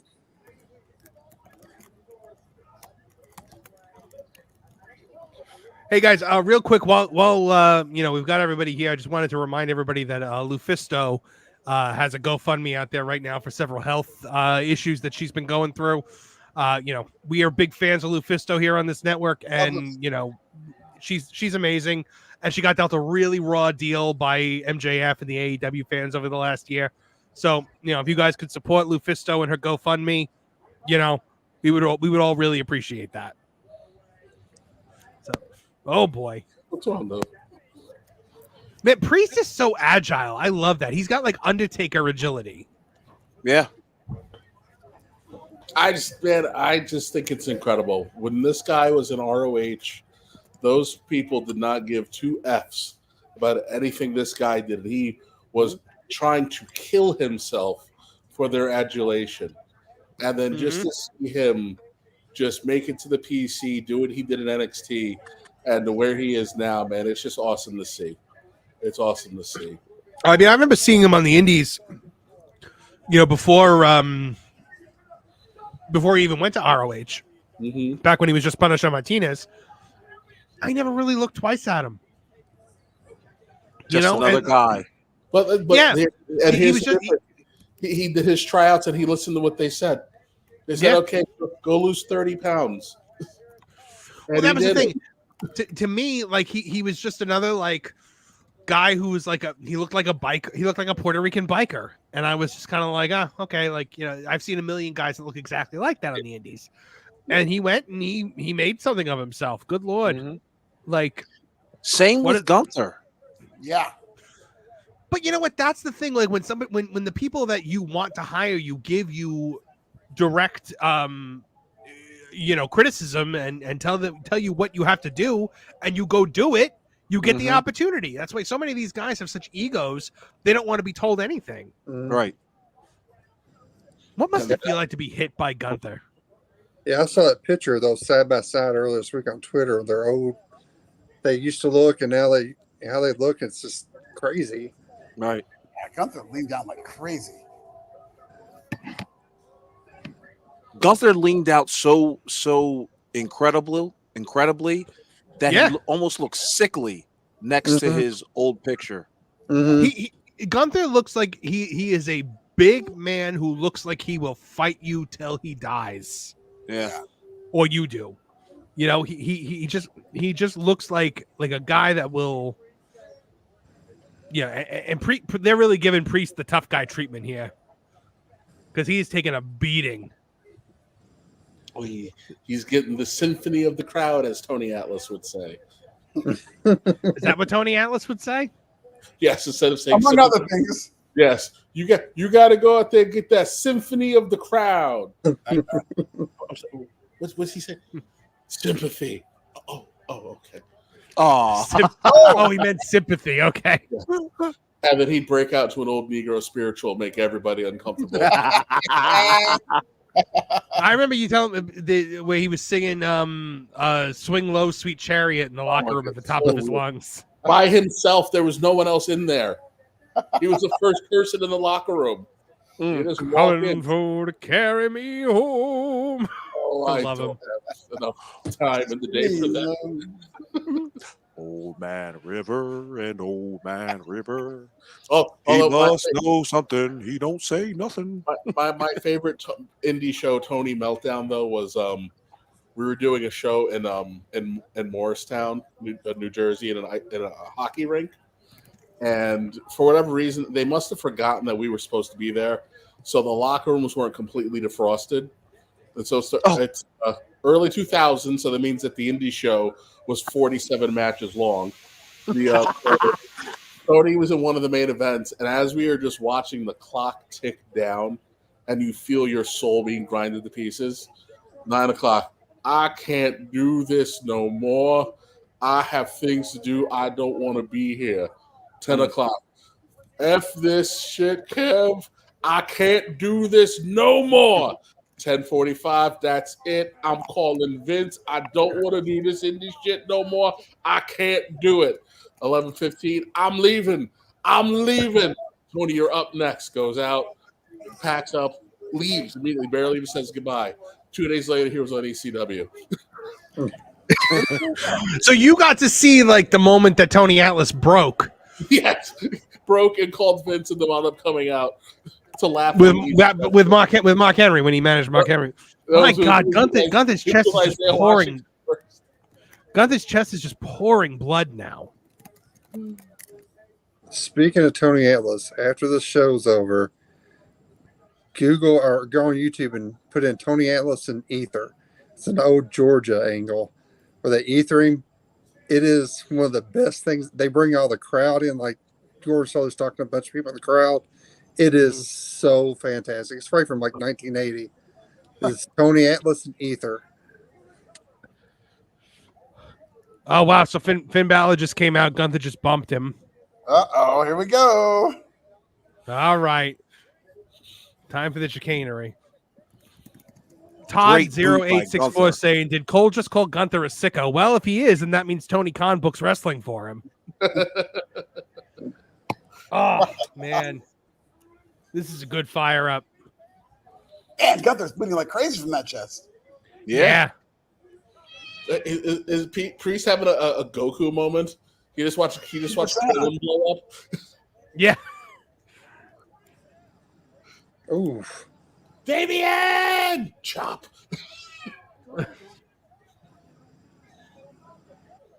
I won't let you get away with this. Oh, there we go. Here comes the heel turn.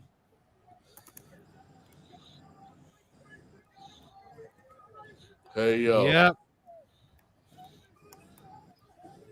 Did anyone see Carlito tonight? Is he like not even there? No, was he not in the Judgment? Was he in the Judgment Day's locker room? Yeah, he was in there. He was on the left. Yeah. I was gonna obviously. What the hell? Why? Okay, well, I guess we'll get an Oh, and explanation. I love this. He's watching the replay on the big screen and sees that it happened. I know you guys are a couple seconds behind me, but man, these camera shots are so good.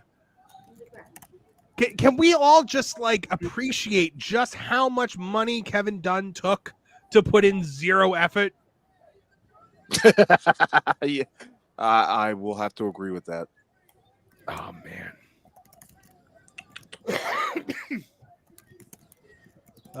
Reaching for the. All right, I think this is it. I think this is the finish.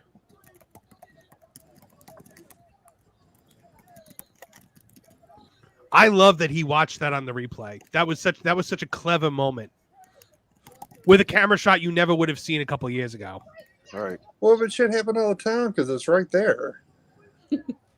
Yeah. There's no reason why the wrestlers should not be able to see the Tron. I know. I just. Well, that goes to it's the age-old frustrating question of, don't you guys watch the show while you're on the show? Exactly. Yeah. We know Shawn Michaels used to. Every time he used to cut a promo, he'd look at the Titantron. It was almost annoying. Man, I'm loving this like third act of this match. That was awesome. Everything is just so perfectly shot. Everything is perfectly like. He went right after Finn. I love it.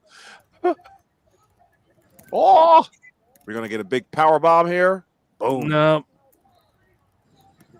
I really liked the way they did the two drop arms, like when he was like really fighting at it. He didn't just do the typical baby face like shake the one arm thing. Oh, there we go.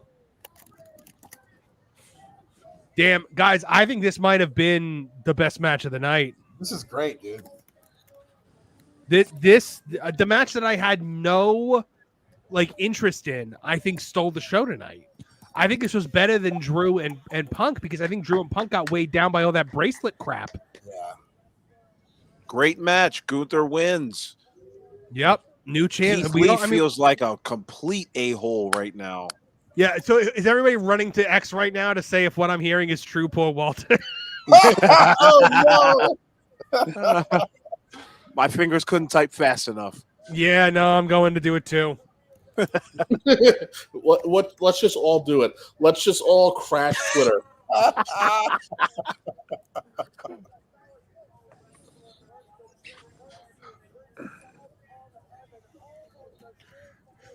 There we go. We'll hashtag it with SummerSlam. Now, please bring back Emporium. Sorry, Emporium. Emporium. Yeah. Please bring back the main. Hi. Hello. Actually, this is Max. He has a question for you guys. Do you mind if we ask? Oh, yeah, go for it, Max. Okay, hang on. I'm giving my headphones. Here you go. Put these on. Ask your question. Just ask. Don't be afraid there, Max. All right. So, if Damian Priest can see the replay, why can't he just show the ref the replay? That's a good question, because referees are actually incapable of seeing anything that's on a screen. They have horse blinders, like I read. Exactly. I know all the lore now. So whenever a referee comes into the WWE, Triple H puts a curse on them to where they can't see any screen. It just looks pitch black to them. That's exactly that. That's exactly what it is. All right, man. Was that Gunther's wife? You can't see. That was the most. That was such a logical question. I just had to put it out. No, you were Shout right out to to bring Max that for the logical question. Good job, Max, pointing out the illogical state of professional wrestling. All right, I'm back to the chat. You're doing great, guys. Thanks, Tis. All right, so Gunther's champion, guys. How do we Where do we go from here? Is that what you're asking? Yeah. So now he's going into the Berlin show as champion. Ooh, you know what? I just came to my head. They don't lower him down. Oh, so go ahead. No. Go ahead, Kev. I was like, they should fly in like a dozen Zeppelins and just march him into the ring in a massive motorcade. Yes. Did he have the mustache? Oh, no mustache. That's a little on the nose. So it just occurred to me. This is how Brock Lesnar comes back. And we get that match at WrestleMania 41. I don't know, man. I don't think that's happening. All right. Okay. Alfred, what do you have to say about this? I could see Brock Lesnar will inevitably come back at some point. I don't know if it's going to be this year. I don't think this is the year to do it, because it's going to be in proximity to whether it's a judgment or whether it's Vince McMahon continuing to be in the news. Once this whole thing is behind them, I think Brock Lesnar comes back. Unfortunately, I think that crazy old man wants us to go to Discovery. He wants the world to know how much of a degenerate he is, just so that he can be like, I told you she did it willingly. I want you all to look at it. Revel in it. It was consensual. Travis, Travis Heckle, what do you think about that match? What we got going forward? Gunther is champion. King and Queen of the Ring are now both champions. It was much better than what it should have been. I didn't think it was going to be that good, but it was probably the match of the night. I was always kind of lukewarm on Priest, to tell you the truth, but I thought he brought it tonight. You know, I thought he did a good job. He did. Yeah. You know, man. They did a great job of tightening all the screws before the last 3 weeks. His face turn was a little sloppy because they couldn't figure out how to manage him and the Judgment Day when it was fairly obvious that he was a baby face. But so was Rhea at the same time while she was still with the Judgment Day. Like Rhea's been a baby face. Rhea is also a baby. Well, before she got hurt, she was very much so heel. But she was just a beloved heel. But yeah, since she's come back, she has also been a baby face. So it's but they took the two square pegs out of the round hole group, and now we'll see what happens. So BT23 for $2 is too bad the WWE buried demon character Finn's. I think we still see the demon rise again every once in a while. Yeah. Well, listen, to Vince's credit, Vince said, "Get over as Finn. Don't rely on the demon," and so we put it away. Yeah, and I think it's been to Finn's benefit. Because when you finally decide to bring it back, it will be super special, as opposed to, oh, it's time for a major pay-per-view. Put on the makeup. Yeah. JPS for $5 says, no, a referee in any sport cannot look at a video screen. That is a rule. It's a secret rule. It is. Joe Punches for $2 also says, Punk said SS may better than WrestleMania. Thoughts of, Punk said SummerSlam may be better than WrestleMania. Thoughts of, do you guys think this is better than WrestleMania? No. So far? No. Night one, Maybe WrestleMania Night 1, but not WrestleMania Night 2. Yeah, definitely not. Oh, we got Awesome Truth in the ring. Hi, hello, everyone. Oh, God. Does that mean Gargano and Ciampa are going to come? Probably. Is this going to be the announcement of the record attendance? Probably. But then the AEW fans are going to be like, but there's tops on the upper levels. And I'm gonna bookmark all of their tweets and wait for All In. Right. See, 57,000. I told you they were going to get the walk-ups. And by the way, Max, Santa Claus is real. Yes, he is. I just had to throw that in there. I feel like we kind of like ruined some magic with pro wrestling for Max. Oh, God, here we go.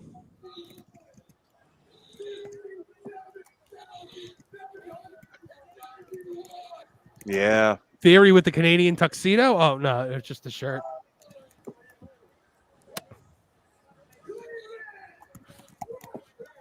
Oh, God.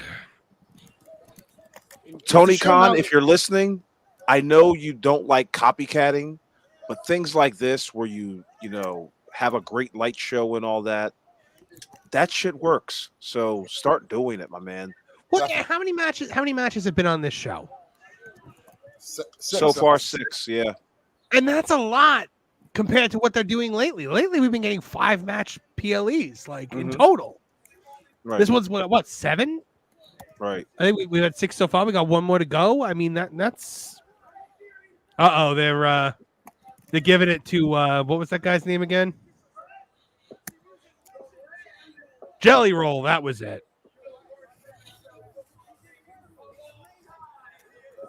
See, this is the spot I think everyone thought Jelly Roll was going to perform in. Yeah. Good.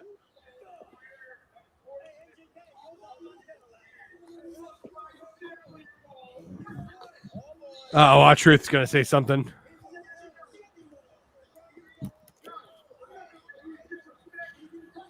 I'm surprised Our Truth knew that.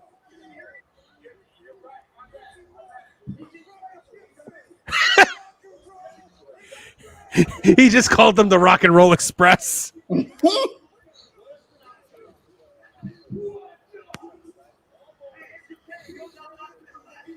Oh my goodness. I don't know if I would say that Theory is Ricky and Waller is No, Rob. it's Like a, I think I that might. was a I think I might terrible swap. analogy. I think I might swap that. Who were those three jerks in WCW? Because they kind of remind me of them. It was like a three-man team. I hope they give it. I hope they shave down that chair that Jelly Roll's got in his hands. 3 count. 3 count. Thank you. Get up on your feet. Clap your hands together. Count You know what? The teasing of the chair, gentlemen, is a troll. We love the Backstreet Boys. Jelly. Britney Spears is completely same shots for my money. Yeah. Count along with 3 count. 1, 2, 3. 1, 2, 3. Wait, is Jelly Roll not done yet? That was not a bad choke slam. That was not a bad choke slam. I know the entire about song. 15 seconds. Yeah, me too. Oh yeah. Oh, that was all Austin though. Austin took that. Austin's one of the best bumpers in the business. Yeah, Austin definitely jumped into the stratosphere with that one. Yeah. Look at the size of this big guy. I know Jelly Roll should be a wrestler. I get it. I've seen him wrestle. Like, yeah, no, I would put him in the ring. He's probably about the size of John Tenta at this point. Yeah. Yeah, but Tenta was tall as well. That's true. Tenta was definitely taller than. Though then again, the Miz is exceptionally tall, isn't he? Yes. The Miz is at least 6'3". Really? I'm 6'2", and I stood next to him, and he's a couple inches taller than me. Well done, Jelly Roll. I've seen a lot. Jelly Roll did better than Mickey Rourke. Yeah.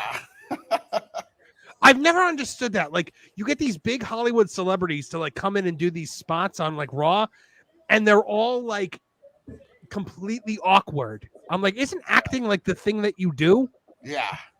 Not in front of a live crowd, though. It's been a while since they did theater acting. You know what I mean? So Mickey Rourke looked like a deer in the headlights when he did that spot with Jericho at WrestleMania. Because nobody said cut. That's very Let's true. do it again. All right, fellas, we got one more. I think we all know, Cody's holding on to it. Yeah. But Roman Reigns and no Roman Reigns. That's what I want to know from everybody. Roman Reigns for sure. No Roman Reigns. I think he's gonna show up. Yeah, I think he's gotta. I think that everybody's expecting it at this point. It's gonna be one. Though this could be one of those things where the internet has convinced itself that something is happening, and then they get mad at WWE when the thing that they. I think at no point in time have they said he was going to be there. No, they didn't. But that's what helps the surprise. And also, just looking at, I'm only judging it by last night's SmackDown. Just made it seem like they were trying to tell you without telling you. Like they mentioned his name several times. Solo said, "Oh, that Roman Reigns is gone." And they just set it up in a way that like it's bloodline rules. I just couldn't see a scenario where he didn't come back in this particular match. Well, I mean, it's bloodline rules, and I believe that like KO and Randy and them aren't there, right? Yes, yeah. KO's been taken. Randy's been taken out. I don't know where KO. He was with his mom, but his mom is fine now. But I think they took out KO before they took out Randy, right? Yeah, they took out Randy. Jacob took out KO, right? Like 2 weeks ago. I think so. John JID 999 for $199 says it helps when celebs actually appreciate it. He's 100% right on that. Like Bad Bunny, Logan Paul, these are guys that appreciated and respected wrestling, and I think it shows with them. Floyd Mayweather, maybe not the same kind of situation there. Do you have Roman Reigns come back on tonight's show, or do you have him come back on SmackDown? I think you have him come back tonight. I think at the very least, somebody said it in the chat. I think you get both Usos. You get Jay and Jimmy there tonight, I think.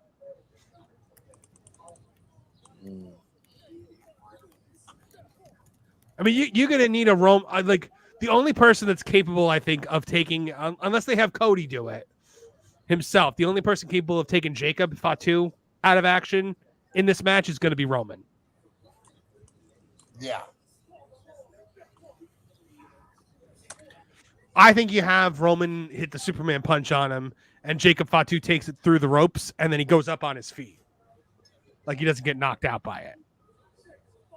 Isn't it? By the way, isn't it amazing that in just a couple weeks, Jacob Fatu is such an absolute amazing main event star already, and Okada over in AEW is just like he's nothing. He's just getting highly paid to do nothing, and I think he's just working. I think he wanted to just come to America and just hang out and kick back and make some money and not wrestle. Hey, more power to him. If you can find a guy like Tony Khan to pay you for just typing on a computer backstage, more power to him. Another special guest joining us right now. Also going to be joining us for the post show, obviously, because it is a simulcast between our two shows. The one and only from Wrestling Soup, Anthony Missionary Thomas. What's going on, everyone? Hey, what's happening? I'm a little late to the party, but I've been here the whole time. How you boys doing? Mish, yeah, we've seen you pop in the chat, Mish. I love it. This is like it's like an Avengers of wrestling of wrestling talk personalities going on here right now. Much love. Thanks for having me on, Marvin. And no, of course. Mish, how you been enjoying the show thus far? Total surprise. I'm actually in a weird position because usually I have some of the worst takes when it comes to guessing how the matches turn out, but for some reason today, I don't think I've missed one. You guessed Nia? Yeah. I totally guessed Nia. Nia was on my list. Alfred, did you guess Nia? I did, yes, because I love the idea of Nia Jax as champion and Tiffany Stratton with the Money in the Bank briefcase following her around. They've never done that, and I think that's going to be a really good dynamic, is that you're just going to ask yourself, when is she going to cash in against her friend? That's the story. Is between Nia and Tiffy time. Yeah. Right. Bailey I've feels got them all right so far. Off a little bit too. I don't know if you guys felt that way when you were watching it, but I don't know, man. The recent events with Bailey and then Bailey doing the Cody interview or whatever, saying that she doesn't want to do the hugger stuff anymore. That's not her. It's like, I don't know. She's at this weird plateau, at least with her on-screen character, after losing Damage Control and everything. I'm just not feeling Bailey. She has all the talent in the world. It's just she's at this point right now where she needs something to motivate her, Yeah. To me, everything has fallen downhill for her after WrestleMania. She had that amazing moment at WrestleMania. Yeah. I was at like the highest of highs with her, and then it was like there was nowhere left to go after that. It was the situation that everyone said was going to happen to Cody, but it happened to Bailey. Right. She's a talent that needs storyline. Yep. If you weren't, Bailey needs to go away for a little bit. The absence makes the heart grow fonder. If she wasn't going to follow up, like if they were going to stretch out the Damage Control feud a little bit longer, they needed to do something. And honestly, really, Alexa Bliss should have come back, and that should have been the feud. You needed something like someone we haven't seen in a long time to kill space. Because as soon as we got to the triple threat match and we made Bailey friends with Naomi again, and she apologized, what have we done with her? Right. Yeah, Naomi might have dropped her stock, actually. Just another happy baby face. Yeah. Is Naomi still paying the penance for following the Banks out the door? They seem to have gotten over it because she had a couple of good wins, and she smacked around Tiffany a bunch. So it's just one of those. They don't have enough real estate for the girls again, which is why I keep saying it. The women need their own show. It's just time to pull the trigger on this. Mm-hmm. There's been those rumors about them bringing in the women's Intercontinental and women's U.S. titles. I can see them having their own women's show if they do that, and I'll be perfectly fine with that. I mean, because at the end of the day, we were saying on Tooney Talk a couple weeks ago, when's the last time you saw a high-profile women's match that wasn't centered around a title? That was just a personal issue between two people. You never see it. Yeah, I think the most recent one was Shotzi and Damage Control when they shaved their head. Aside from that, I can't think of anything before that. What's funny and kind of ironic is that Rhea versus Liv could have been that match because it was really about Dom, right? But at the same time, it was about the world title too. The title was more of the red herring in that. Exactly. Which is silly to say about such a major title for the women. But in this scenario, I think the storyline absolutely carries more weight than the actual title in this case. I think the title adds to that story because the whole point of it is that Rhea has lost everything to Liv. Right. Like that's the whole point. Liv has taken everything from Rhea Ripley officially. Oh, dude, I laughed so hard at that moment. You have no idea. I love Dominic so much. He is the perfect scumbag. It is amazing how really supposedly nice and wonderful and friendly that this guy is in the real world, to the fact where he can have this kind of character on screen. It's great. You know what? I absolutely love the fact that he went with the girl that bought him the PS5. Yeah. Yeah. Let's be real here. You know, like they're both pretty wonderful, but you know, one of them bought you a PS5 and one of them didn't. Do they get Carlito in the divorce? Oh, we're getting a view of inside the Cody Rhodes bus here. I'm always curious. Ah, there's the dog. What was the dog's name again? Pharaoh. Pharaoh. That was it. Pharaoh. What the hell did you say? I didn't say anything. Oh, I thought you guys said feral earlier, and I was like, I don't think that. Oh no, feral. Yeah, like feral, like a feral dog, but it's Pharaoh, like Egypt. Yeah. No, it's Pharaoh for Farrakhan. Get it right. Right. Wrestling has more than one black champion. There's melanin in his soul. I love that song so much. Is Swerve one of them?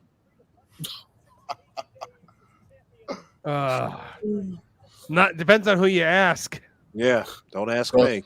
Remember, we had Moose coming out on a gilded throne with 8 servants, and that same week, Swerve couldn't even make it to the poster advertising the show. Right. Yeah. Oh, wow. Man, it is and he's going to lose to astounding to Brad me. Danielson too.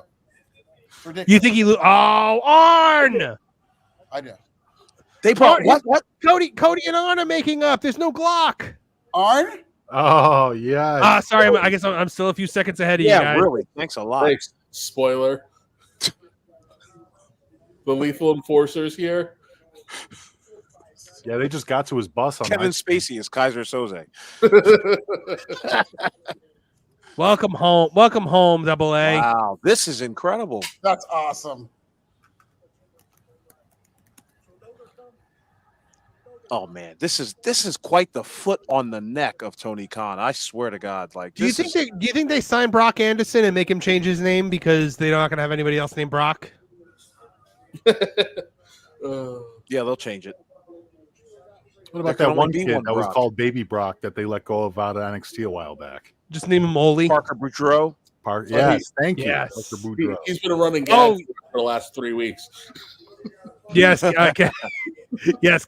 He tried to get Kevin to book him, and his price was outrageous. Oh, that's right. We did talk about that. That's right. Yeah, silly guy. I'm about to say, are you bringing the dog to the ring, Cody? Like, he used to do that in AEW, right? Oh yeah. I mean, if Hangman Page can have a horse, Cody can have a dog. He's gonna have the dog attack Sting. Take out that clock. Is that Sapphire? Oh. Oh. Yeah, that hasn't been Sapphire for years, sir.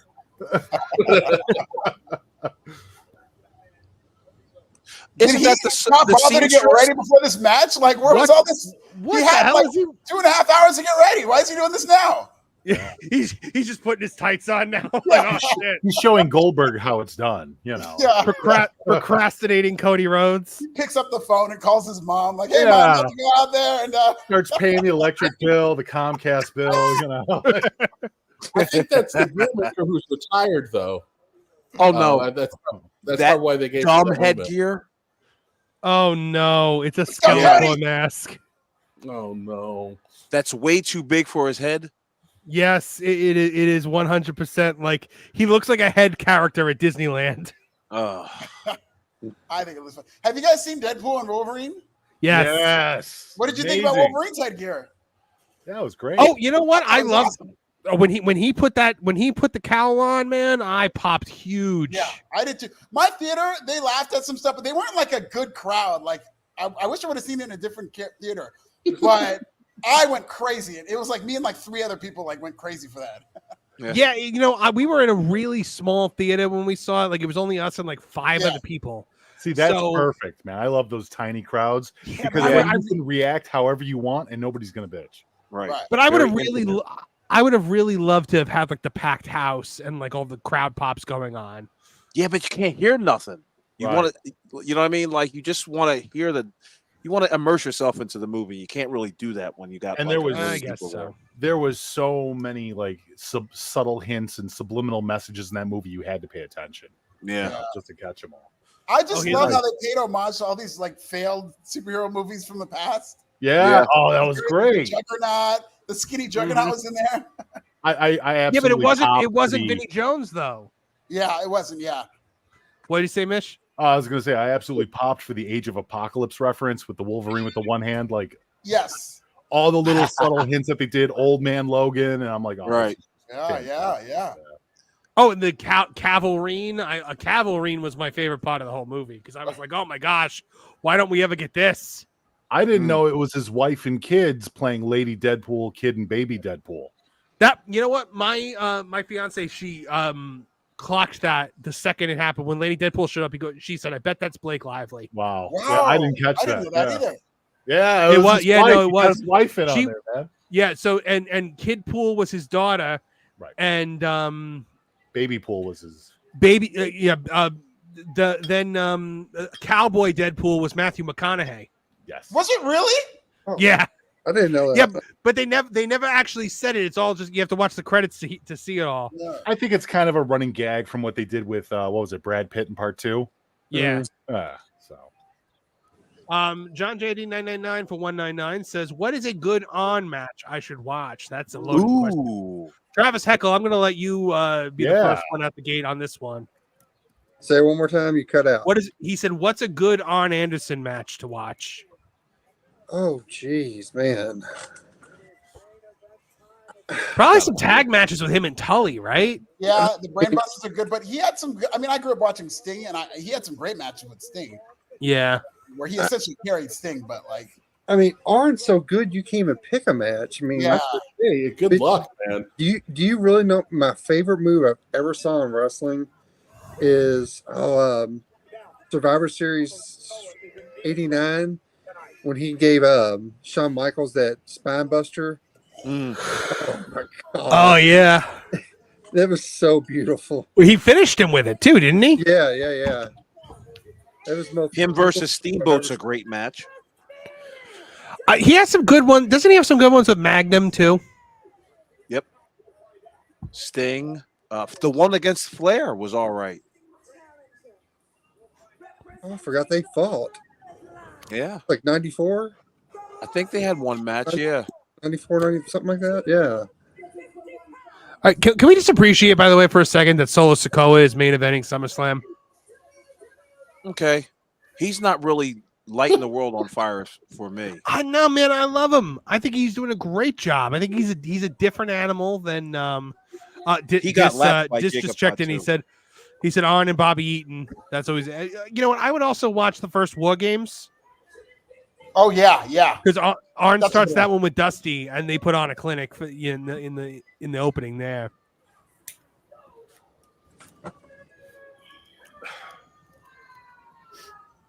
I'm excited for this one, guys. I'm not gonna lie.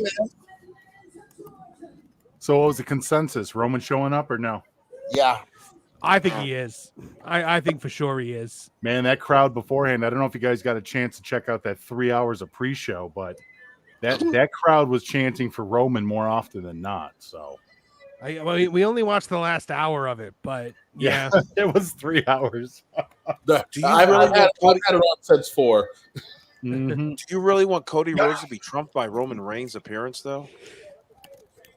Because that's what's going to happen. No, I mean, I don't think that hurts Cody. I don't think doesn't Cody hurt him at needs all. to be. Yeah, he doesn't need to be the centerpiece of every single second of TV time. Yeah, he's got to close out SummerSlam, gentlemen. It also depends on how it's done, though. Too. We don't know his position right now. If he's going to come in there to save Cody, or if he's going to come in there and maybe try to take the bloodline for himself. Like there's a lot of different avenues that they can do with Roman Reigns at the moment. So I can see Roman saving Cody, and then as he goes to give Cody the belt, he looks at it a little bit, does maybe like a little tease for I'm coming for this someday, but then they come to an understanding. But the storyline shouldn't be Cody versus Roman anymore because we've already gotten that. We got that for 2 years. Sure, This but should I mean, be you one can of tease it those. for like another because we're probably gonna get Cody versus The Rock, you know. Right. But you can at least tease it. Okay, I see what you're saying. Yeah. Fair enough. I think you're going to get Roman Rock before Cody Rock. I feel like we're going to find out that the High Chief was the one responsible for Solo's behavior. Oh wow! A bloodline civil war. So there's a question: do we get The Rock tonight? No. Not soon. I don't think you're going to see The Rock. Unsure about Roman Reigns. If you see The Rock, it's not going to be until January. I think we definitely see Heyman tonight, though. Heyman? Yeah. Yeah.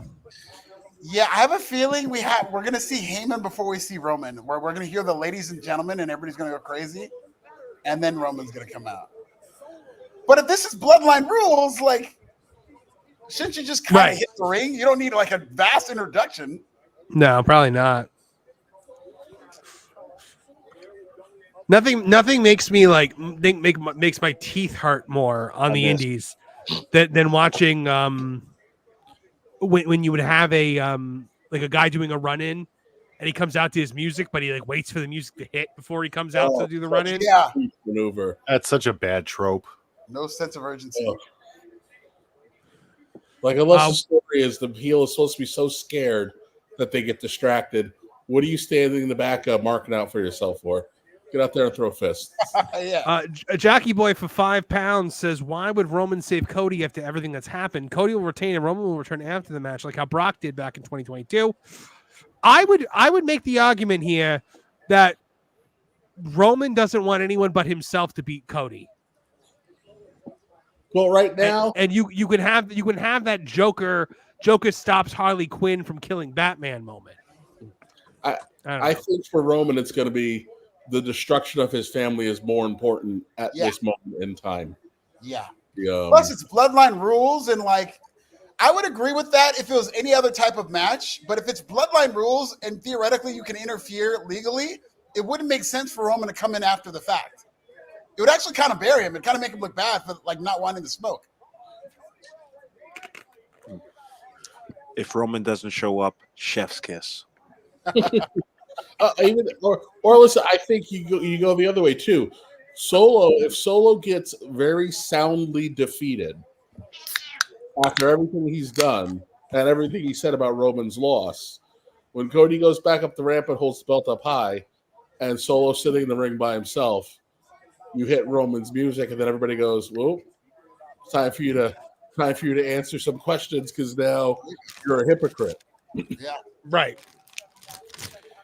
By the way, I'm enjoying the opening moments of this match. I think the feeling out process here is definitely telling a valid that story. with a lockup.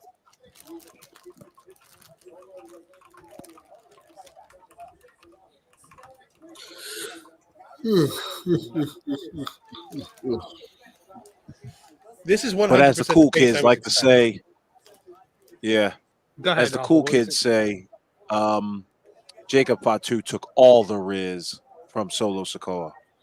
But that's what, like, I feel like WWE is doing this by design. That's what the heat with Solo is.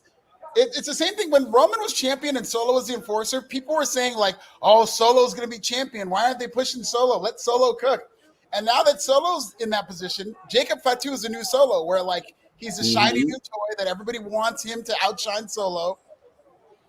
I think it's more layers than that, though. I think the whole let Solo cook kind of thing was absolutely legit. I think a lot of people believed that Solo was capable of carrying the bloodline, but when push came to shove, he's just not that guy right now. Like, he needs time. But I think a lot of people wanted him to be that guy. They wanted him to be the guy that could upset Roman Reigns and take the bloodline for himself. And it's kind of like, well, now you got it. Here it is right in front of you. And it's been kind of tepid at best.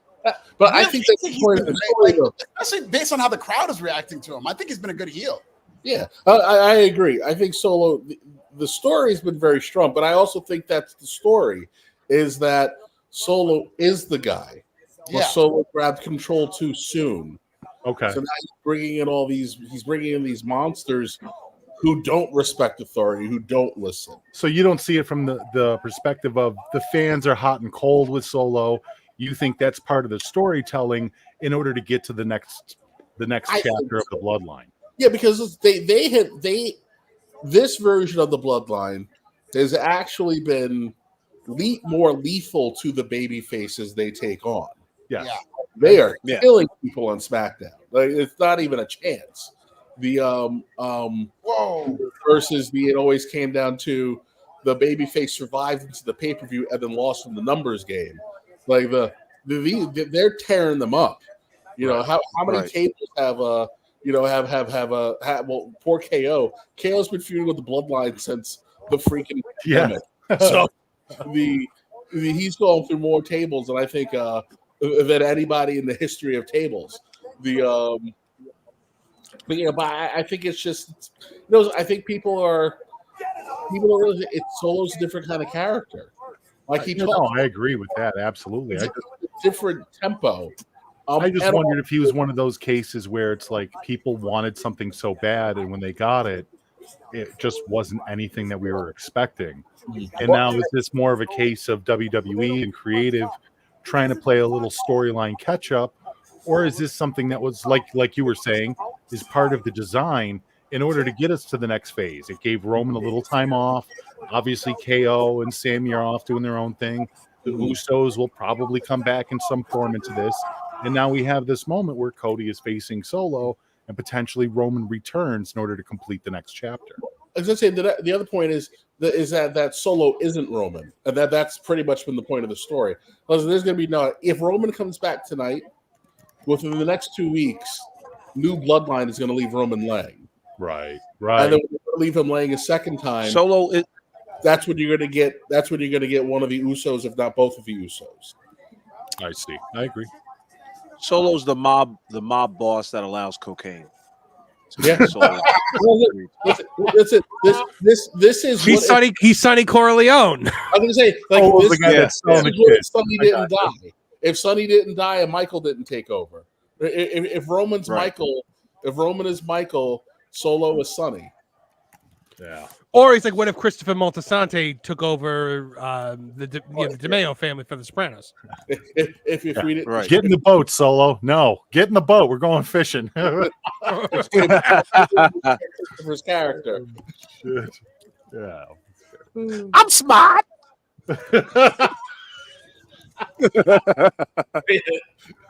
That's Tungal out right now. I'm smart. I can do stuff.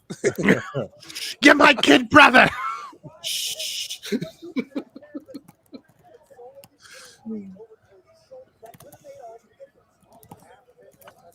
Ooh, good balance, Solo, for that power bomb. Yeah. Yeah, he just threw that crotch right in his face. I was like, damn, just caught him midair like that. By the way, if and when Cody wins this match, he's undefeated in Bloodline rules. So he's a real tribal chief then. Yeah, Bloodline rules effectively becomes Cody Rhodes' match. Oh no. There's a what if. What if Cody Rhodes became the leader of the blood? Well, I mean, he's already the leader of the African American movement in pro wrestling. That's Cody Rhodes' gimmick. He just gentrifies every race. Like he built a Starbucks next to the head of the table. Oh my God. We're gonna find out that Cody's mom is 2% Samoan. Yeah. First I stopped racism, and now I'm gonna stop Asian hate. I'm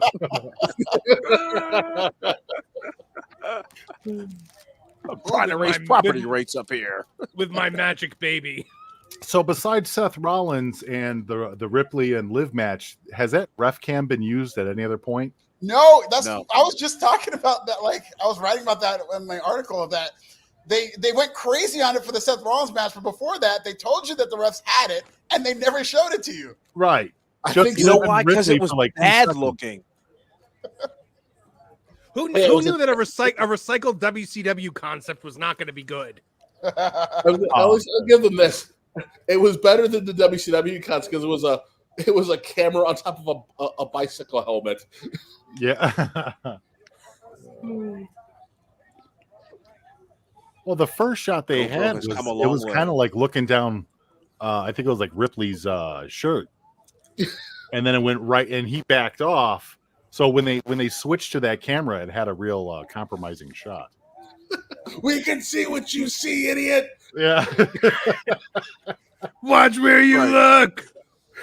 That's why I said it was going to go to Quick Seth cam. Rollins and he was going to be staring at Drew McIntyre's ass.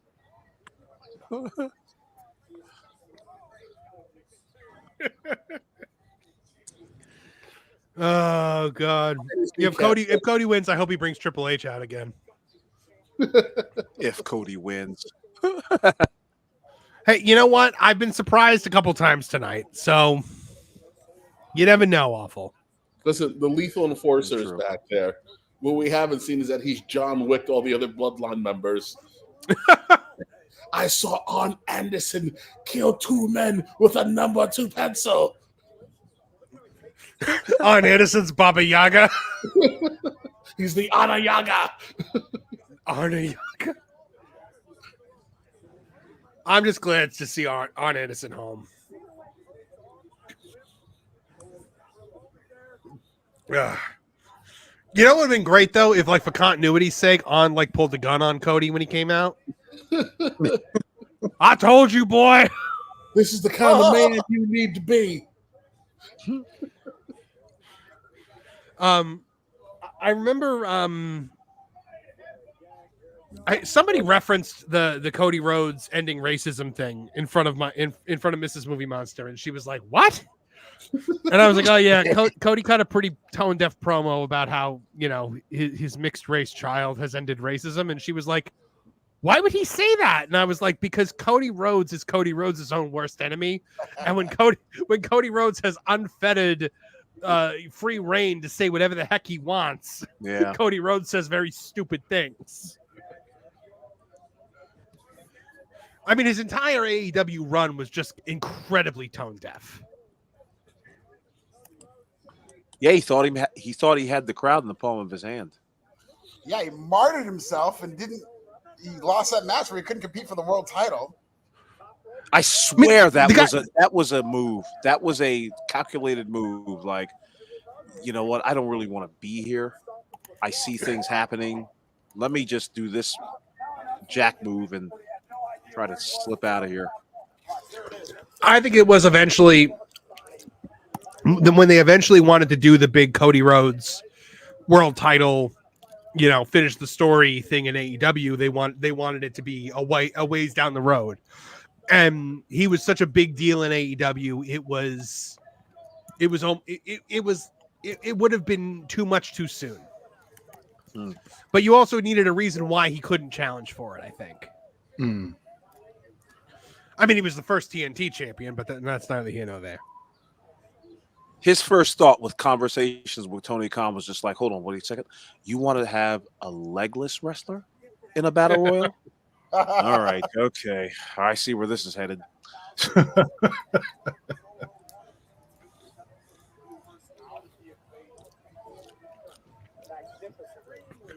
I love At the that camera point- at shots that- tonight. Oh my God, they're so They're good. so dramatic. Oh, they're beautiful. Like, Dramatic, artistic. Even the way they're filming the introductions in the ring. yes. Yeah. Very tight. Like all the camera shots are nice and tight at the right times. It's so good that it made the referee cam look ridiculous. That's why I think they just were just like, you know what, stop this mess. Right. Nobody wants to see close-ups of Liv and Ripley. Come on, guys. Yeah, Stop. really. All off-centered close-ups. Just pressing each other's bodies together. That's horrible. Stop it. By the way, guys, I believe tomorrow, Dis and Max over at Maxed Out Media are going to be doing a SummerSlam reaction video while playing SummerSlam in 2K24. So make sure you guys are subscribed to Maxed Out Media and check that out. Also, if you want to give us your thoughts on this match, make sure you're super chatting along. We'll read your thoughts out loud and The clean ones. The clean ones, yes. Or I'll edit them the best I can. Can you tell we've been going for like almost 5 hours now. I feel you, Holy man. I smokes. feel you. While I've got the ear infection from hell that has just been keeping me in like gut wrenching pain the entire time. Oh man, I'm sorry. Left ear or right ear, Marv? I don't know why it matters awful, but it's the left ear. Okay. People want to know, like me. You gotta paint a picture, yeah. Right. Yeah, that's right. You ask the hard hitting questions. I will say, I've taken the steroid now a couple times today that I got at the doctor, and it's actually really helping. I'm getting as much use out of steroids as MJF right now. Oh, that's awesome. I mean, sorry. I'm ready to punch a hole in a women's locker room. Here come the Tongans. Yeah, well, come on. We knew that was coming. Jeez. The match has been fine. Hey, Fine, there you have it. On your back, Marvin? What's that? Can we play Connect the Dots on your back? Yes, it creates the drawing of Pharaoh the dog.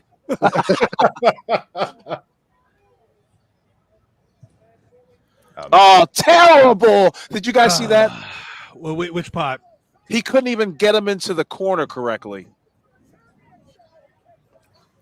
I must have missed that. I was looking down at my the guy with the eye patch. my Cheetos. The gentleman with the eye patch tried to spear him into the corner. Yeah, spear him into the corner.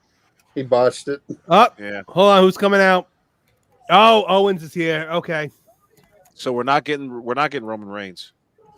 No, look, Owens is going to be dispatched pretty handily here. I'm pretty sure. Man, that's the most running Kevin Owens has done in the last like 10 years. oh boy. Gotta get down there. Andre got a fork truck. What do I get? I got to run. Jesus Christ.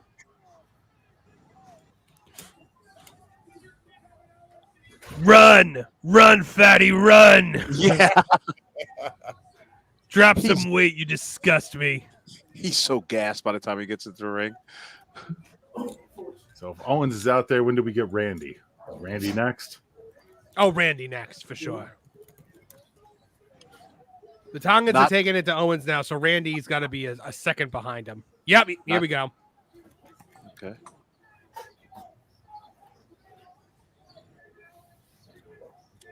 By the way, has there ever been a bigger like glow up in theme music for Randy Orton with the I Hear Voices song instead of the "Hey, nothing you can say"? One of the dumbest theme musics of all time.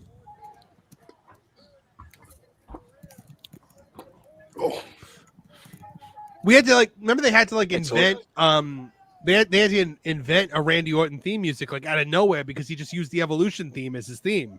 Yes. I remember. Randy Orton is so funny, man. I love thick Randy Orton though. Ow. Pause. Why? The guy's thick now. Thick boy He used to be pseudo skinny. Yeah, CM Punk got on the weights again, huh? He looked good tonight, man. He looked in shape. You can tell just by looking at his legs. Usually he has those skinny pigeon legs. Yeah. Tonight, all of a sudden, he was ripped. I was like, wow, look at He this. was. Well, I mean, you're in there with Drew. Every human being looks small next to Drew McIntyre, so, you know. True. Except for Randy Orton. Yeah, that can't be a finish.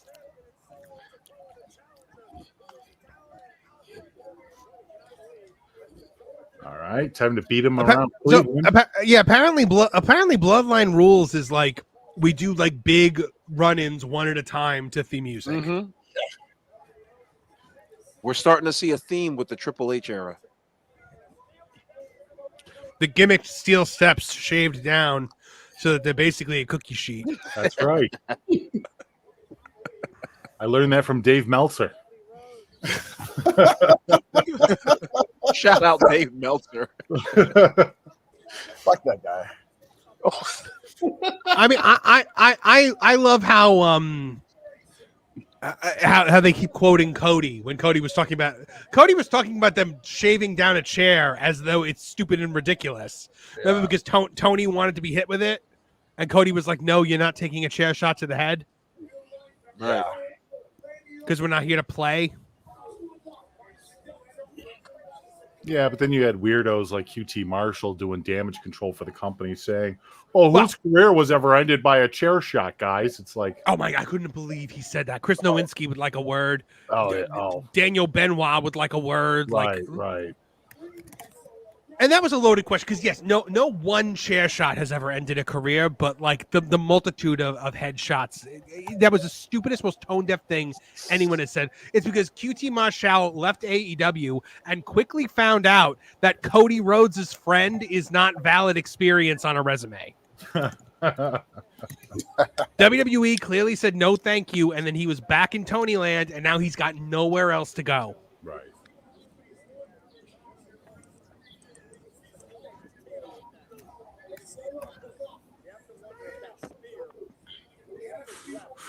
And then the Jimmy Corderas stuff was silly too.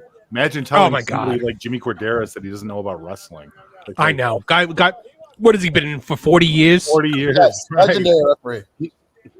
40 years in the biggest company. What do you know? But that's the AEW mentality is, what the hell do you know with your 40 years of experience? We've been doing, we've been and that's what a lot of their fans, like the people that discovered wrestling 6 months ago because they simped for Rhea Ripley on TikTok are trying to explain wrestling to guys like us now, like how it works. It's been like that for 14 years, man. At least. Why did Solo grab his head when he got nailed in the hip? Here comes Jacob.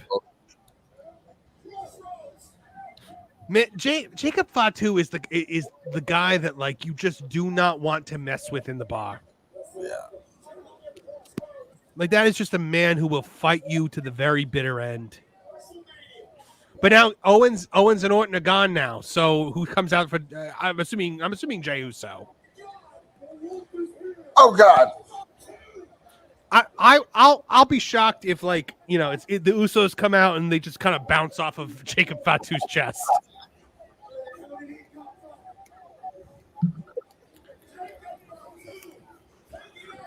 Little thing that I like about Cody's kickouts, like as it gets to 2, you see Cody's eyes open before he kicks out. Like it's a little thing, but like I like that a lot. Yeah, he always has that stunned, dazed look. He knows how to play the character of somebody getting their ass beat. But it's also like when you open your eyes before the kick out like that, it's like you woke up and you're like, oh shit, Right.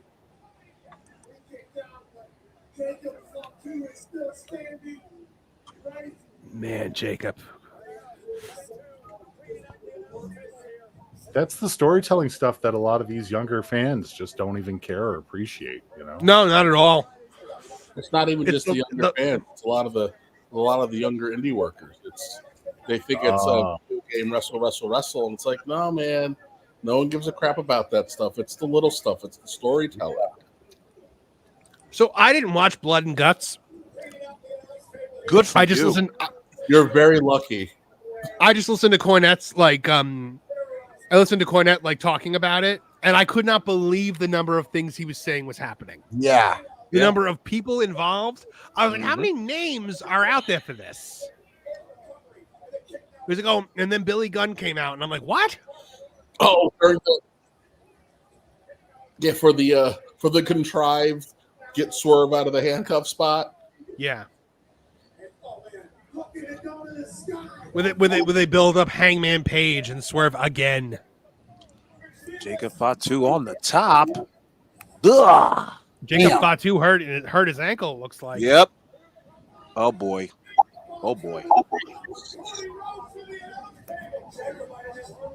Can he get I wonder up? if that shooter worked. Oh yeah, that shoot. He's angry. Oh no, he can't stand. What you can't see right now is Jacob Fatu putting duct tape on his ankle to get back in there. See, this is another little storytelling thing. This is what when Solo was destroying Cody at WrestleMania, he screamed at Roman. He's like, "Finish it!" And that's the same thing that's happening with Jacob and Solo.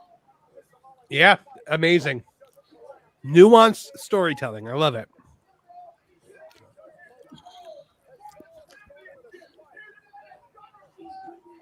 I love things like that. Yeah. Where he just crumples down. Like you can't even do your finisher because he's so beaten that he just falls apart. Clarence Herbert Mustardworthy saying Corey Graves continue to wear awful suits. He's wearing the best suit since Boyd Pierce. Wait. What? I can't hear with the music. Uh-oh.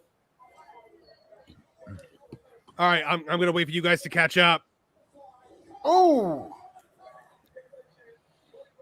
Have you caught up? Yeah. Awful. I guess I was wrong. I don't know. One more time, Awful. Oh. I was wrong. I got no problem saying I was wrong. There he is. Oh, shit!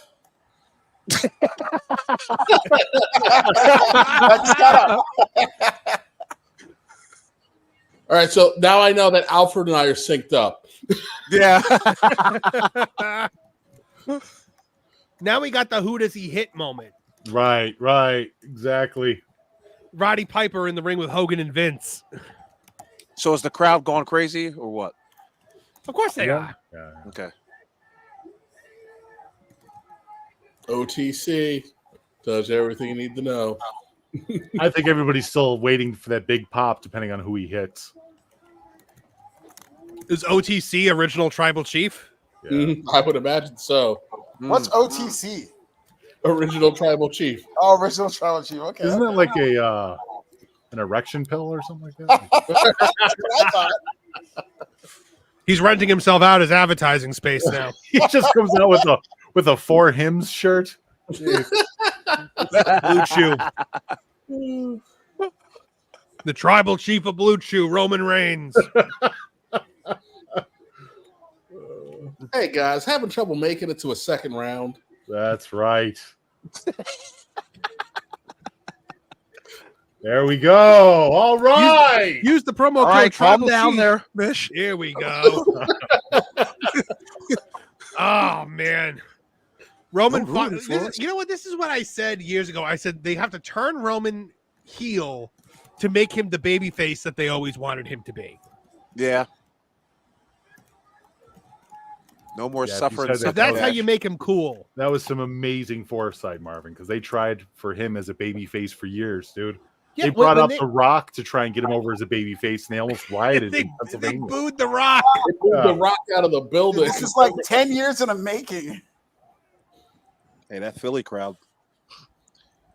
Yep, and he doesn't want any part of it. Just wanted to knock out his little bro. That was one of the best spears he's ever thrown.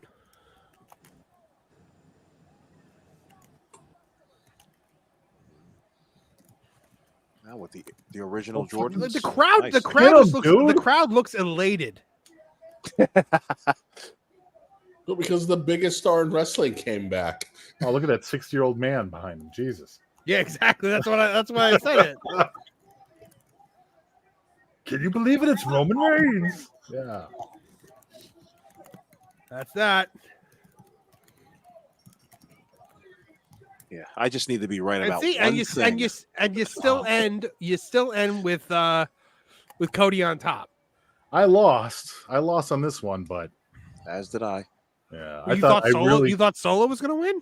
I did, because I really felt like the blood. All right, first off, we do our predictions on Thursday instead of Friday, so the Bloodline getting the tag team gold didn't happen yet. And my whole thing is the Bloodline can't be seen as dangerous with no gold. Right. So I did not expect the tag team belts to go over at all. So they still have the gold there, which kind of switched up, my predictions for tonight. Because if they had no gold on Friday, I think they would have had to have gotten gold tonight. That makes sense. I mean, why would they chase you if you have nothing to offer? You know, but Erica M says the guy behind Roman looks like a high school chemistry teacher. Good call. That was a beautiful Cody cutter that he hit, by the way. Just looking at the replay right now. All right. I know Kevin and John will be in here like a few minutes after the everything goes off we'll air. start the post show. And I'll start getting everybody ready on our end too. So Yep, yeah, guys, stick around because we are doing a simulcast with Wrestling Soup for the post show examination. Anyone on the panel that's been here, forever, please, guys, feel free to duck out if you have to duck out. I don't expect you guys to be here for, a million years. But yeah, we will. We'll definitely. Hold on. John JID 999 for 199 says good ending. Everything set up nicely. Hope Jacob's okay. Yeah, if Jacob is hurt, that ain't good. But yeah, folks, don't go anywhere. We've got our post show coming up with the guys from Wrestling Soup. I'm very, very excited for this. I like this moment between Roman and Cody.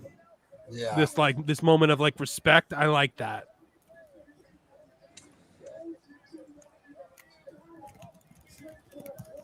Fantastic.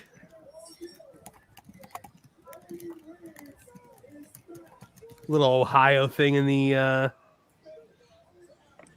Oh, there's my audio. Okay, sorry.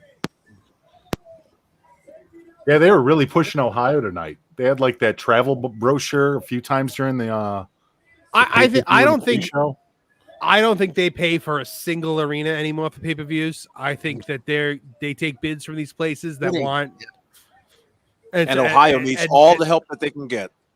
Yeah. Yeah. I'm like, you're trying to convince me to go to Cleveland? I'm like, from Chicago? That's kind of a lateral move, isn't it, guys? Yeah, it's got, you want to go see where Drew Carey was filmed. That's right, of course. And WKRP, I'm a radio guy, of course. Exactly. All right, gentlemen, that was SummerSlam. Yeah, Summerfest, even. Summerfest, I mean, Travis, Alfred, are you guys able to stick around for the pro show, or do you guys gotta get going?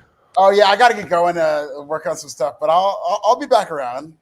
All right, yeah, Alfred, tell the good folks at home where they can find you, my friend. Hit me up at This Is Nasty on Twitter, on Instagram at Konuwa KONUWA, and TikTok Pro Wrestling Bit, and then YouTube. Go on YouTube Pro Wrestling Bits. I just dropped 3 new videos this week. One of which is a CM Punk documentary. It's great stuff. Absolutely. Thank you so much for joining us here, my friend. Thank you guys. A lot of fun. You're always welcome. You're a part of the family. Awesome, so, Alfred. Anytime. Peace. I'll see you guys. Travis, you able to stick around, or do you got to get going as well? You've been here for a while, brother. I think my daughter, she wants to go to Steak and Shake, so we might go hang out for a while. Oh yeah, go get the steak and the shake, my friend. So can't beat the garlic burger. Can't beat it. So all So right, man. Yeah, tell the good folks where they can find more of what you're doing. Actually, make sure you log on to the Cornette YouTube channel. I got all my stuff up there. I'll be working on some stuff tonight, so make sure you like and subscribe. Whatever you got to do on YouTube, get our views up. Let's get up to 500,000 on that channel. Absolutely. Thank you, Travis. You're welcome anytime. Thanks, Trav. See y'all later. Talk to you soon. See you, buddy.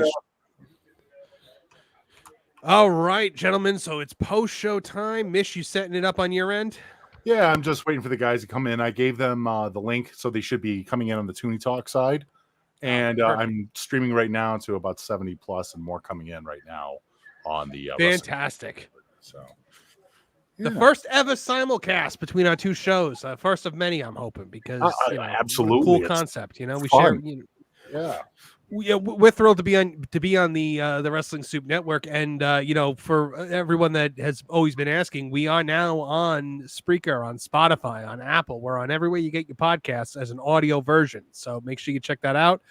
I will be uploading the last 2 weeks when I was away on vacation and then came back sick. It fell by the wayside a little bit. So make sure you guys check that out. So I'm thinking we're gonna do more watch-alongs because this was a lot of fun. Kev, Awful, what do you guys think?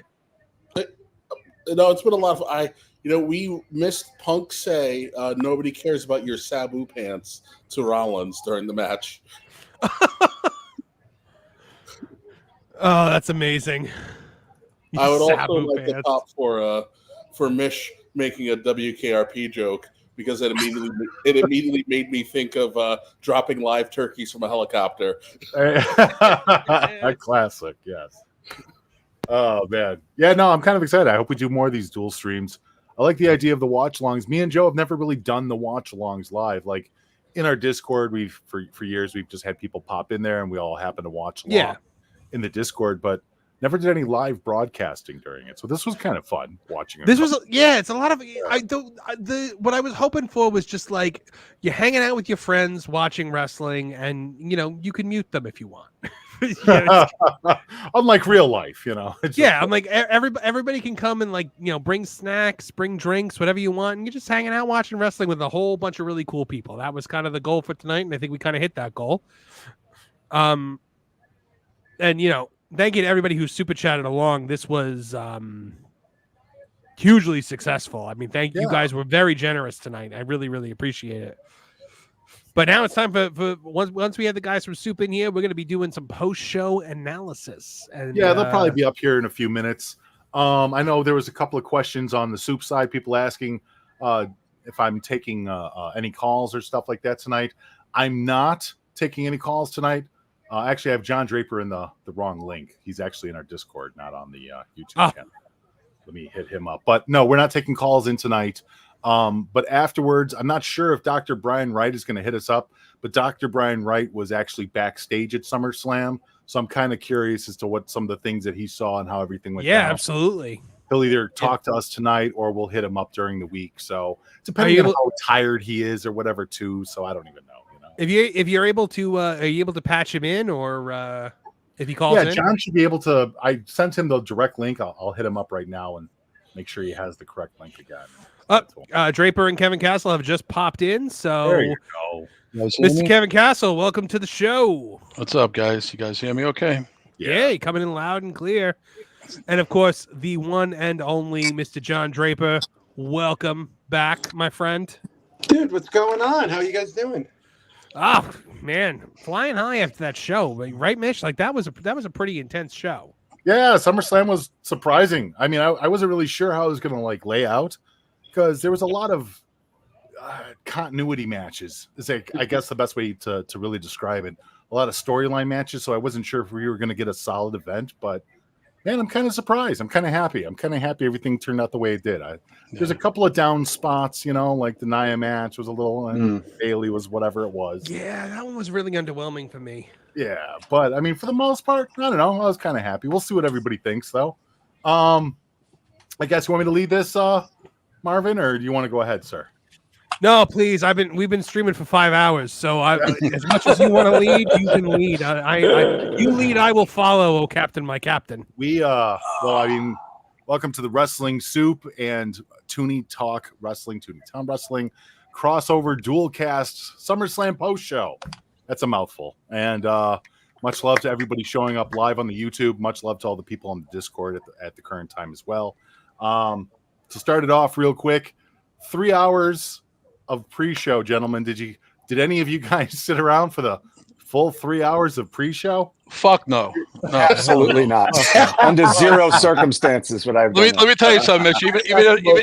Even at 56 years old, I could find something else to do. I only watched an hour of it live, but Kevin I had Apollo, this thing called The Life I had to get to earlier today.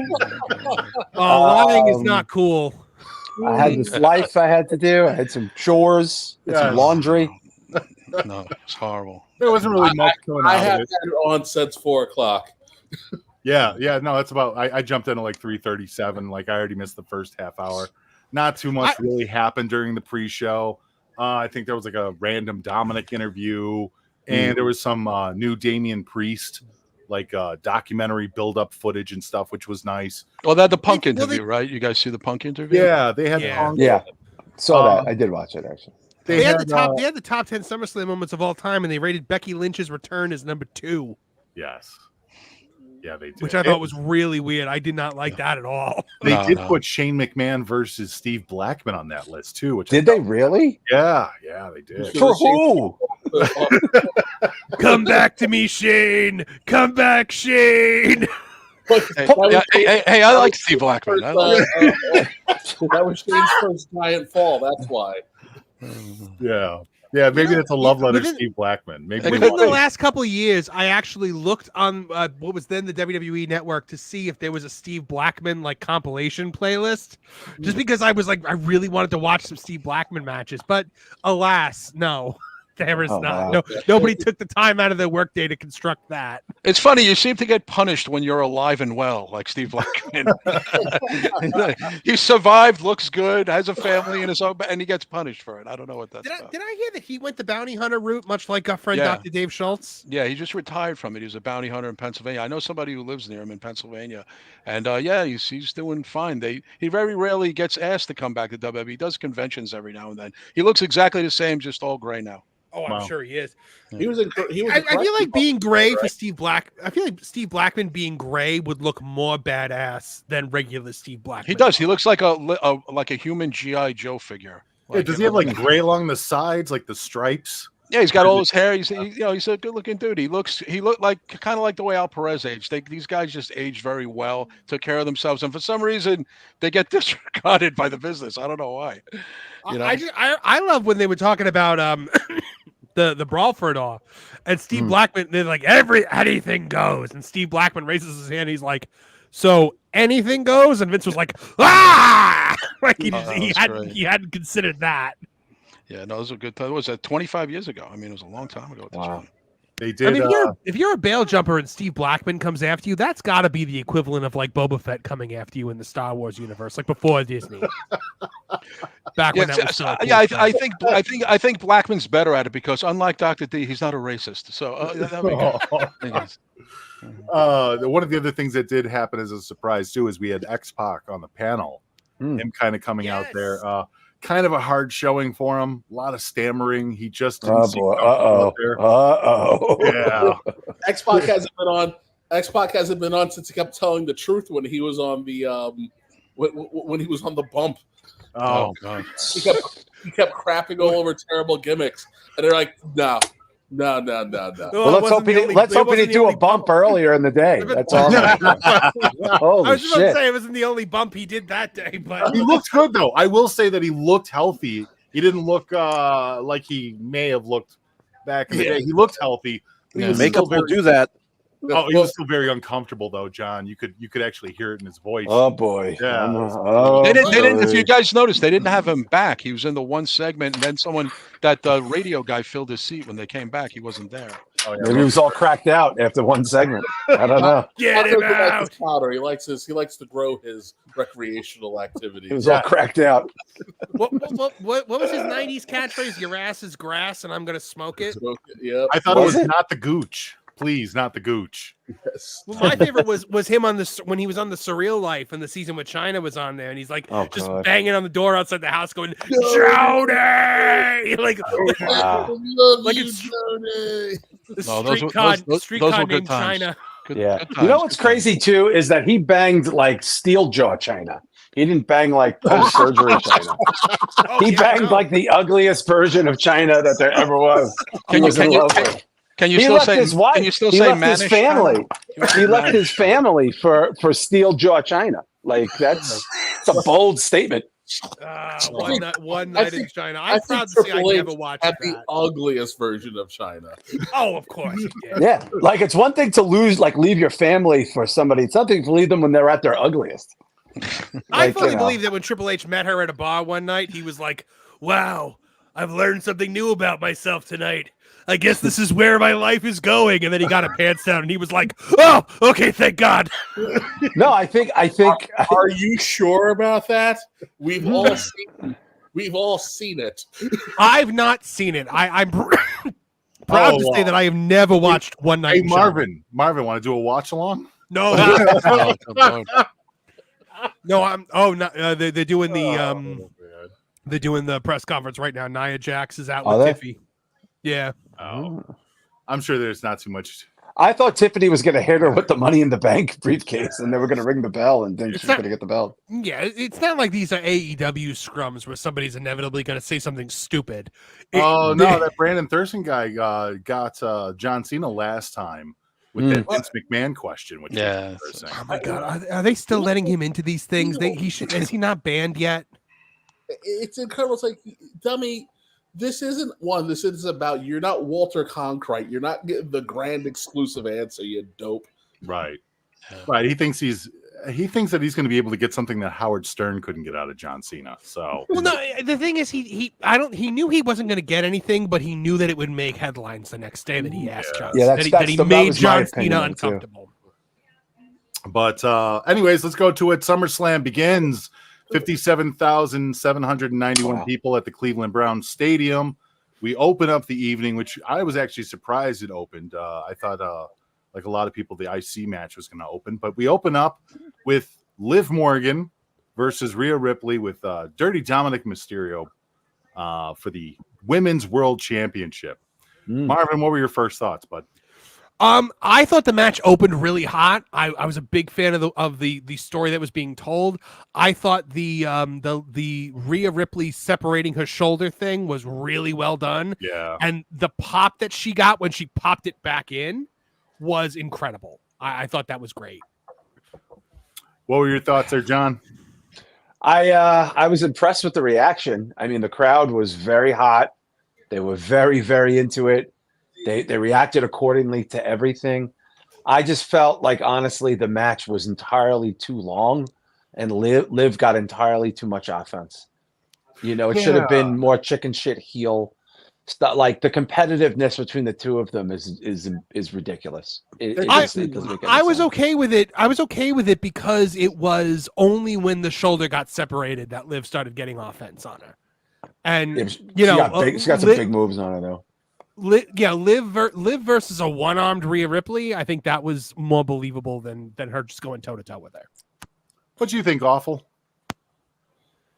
Good match. Sorry, stuff in my face. But yeah, I thought it was a good opener, and it was well received. I thought it did what it needed to do. Carry on the storyline.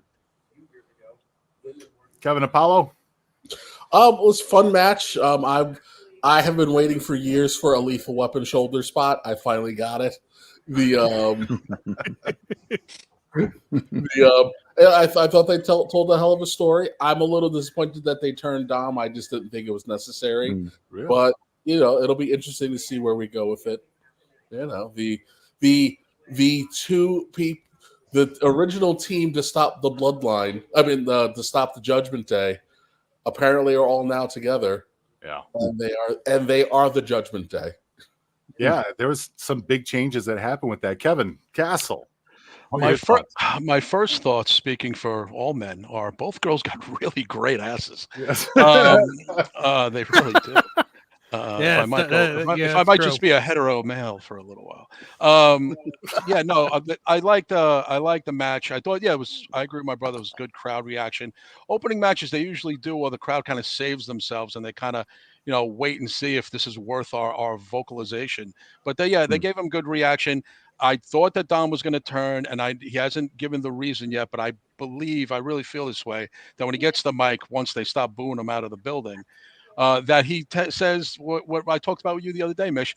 Liv makes me feel like a man, and Rhea made me feel like a bitch boy. And I think he's actually literally going to say that. He's going to say he feels like a man with Liv, and that's going to be the excuse, which gets Dom out of that cuck kind of gimmick and beefs up his character a little bit more manly. I believe that's what he's going to say. He's not going to probably say bitch boy, but he's going to say Rhea made him feel like a man. That's why he chose her over Rhea. It felt like, too, when he was walking up that ramp, maybe you guys can correct me if I'm wrong, but he kind of gave that shrug like a sucks to be you lady kind of look, and then he started flipping off the crowd everywhere. And I thought it was, what's his name called him a piece of shit. Oh, Pat was great. I love that. Pat, did you hear Pat say that? And that's a shoot. Yeah. You know what? I missed that. I missed that live. I saw somebody mention it in the chat. Yeah. Oh my God, that's insane. No. Pat reached in deep with that one because it was funny too. Because Pat just kept saying, what a piece of trash, what a piece of trash. And then Michael Cole is like, just go ahead and say it. And he's like, what a piece of shit. And I'm like, that was great. And you could tell that he felt that because Pat's really good as a color commentary guy too. But it was. I feel like every time he steps over the line, Tripp's like, "What are you doing?" And he's like, "What are you gonna do? Fire me?" You know, the big thing is, I'm wondering if Dom comes out Monday without the mustache because it smelled a lot like Rhea, and Liv was like, "I made him smell it." I don't want to smell it. You don't think those are bare floors down there, John? I'm telling you, I think he comes out without the mustache. Like, now I can get rid of this stupid mustache. Like, I think that'd be a good angle. I think my brother might be right in a way. I think Dom might change his look a little bit. Maybe he'll change his look. But now I can finally be me. I can stop getting pegged. I think so. Maybe even a haircut and changing the mustache. Don't be surprised. That's a good watch. He comes out in like a suit, like with a good haircut. I agree with that. Nice. I think that'll be cool. Maybe he can be late '90s Eddie Guerrero instead of mid '90s Eddie Guerrero. Joe was even bringing that up on Thursday too. He said, it wouldn't be surprising to see him start doing things that Liv wants him to do, like having very white dates, like going to her family's house and sitting around with his pinky up. And all of a sudden, I would love Dominic Mysterio goes to they do Jersey. White Dom. They call him instead of Dirty Dom, he becomes White Dom. I think he should he should tap into the Art Bar gimmick really like hard way. White Dom. I like the White Dom gimmick. He's gonna be Kerwin Dom. He could show up on time. He could be polite. It would be interesting. Oh my! No, he takes it to Seaside Heights in New Jersey on the boardwalk. Yeah, she's like a Guido anyway, or she turns into a Guido. She is. His name's Dominic. How hard could it be to turn him into some dirty wop? As far as the match, I really think Rhea Ripley did an amazing job hiding a lot of weaknesses that Liv Morgan had. I completely agree with both you and Kevin, John, when it came to the idea that she had way too much offense. I understand what you're saying, Marvin, that it only happened while she was injured, but still, even at that point, Liv is subpar at best. The whole point of this match was to watch Ripley lose her mind and kill Liv Morgan. I'm totally fine and happy with the result, the decision. I think the fact that Liv has it continues this feud even more. And obviously with what happened later on with Finn Balor, there's clearly more storyline and split up between the Judgment Day. The next match that we had on the card was Braun Breaker and Sami Zayn singles match for the IC Championship. John, what were your first thoughts? I was curious to see the outcome of this because I was wondering, would they give it to the kid? You know what I mean? Like Sammy's kind of hot right now. A lot of this is payback for all the water he carried the year before. But, I hate the name Braun Breaker so much. It's really, it's like Mantar, like levels bad. I don't know why you would give like a kid like this, who's such a natural, has his pedigree of his family, and you give him this 80s cheesy name.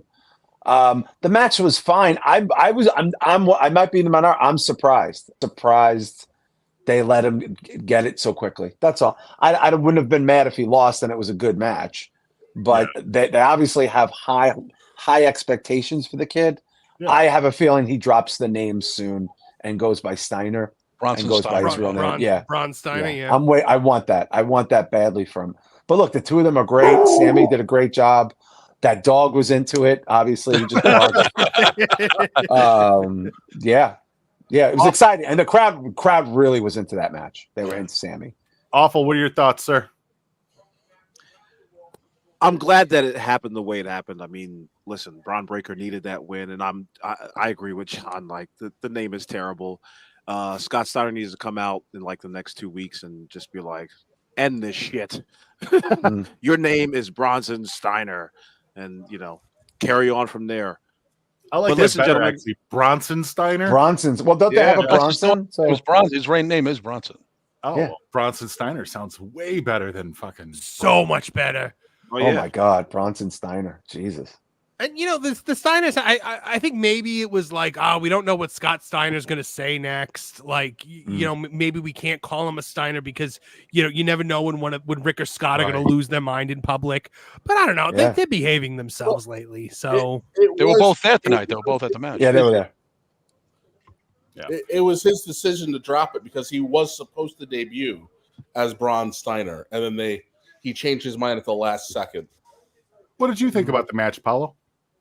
I liked it. I'm so sick of seeing Boo Boo Face Sammy on my screen. So Ditto. that just removes his soft ass out of my field of view. No, John JID 999 said that for $2. Said, I'm happy, sad Sammy didn't get his way and pouted. Oh, what's up, John? John knows John JLD. He's a good kid. Man, Good guy, I am the cheese that stands alone. I'm a big Sammy fan. I love Sammy's. I like Sammy too.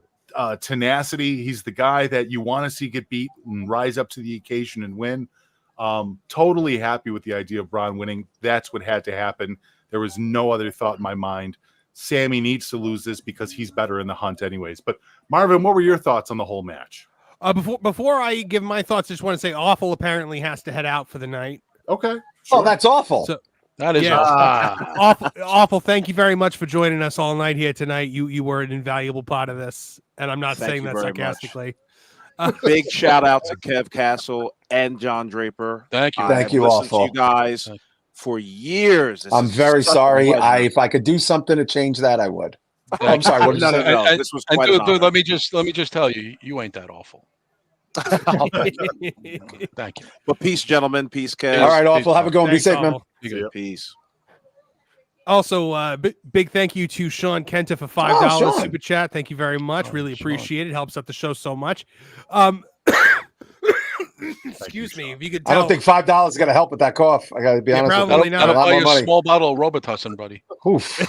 Hold on. Sloan Kettering is on the other line. Hold on. I thought this match started out hot. I thought Braun looked like $1 million in it. I thought Sammy gave him a lot. I think that I like that Braun beat him clean. I think when I said it was as clean as a nun's bed sheets, I thought it was exactly what needed to happen. I think it would have meant more a month ago without having Sammy beat him. Because like Apollo said, I'm tired of soft, sad Sami Zayn. We had to get the belt off Sammy because he's clearly going to be a part of the Bloodline Civil War coming up. So this was the right time to do this. I don't know. I still think it was nonsensical last month to have Braun lose to Sammy. Yeah. But this match, I think, made up for it, closed that chapter of the story, and now I think you're going to have Braun do with the IC title what Gunther did with it and really just kind of elevate it. Well, let me ask you guys a question. No one's going to really, honestly, like you mentioned that they should have done this a month ago. No one's going to think about that ever again now, right? All they're going to think about is on the bigger stage of the bigger card, Braun beat Sammy, right? Oh, absolutely. I mean, like, but I agree with you. I felt like I honestly, guys, I just didn't see them pulling the trigger. There was something about it. I was like, kid's not going to win. Like, you know what I mean? Like, it's going to be near falls. He's going to pound Sammy's face in, but they love to do that to Sammy. Let him get beat up. You think he's losing, and then he pulls it out with his schmear body, and then fucking everybody, is happy. It was my favorite. By the way, schmear body is my new favorite way to describe Sami Zayn. Maybe my favorite Frankensteiner that Braun has done to date. I mean, that was a really good top rope Frankensteiner. Quick rewind though to the beginning of the show. Did any of you guys see the what was his name? Top shelf, extra shelf, second fridge, opening up with the national anthem and then his song Jelly Roll. Jelly Roll? Yeah, Jelly Roll. Right. Like what is this Jelly Roll thing? Why do people like it's so strange? And I was really surprised they announced them at 330 This was like the night of bad white people decisions. Like you had Jelly Roll. You had one of the Pauls, and then you had Tommy Lee's kid. This was like white meth night, like in Ohio. Like I'm shocked. I was shocked. I was shocked when Kevin Spacey never made the run in at the end. Like seriously, like who else is going to come out? Like what other terrible white person is going to come out tonight? I would have enjoyed that. But we missed the fact that the first person you saw once SummerSlam started was, "Oh, come on, guys! It's not about me. It's about the performers. But are you ready?" It's like bad honkies night in Ohio. Oh my god! Yeah, I thought every night was bad honkies night in Ohio. Ohio, yeah. Horrible though. Like the audience clearly didn't care. It's like this is his home area, I guess. Yeah, I guess. Yeah, he wouldn't be there otherwise. Man, people were dry. You know what, Mitch? That guy is overexposed. Like he's like the white trash. If you need a white trash guy to walk out and do a walk on, he's the guy right now. He's like he's a white trash walk on of any like mainstream show, Tonight Show, rapper. Like, oh, we got a fat white guy here tonight. Like, woo! I'm And he comes surprised we didn't out. have the Hawk 2 girl on tonight. Yeah, they couldn't get it. Couldn't You know what? afford I Hawk saw Tuah, him. girl. I saw him, and believe it or not, I was not familiar with the stylings of Jelly Roll. So I had to ask who he was. I assumed he was some kind of rapper, right? With the face tattoos. They were like, oh, country music singer. I was like, what? He reminds me of the guy like Uncle Cracker or somebody like that, like one of those dudes. They wanted Hawk Tuah. They couldn't afford her. So they got Jelly Roll instead. Let me just say, he was actually booked up, John. She was at another couple of different fairs. She's AEW bound, man. But, he looked like a lava that fell off the back of Haystacks Calhoun and then fell on hard times. He actually looks like Haystacks Calhoun. He actually Well, the funny thing is, too, is throughout the night they kept peppering it in that, oh my God, this guy's so big, he should be a wrestler. And then they even made jokes, even during the pre-show, saying, oh, he should be in the Royal Rumble. Who's going to throw him out? So I would not be surprised if this He's guy no Bad Bunny, I'll tell you that right now. No, absolutely not. They No might put him Bad in the Bunny. Royal Rumble to see who knocks him out. I'll tell you what, if Big Show were still there, that is a match that would happen. You think it's a Big Show for You don't think Jelly they would do Roll? something like that with Otis? Otis and Jelly Roll. That'd be like Otis could sing back up on one of his songs. Like that would have to do that. Big Show was always the guy that they put in there with every like weird celebrity that they had. he was to- they big. had to throw in there. Bono and Mayweather. Yeah. Did someone say he was billed at 330? No, He I might think be. that's a running joke. They bill every heavy guy at 3:30. No one is 3:30. more than 3. Everybody's 3:30. No, that's what time the show started. That's actually, you guys got that wrong. Started But 3:30 Central. Can I Eastern just time. mention quick about the Braun Breaker thing? What Marvin said is true. That we're forgetting. We're only 3 months away from November, less, and Civil Wars. They have to build this up, and Reigns has to make amends with Sammy and the Usos and stuff to get them on board. Heyman will play a big role in that. So they had to get the belt off of Sammy, the Intercontinental. Focus on the tag team. And if you notice, both sets of tag team champions are Bloodline 1, Bloodline 2. Mhm. So Sammy's he's going to be shifted into this Bloodline thing, and now with the return of Reigns, which is really happened tonight. It's no more rumor; it's fact. Right. We're going Absolutely. Hey, but John JID 999 checked in with $2. Says Jelly Roll's last album is pretty good. He's popular. So there He's you go. very popular. Yeah, he is He's popular, He's, but not- he's a yeah, superstar. he's a He's star. a big guy, Right. physically and in popularity. Next match that we had up on the card was Logan Paul with Machine Gun Kelly out of nowhere. Oh, God. Here we go. Versus Bad Louisiana honkies. Knights in a singles match for the WWE United States Championship. Marvin, what were your thoughts on this, bud? My first thought was when Machine Gun Kelly came out, and believe it or not, guys, I was not familiar before tonight with the stylings of Machine Gun Kelly. Really? So it had to be explained to me who this little beanpole was, and it's just I wish we can get through one match without Logan Paul having to bring out one of his douchebag friends. But I thought this match was a little sloppy. I thought I liked it though up until the finish when LA Knight took the glancing blow from the Nux and then just promptly no-sold it and hit the finish, then popped up and had the big triumphant moment without even holding on to his head. I thought it just killed the concept of the Nux, which doesn't just kill it for like Logan Paul. It kills it for guys like William Regal, who made that a gimmick for so long. Logan Paul is better than he had it was his 15th wrestling match. Yeah. And he killed it out there again. And I think that Logan Paul is only going to get better with age. Like the more matches he has, the better he seems to get, the more comfortable he appears in there. We have not seen a guy be this comfortable this fast since Kurt Angle, and he wrestles a lot less often than Kurt Angle. Right. So yeah, I thought it was good, but the finish kind of killed it for me. Kevin Castle, what'd you think of it?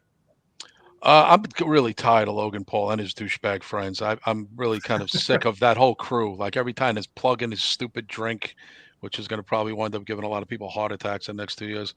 I'm done with him. I'm not a LA Knight fan, but I knew that at 41, they have to pull the trigger on him now. I mean, what are they waiting for? What does he have to prove? He's been over, even with a D push, he's still over. I'm not a big fan, but he gets a big reaction. He's probably top 5 as far as reaction go. His age, this stage, you put the gold on him now. It's his first belt that he's had in the 3 or 4 years he's been in this company between NXT and the main roster, and it was the way to go. I mean, there was no other way. If he lost tonight and got pinned, I would be convinced that Triple H just doesn't believe in him. But since I saw Triple H take a big photo op with him after and saying it's well deserved, I guess he does. And it'll be good because LA Knight can headline smaller cards, and they can bring him to towns. He's over. He can be on the TV shows. He's charming. He's talkative. He looks good with the belt. It's a good PR move to have another babyface champion. It was the right way to go. Kevin Apollo, what'd you think, sir?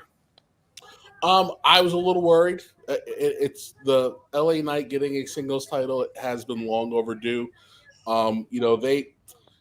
They did him a disservice by having him in that world title match in Saudi last year, because we all knew he wasn't going to beat Roman. Right. And it didn't do anything for him. And although he had a bunch of momentum, it slowed him down. And then The Rock came back. Right. And occupied that lane that LA Knight was driving in. So, but he persevered. He got through it. Everybody's behind this guy. And again, at 41, I know like Vince turned age into a big thing, but the reality of it is when you look at most of the great champions, unless they were hot right out the box, usually it's around 36 when you get your first title run, because you have had enough time to figure it out. You've seen everything. You know how to put it together. It's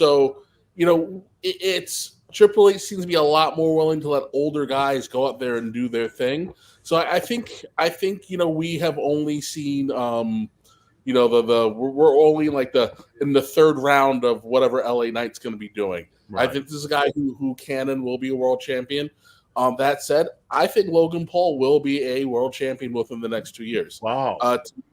He is to me, he's the second coming of RVD. He is a freak athlete who can do freak athletic things. He only gets better every time he wrestles.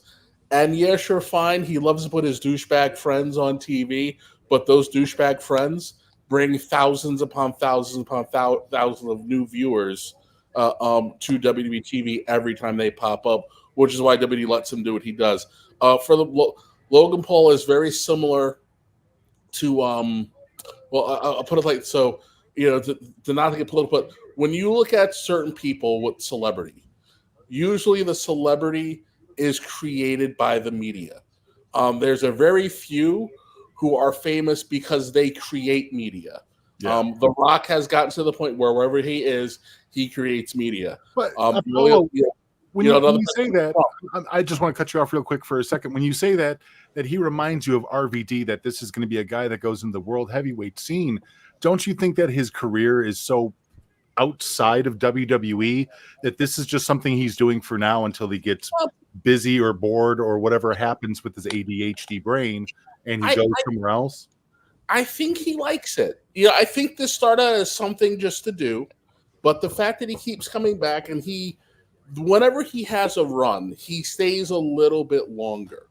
So all they have to do is, and I've seen 1,000 people. Dutch Mantel had an excellent, did an excellent thing on his on Paul. But if they can find a way to get him to say, "Hey, just give us a good year," right? This is a guy who is going to be a major star for them. And again, he just pops in and out, and whenever he does, it creates a lot of attention. He's got a lot of drawing power. So it's we've only really kind of seen the tip of the iceberg for what this guy can do. Like I said, it was long overdue for LA Knight. I'm glad they finally did it. If someone was gonna not get it tonight, I was like, it's gonna be LA Knight for whatever reason. I hope they don't decide to make this guy wait, because you've got to get. He's hot, but it's time to turn up the heat and let this guy cook a little bit. Other than that, it was an action-packed match. It needed to be what it was. It was a fight. It was exciting. This wasn't going to be a Benoit versus Malenko. It wasn't supposed to be, and it shouldn't have been. My only grievance is just the neck shot to the temple. Yeah, sure, fine. It was a short jab, and he sold it until he popped up. But usually, whenever you see Nux, if the Nux make contact, it's a wrap. And I wish they would have done that last spot just a little different. But other than that, shit happens. It was still an excellent match, very exciting. So it got done when it needed to get done. John, what did you think of the match, sir? I didn't. Logan Paul is penis cancer, like as a human being, like he just is. As a human being, absolutely, yes. He's penis cancer. Him and his brother are penis cancer. But there's nothing you could really say about his short stint and the quality of the in-ring shit that he does, because he's a natural. He's a natural athlete, like Kev Paulo said. LA Knight, this was funny like 9 months ago, like the let me talk to you stuff.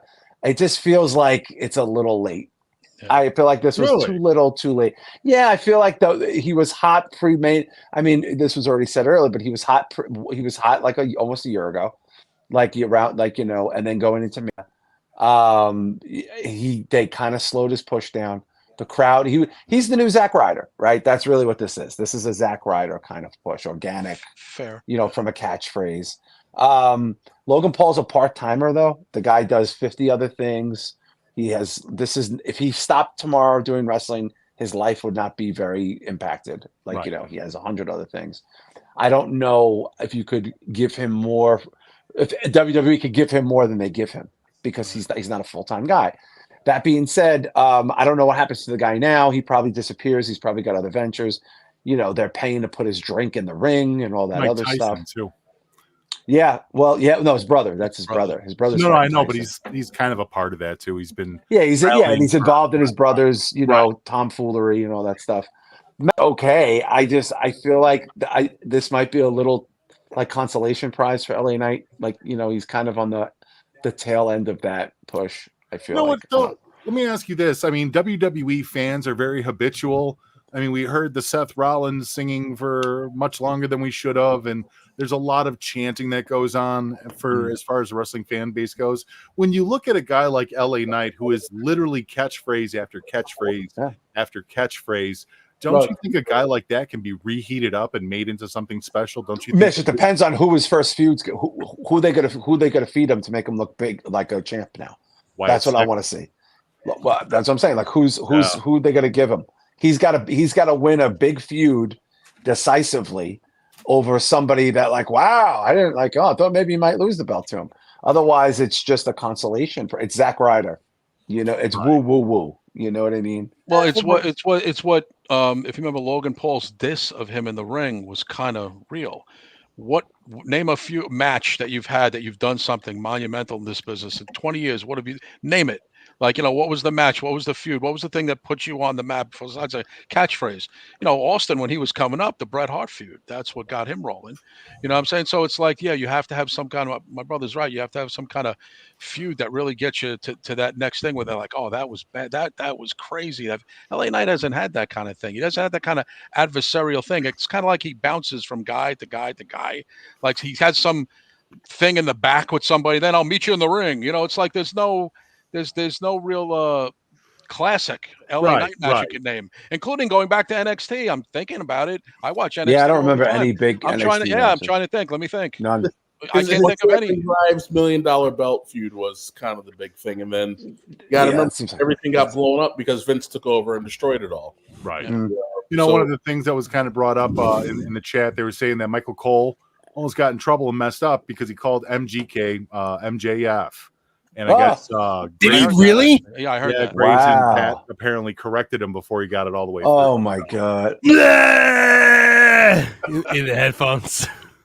And now MJF. And now Michael Cole is suspended as long as Britt Baker. Yeah. And still nothing's going to happen to MJF, just like in real life. LA Knight's in a different category than Zack Ryder was. Zack Ryder was always a jobber character. Vince never took him seriously, saw him as soft. LA Knight, especially for Hunter, he's kind of like a throwback. He's a throwback character, which is why people responded very well to him. It's just a matter of timing. Like that roster is so stacked, and everything has been so bloodline centric. You can't get everybody everywhere all the time. Yeah, you get lost in the shuffle. Yeah, I think WWE overall is doing a much better job of trying to elevate these guys that would just be normally jobber status into something special. Like we've been waiting for Louisiana Knight here to get this moment for a very long time. And I know there's a lot of fans that have completely just blanked out on the guy. So I think that tonight was actually really important because even though he hasn't had that feud, like John and Kevin were just saying that he hasn't had that Austin Brett feud yet, I think him getting the title and being put in this way and the fans behind him kind of elevates him, not just from the company standpoint of being a jobber guy, but maybe to the fans too. Maybe it validates him a little bit having the title. Well, you know, we always say about LA Knight, and this is where I kind of think it went wrong for him. Kevin and I have always called him the world's greatest Attitude Era cover band. You know, like he's kind of doing a Rock impression. And when The Rock came back around WrestleMania, it's like, okay, well, we already have The Rock. We don't need The Rock that we ordered off of Wish.com. Well, he's the son of Austin and Rock. Fair enough. They do the fusion dance, and you get LA Knight. But again, when the machine wants you hot, the machine can get you hot. Yes. And I think Kevin, I still want to see a big feud. I want to see him, in a big feud with somebody good. You know what I mean? That he decisively gets himself over as a champion now. Now it's not a catchphrase. Now he's got a belt. He's got the secondary title. He's got it. You know. I'm also kind of confused. I think he should be on Raw, not SmackDown. Well, I've always loved when Brock and Roman had the world title and they weren't on every Supercard. And so you kind of took the IC title and the US title, and it almost kind of worked like the North American title in like a Mid-South, where that was the primary title that was main eventing these shows until the world champion blew into town. Well, Kevin, speaking of the machine getting everybody hot, Nia Jax versus Bayley. Singles match for the women's championship. What are your thoughts, man? Before we get into this one, Mitch, I have like 3 super chats to go through. Go ahead. Colin Taylor for $20 says Logan Paul isn't cancer. He's the afterbirth from cancer's one night stand with SARS. Penis cancer. He left out the penis. The guy left the joke out. But thank you for this. No, it's okay. Joe Punches for $2 says I'm here for the penis cancer. Sup, fellas? Penis cancer. He's penis cancer. I love Joe Punches. And Theme Park and Things with Johnny for $4.99 says totally off subject. I thought it was really cool that during the Cody Rhodes match we got an order for a Cody R. So there you go. There you go. I doubt it was him. So sorry, Mish. You may proceed. I wanted to know, did Nia get the machine running, Kevin? Yeah, I think it's a big machine. Oh yeah, that's a big. It's a big machine, Mitch. It's a big machine. She's got a pointy hat too. If you didn't notice, she's wearing that pointy hat now. It's a big machine. Like a. She's not Mitch. She's not like most girls. I don't know if you know that. Well, what were they saying, that she looked like the XXL version of the Statue of Liberty out there tonight? She's not like most girls. That's all I know. No, that's what I heard. Hey, that's what I heard. In my experience, she is like most girls. She's not like most girls. Not in Chicago. Like most girls who like wrestling. She is like most girls who like wrestling. She shops at Torrid. We don't gotta make it too hard on her. Points to you for knowing what Torrid is, sir. Affectionately known as Fat Topic. Well, what do you think of the match? Bayley came out there. I was actually genuinely impressed. The fans were so giving. I did not think Bayley deserved half the adulation she got in the match. They were so in love with her. I didn't get it. They were. But I was surprised that she got what she did. I'm dead serious. Really? I think we're all in the same spot with Bayley. We all just kind of feel bad for her because she had her Mania moment, and oh my God, did it go cold fast. As soon as we were doing that triple threat, they're like, go smile and walk around with the belt. Right. Because clearly, establishing Tiffy time is a little more important than the champion. So, but it was a solid match. There was nothing to write home to mom about. Come on, Apollo. I think it was you actually that made the commentary during the watch along that Nia Jax spent the majority of her match smashing her ass in Bayley's face. I think I made that point. It's a big ass. That's a big ass. It's a big ass. You get hit with that, you're gonna feel it. You're gonna see some stars. See some Wookiee waves. I explained the psychology behind it. It's a big ass. What do you want me to tell you? She's using her weight to weigh and grind Bailey down. Yeah, So that's what you said. Yeah. The, I thought she was trying to make it tap out because, like, remember when Viscera used to just like get on the guy and hump him, and like I remember someone being like, "What the heck is that?" I said, "Wouldn't you tap?" yeah, that's a little different. That's a. I don't know. It bothered me because she's capable of doing a lot more. Big people obviously can do more than just drop their fat on you. But I think it was at least 4 or 5 incidences that Bailey was in a corner, and here comes Nia ass first. She ate a lot of ass tonight. She ate a lot of ass, Bailey. A lot of ass eating. What did you think of the match, John?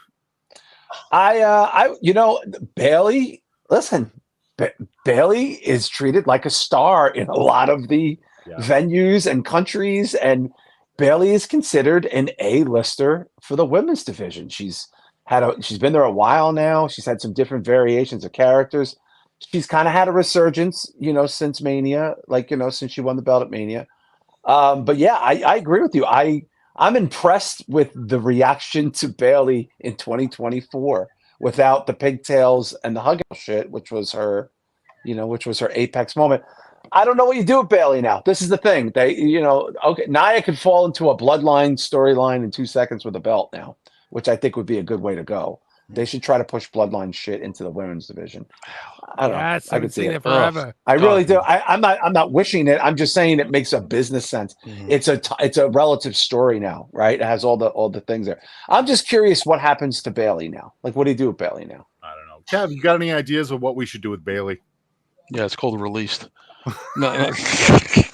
I want to get rid of all these horsewomen. When Charlotte actually comes to work again, when Charlotte graces us with her presence, I just want this horsewomen thing dead. I like the new generation, Roxanne Perez, Tiffy, all these other people that they have now coming through. Bianca Belair, I think, is underutilized. She should be the leader of this new generation at 35. She, as other Kevin here was saying before, people hit their stride about 36. Bianca's at that cusp. I think she should be more emphasized and not be bogged down with Jade Cargill, dead weight.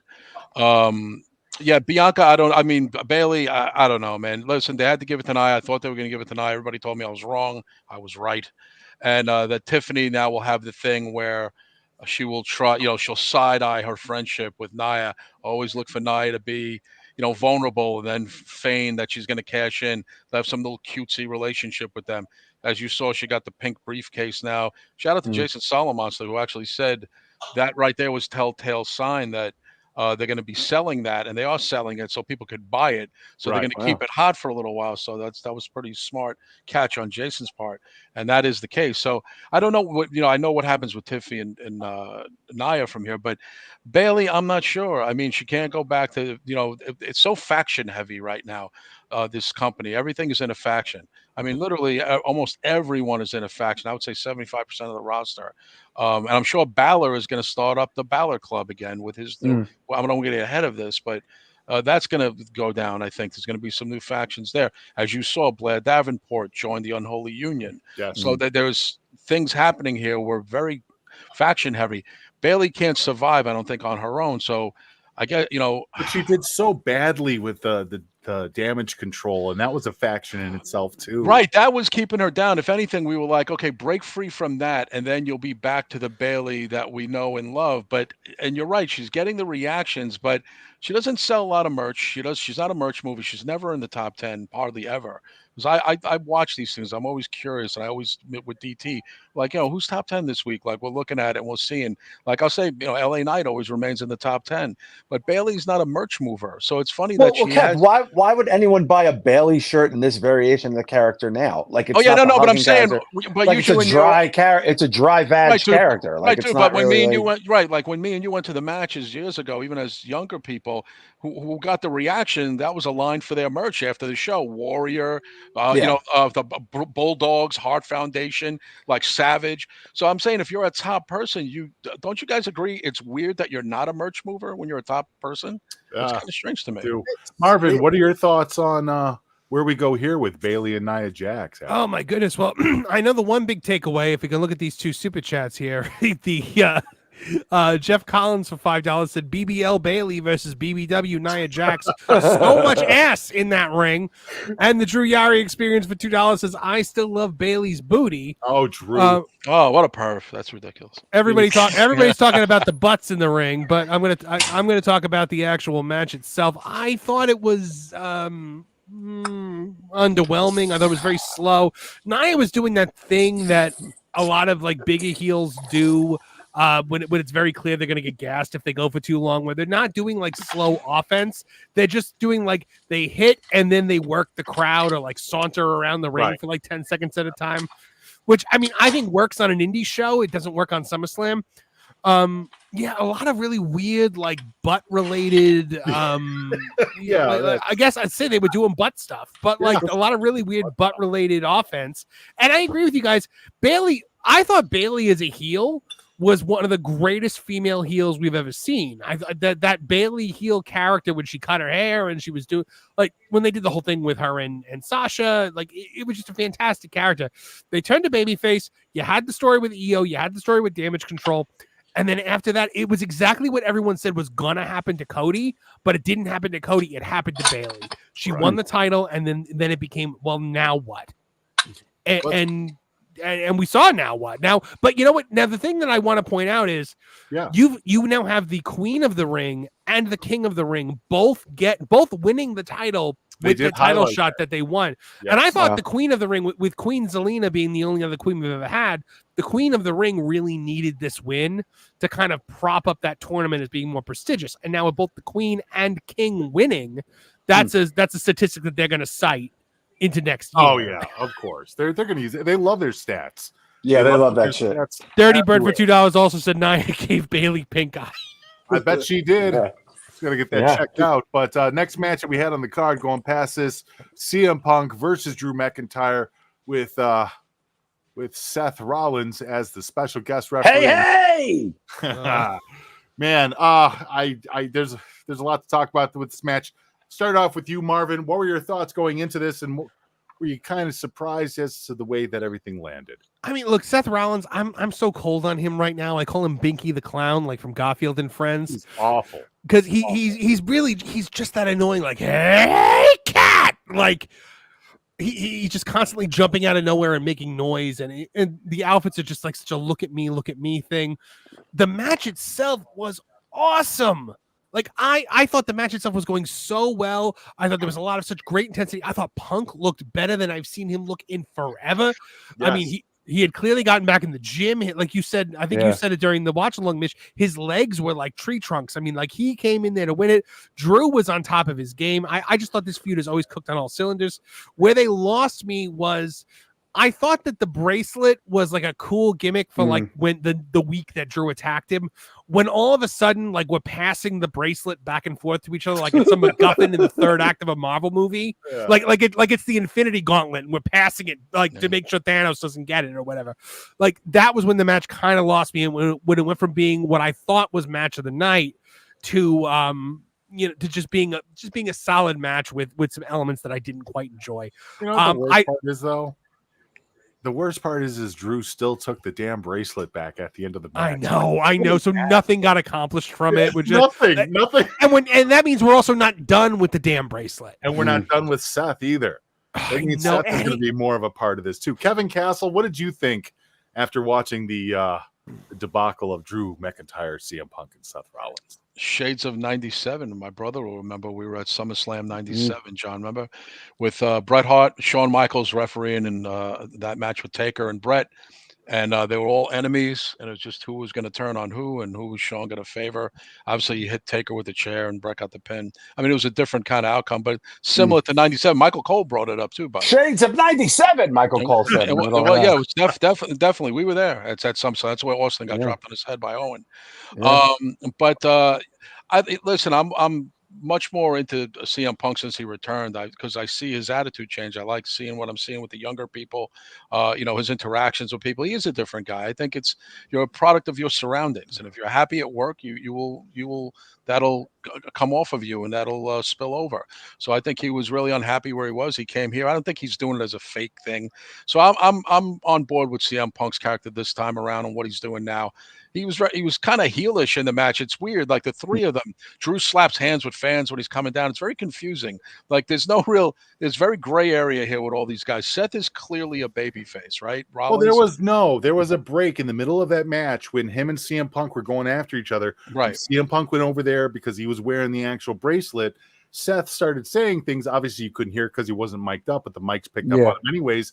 And he's like, "We don't fucking need you here. We don't fucking want you here." Yeah, I saw that part. Yeah, I saw that. Right. But when he said it's asshole, it's not always about you. Like, right. I love that when he said it's not about you, asshole. I love that. Yeah, that was great. I mean, it was great. And Drew was just, a couple of years ago, I was just kind of done with Drew during the pandemic, and I kept hearing, "Oh, he carried the company." I'm like, he didn't carry the company. Everyone was doing the best they could under terrible conditions, playing in front of TV sets instead of people. I mean, everyone was doing the best they could. So whatever someone deserves or doesn't deserve, but Drew's character right now, I think, is the best it's ever been. I find myself sometimes wanting to cheer for Drew, but I'm Team Punk in this particular feud. Still am. But again, there was shades of you're even seeing, like, is CM Punk really just losing it? Is he going to become a full-fledged heel? When Seth put on the bracelet and all that stuff, you're right. The three of them obviously hate each other. Seth is really the only clear-cut babyface according to the crowd. But CM Punk had to do the job tonight because he got over on Drew 3 different times, and you have to give Drew another comeuppance. Just dragging CM Punk through the back and dumping him all bloody, Drew's got to get a little bit more comeuppance than that. So he got the win tonight. And this will go to the Survivor Series. I think it'll end at Survivor Series in a Hell in a Cell, Steel Cage, War Games. I don't know if they're going to pick teams and stuff, but Drew and him will have probably 2 or 3 more matches, and they'll go to the extreme each time. Street fight, Hell in a Cell, whatever. And I think CM Punk will ultimately win the feud. But right now, Drew McIntyre won the battle tonight. Kevin Apollo, gotta find out, what were your thoughts on the character development of CM Punk, Seth Rollins, and Drew McIntyre in this match as far as the story goes? Before I say that, what you do with Bailey is you send her home. Send her home for 6 months. Yeah, that's all I got. That's because the only thing left to Go do learn a new hold. Bring back Ding Dong, hello Bailey. Outside of that, I love the fact that they teased the 97 finish with the chair shot, and they stopped it, and they weaved it back in. They rewarded you for being a longtime fan who could kind of see what was going on here. To me, I think if you listen to the crowd, Punk is more the baby face than Rollins. Rollins is a baby face, but Punk is the baby face. And for continuity's sake, Seth has been saying what he's been saying all the way before, the all out brawl. Right. When it's come to CM Punk, we don't want him here. We don't want you here. Blah blah blah blah blah blah blah blah. So you have these 3 guys who hate each other. It's all combustible elements. Fine. The bit with the world's strongest charm bracelet was running a little thin, but at the end of the day, we all know that the big payoff is going to be AJ's going to come to the ring with Punk, probably at the Rumble or Mania, right? It's whenever we get the final blow off to whatever this is going to be. Personally, but Kev, it's got his dog's name on it. I know, I got you, but this is AJ. There is an AJ in there too. That's not the important part. Yeah. I know you like that part, but it's they're gonna have to reward all their little weeb girls who still talk about AJ and make it like AJ had this gigantic Shish Stratus-esque run when she was only really there for a cup of coffee. True. She did hold the butterfly belt for a really long time until Punk pissed enough people off when Mrs. John Cena then had to defeat the record of Mrs. CM Punk. I think a lot of the romanticism that comes with AJ is because at the time that she was champion, look who her opponents were. Look at the low quality of people that she was wrestling for the most part. Not everybody, but not lot. Everybody. Yeah, I do think we are a little unfair to the butterfly belt era because Michelle McCool. Michelle McCool was there. Well, that's a discussion for another time. But I think, listen, at the end of the day, whenever they decide to move the belt away from Gunther and Priest, because it's going to have to come back to one of these three at some point in time. The only way this can be paid off is to have them fighting for the world title when you get to Mania. And I personally think, depending on who's going to be the one winning it, I think really you should be putting it on Punk and having Rollins or Drew be the ones who take it off of Punk at Mania, in my opinion, instead of taking it. John, what do you think? Where do we go from here? Do we have a CM Punk Seth face down, or do we continue the feud between Drew and CM Punk, or do we add all three into a three-way coming up? I think there's a three-way dance coming. We haven't seen a good one in a long time. I enjoyed that match, but the bracelet being like the urn with Paul Bearer, like at this point, like it's a 75-cent charm bracelet. Like it literally like I have daughters. That's a 75-cent charm bracelet. Timu special, yes. Like it could have been like a locket or something. Like why didn't they make it something like a ring or a locket or something like that? It's like a charm bracelet you get out of a candy machine. Yeah, you know what I mean. It's just it can't mean that much. It can't mean that much. But that was a little douchey. That aspect of it gave me a little bit of a douche chill. The match was fine. I don't know about you guys, but nobody brought this up. But in my mind, I said after all this build up, when that bell rings, they better punch the fucking shit out of each other. That's what, and they did, and they fucking did, and the crowd was so into it. Punk looked great. He was treated like an A-list star. You know, Seth is really. Yeah, I mean, he's a theme song. Like honestly, like it's not about ring work with that. They just the fucking retards just like to sing the song. That's really what the hell this is. Let's just call it what it is. I have one final question about this though to move it along, and I know we'll get to super chats in a second.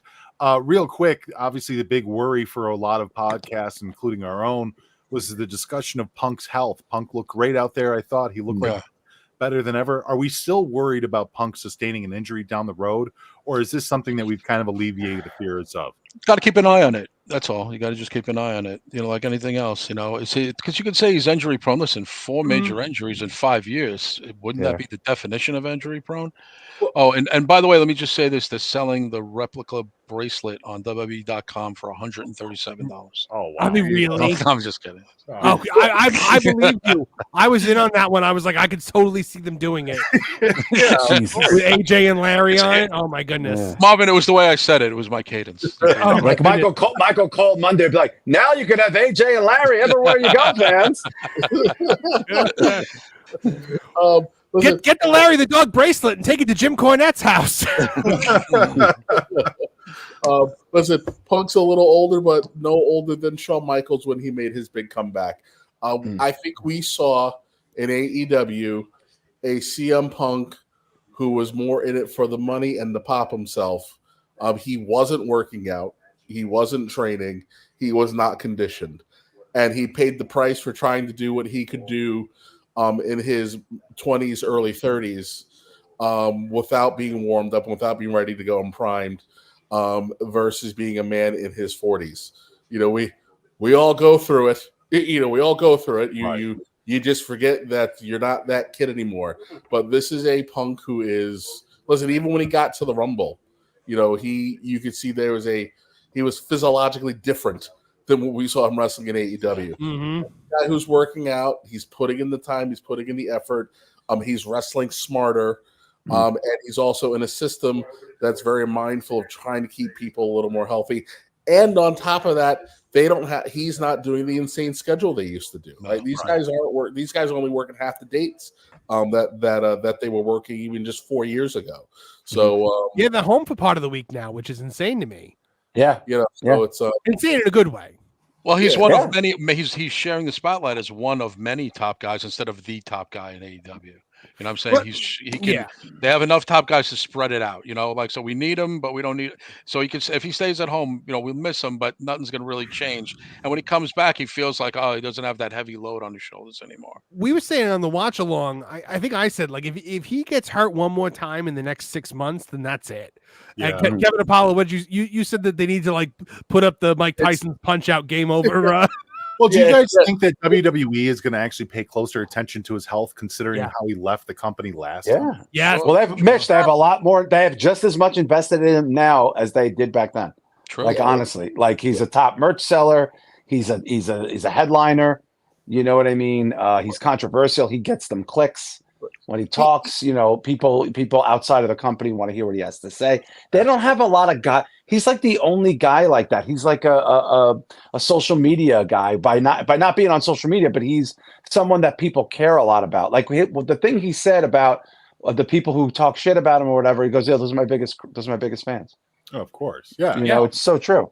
Hard to believe AEW picked Jack Perry over him. Yeah, I know. I just don't get. I mean, it's wild, man. Hey, Jack Perry's a badass. He got blasted in the head with a steel chair and then was up for the finish, and lit on fire and then was up for the finish. And He looks way too much like Danny Masterson for me. Yeah, he really does. Which is not a thing if you think about what they're.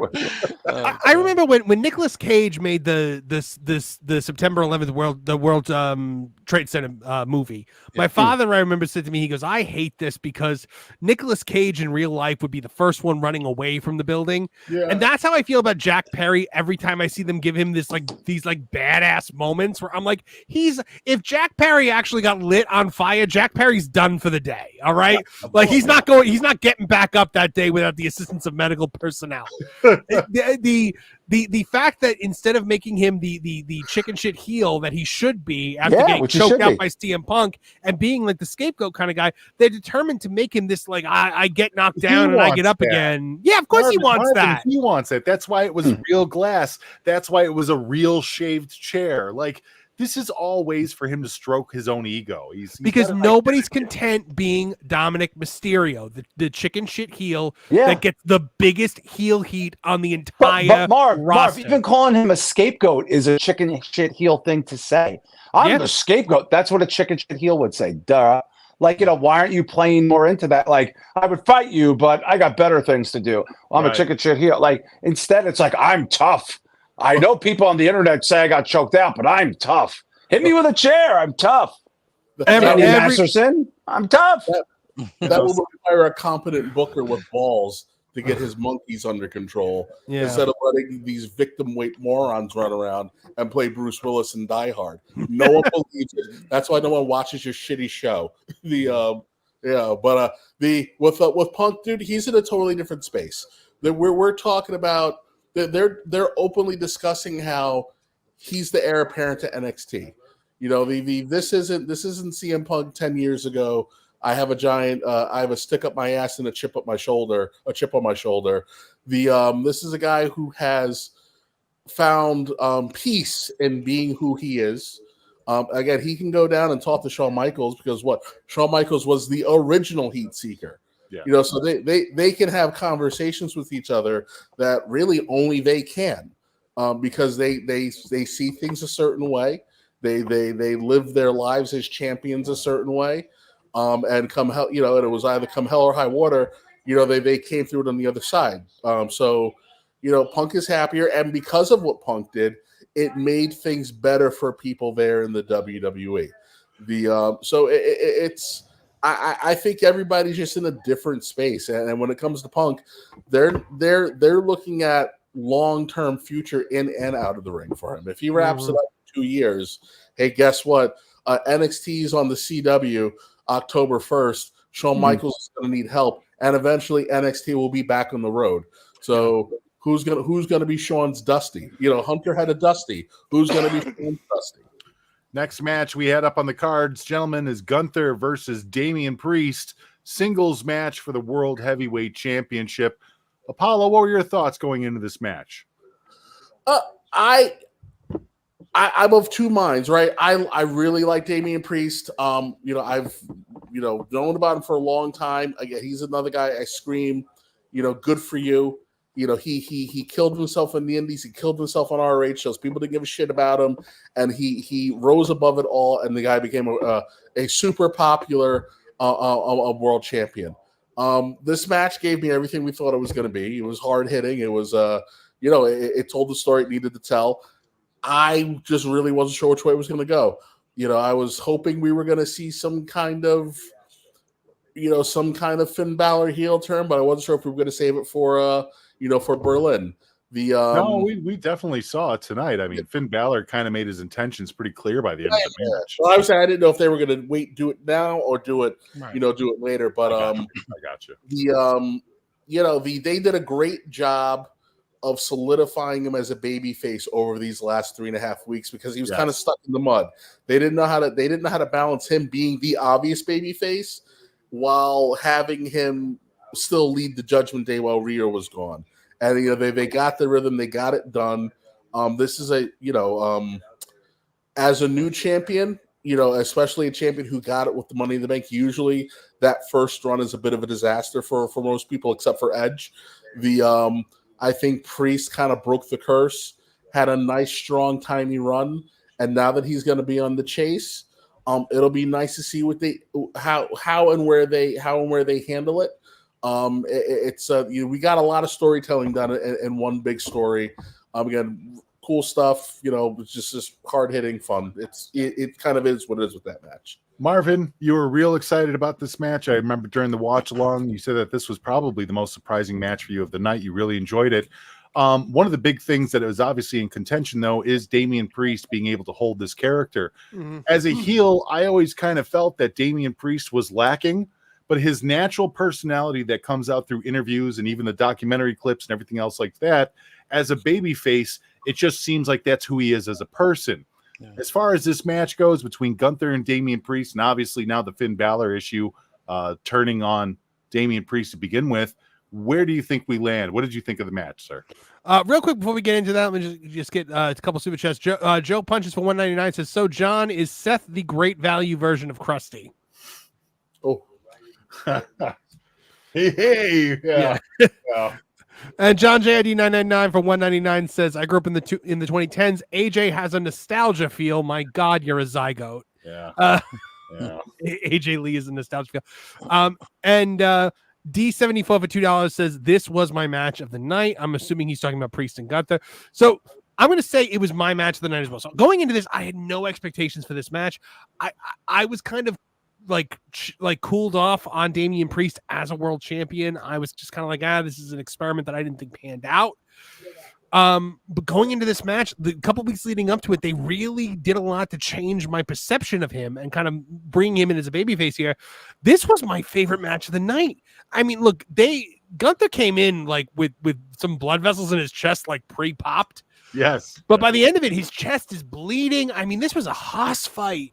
This was a hoss fight. They had when Damian Priest fighting from underneath, when they did the choke out, like checking the arm the 3 times, he had my favorite fight back I've ever seen of a babyface trying to like get out of the submission hold. Yeah, no, he fucked up. That was great. Yeah. I loved the concept of him seeing the replay on the Tron and realizing what Finn did. I thought that was a brilliant touch with excellent camera work that captured exactly what we were supposed to see.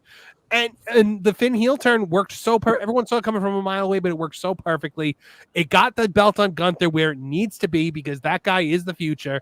And it sets up it sets up a lot of really interesting things for Damian Priest coming down the line, because now you get to build him back up to that main event level as a babyface, and eventually, if all goes well, he can have the big title win as a face without the Money in the Bank. I never like when guys win their first world title with the Money in the Bank because I feel like it robs them of like a very big moment. Well, he was also put in a weird situation because obviously CM Punk was injured and they kind of redistributed the storyline. So Damian Priest was put in a weird position with that.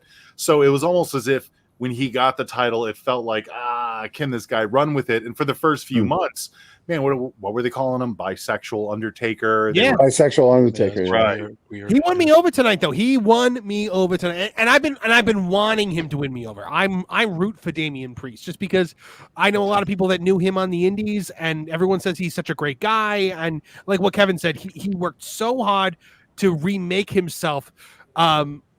To be what WWE told him he had to be to get signed. He took the criticism, internalized it, and made it happen for himself. And I think that's the kind instead of doing like the Hangman Page where it's like nobody has anything, that they could possibly teach me because I'm perfect.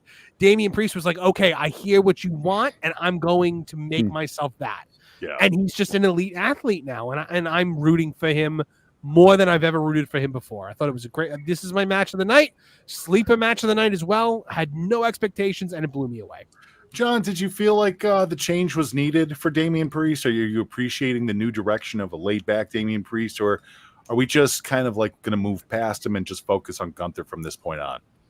I'm curious what happens to him now, because look, he's the guy. Look, 5 years ago, Punishment Martinez and Walter were wrestling in front of several hundred people, in a lot of cities, killing each other, for probably not a lot of money.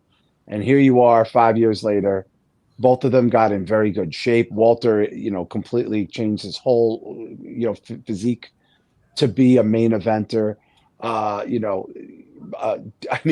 Damian Priest, I'm still surprised that he actually had the belt. From obviously they changed gears, like Marv said. I like this match quite a bit. I like their I like the chemistry there. They're both huge guys. You knew this was going to be a hoss fight, but there's a couple of different stories going on at the same time. Gunther now having the belt. I mean, he's probably the wrestler of the year as far as I'm concerned. I don't think anybody's come close. Wholeheartedly agree. He's the wrestler of the fucking year, this guy. But also, I don't feel like Damian gets hurt by losing the belt. Yes, his title run, not memorable. Let's just be honest. It was a placeholder title run for him. I think he's going to get more out of not having that belt and being a baby face, not in a faction, than he was being in a faction, and being the second choice because CM Punk got hurt. This was my second favorite match of the night, but I enjoyed this quite a bit. I think Gunther is a beast. The upside with that guy is tremendous, and I can only imagine the response they're going to get when they go to Germany with this fucking guy. Like, honestly. It's Kevin Castle, I know you were a big fan of Damian Priest, even though he's a Bronx guy. I know you're a big fan.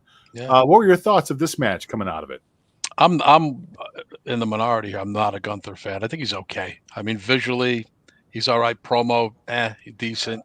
But he's not big marquee. He's not big money. He'll be a big star in Germany, but I can't picture him on the marquee at MSG being a sellout. You know what I mean? Like, I just don't see it. If anything, I see him as a transitional champion because, as the other Kevin said here, there's bigger fish to fry for guys like Seth Rollins, CM Punk, and Drew McIntyre, who quite honestly are bigger stars than Gunther now and probably going forward. I don't see Gunther surpassing any of those guys. Maybe neck and neck with Drew McIntyre. But they were talking about his patchwork, his title run down in NXT, and obviously that was 800 plus days.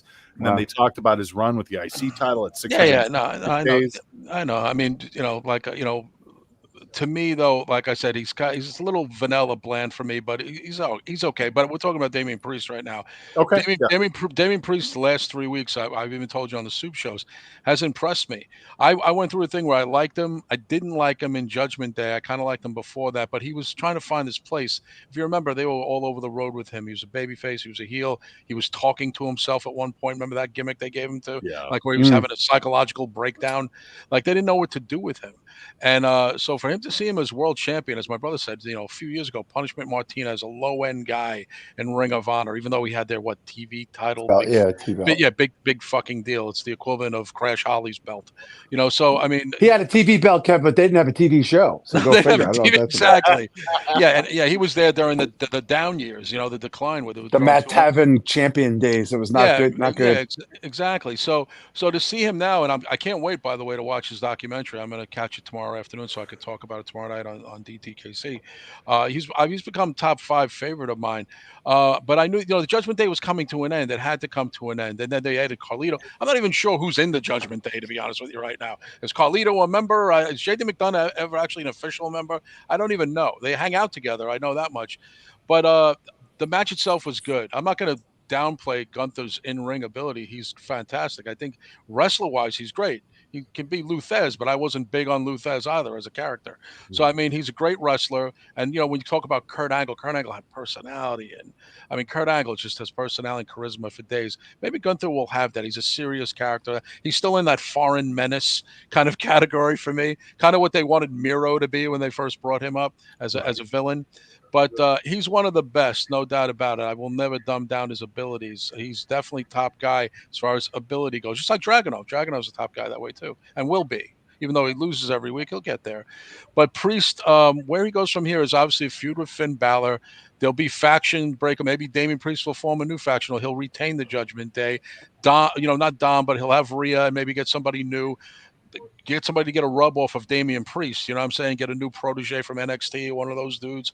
And I'm sure that now, what's his name, is going to take Finn Balor, is going to start the Balor Club, or maybe even Judgment Day. There's a lot to be determined the next two shows.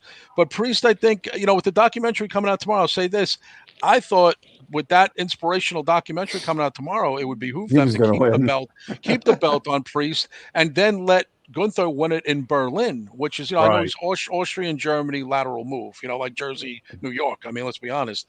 So just to let him hold it another month, let the documentary sit with people, get him even more over as a babyface. So I'm kind of surprised they pulled the trigger, unless they want Gunther to do all this press. Well, don't you expect coming in as world champion? When he's going to Germany, and coming in, he's got the belt on him. The aesthetic looks better that he's coming in as the champion instead of crowning him there. So it was probably a business move when you think about it, a real business move.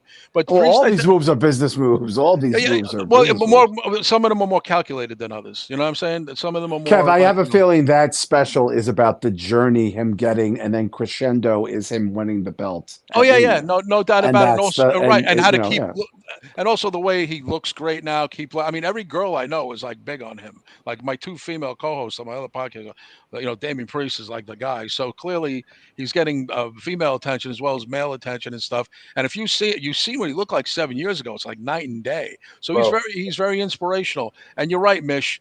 Something was missing there. They wanted to make him a bad guy and stuff, but you're right. His personality, his reputation, he's very CM Punkish. I know he likes to help out even the younger people who are in NXT and stuff. He likes to hang around with people in the back. He tries to help out Caden Carter and Katana Chance. He's big on trying to help them out.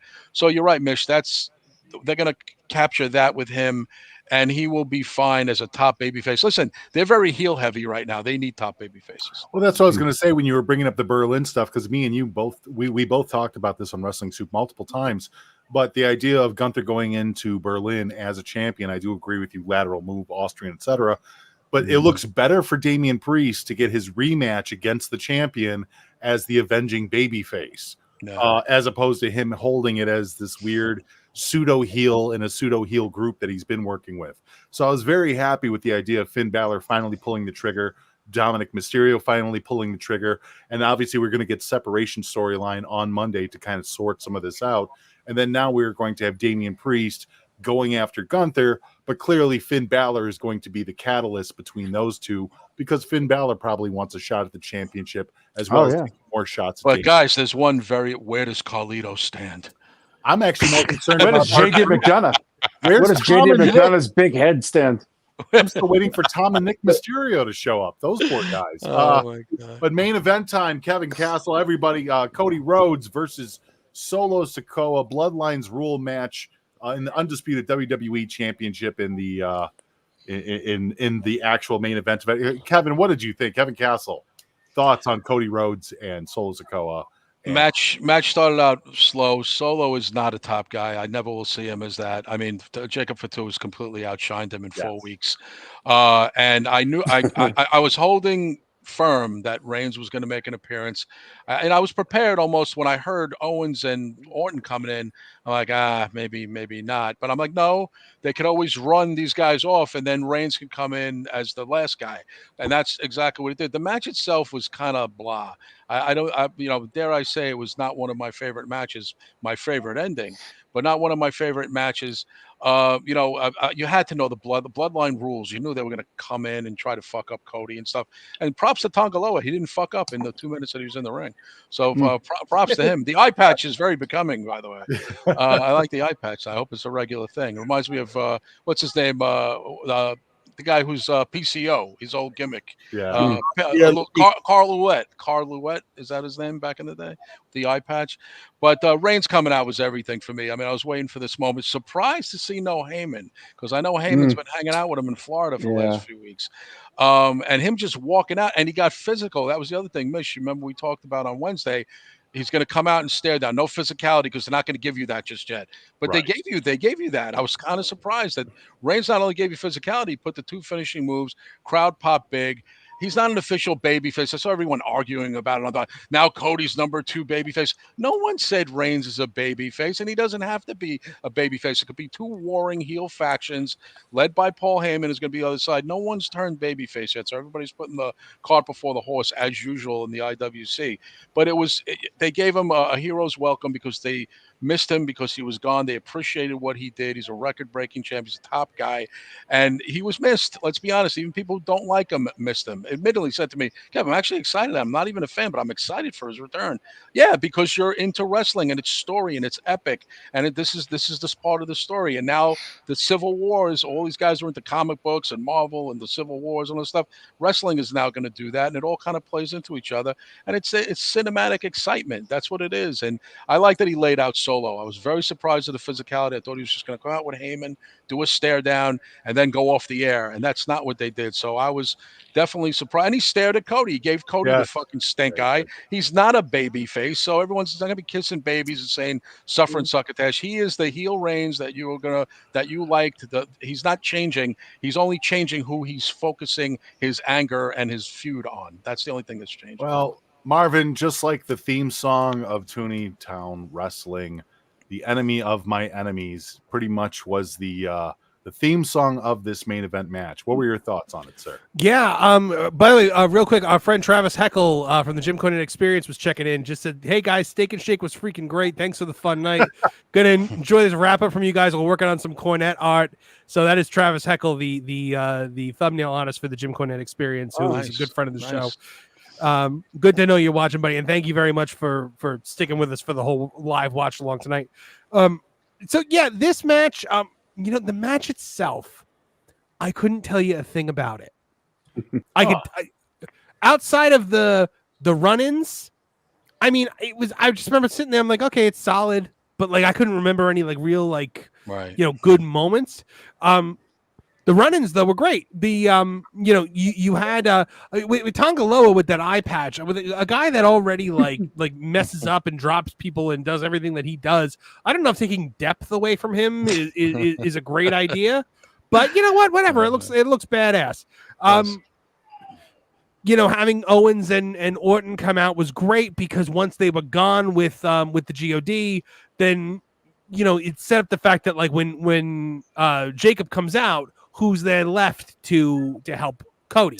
What about Jacob's leg injury? Is that he's hurt? real? They're saying it's real. That looked legit. So they're saying it's real right now. I'm looking at breaking news. They're analyzing a possible injury. Wow. Yeah. So hopefully that doesn't happen because that's going to screw up everything. Mm-hmm.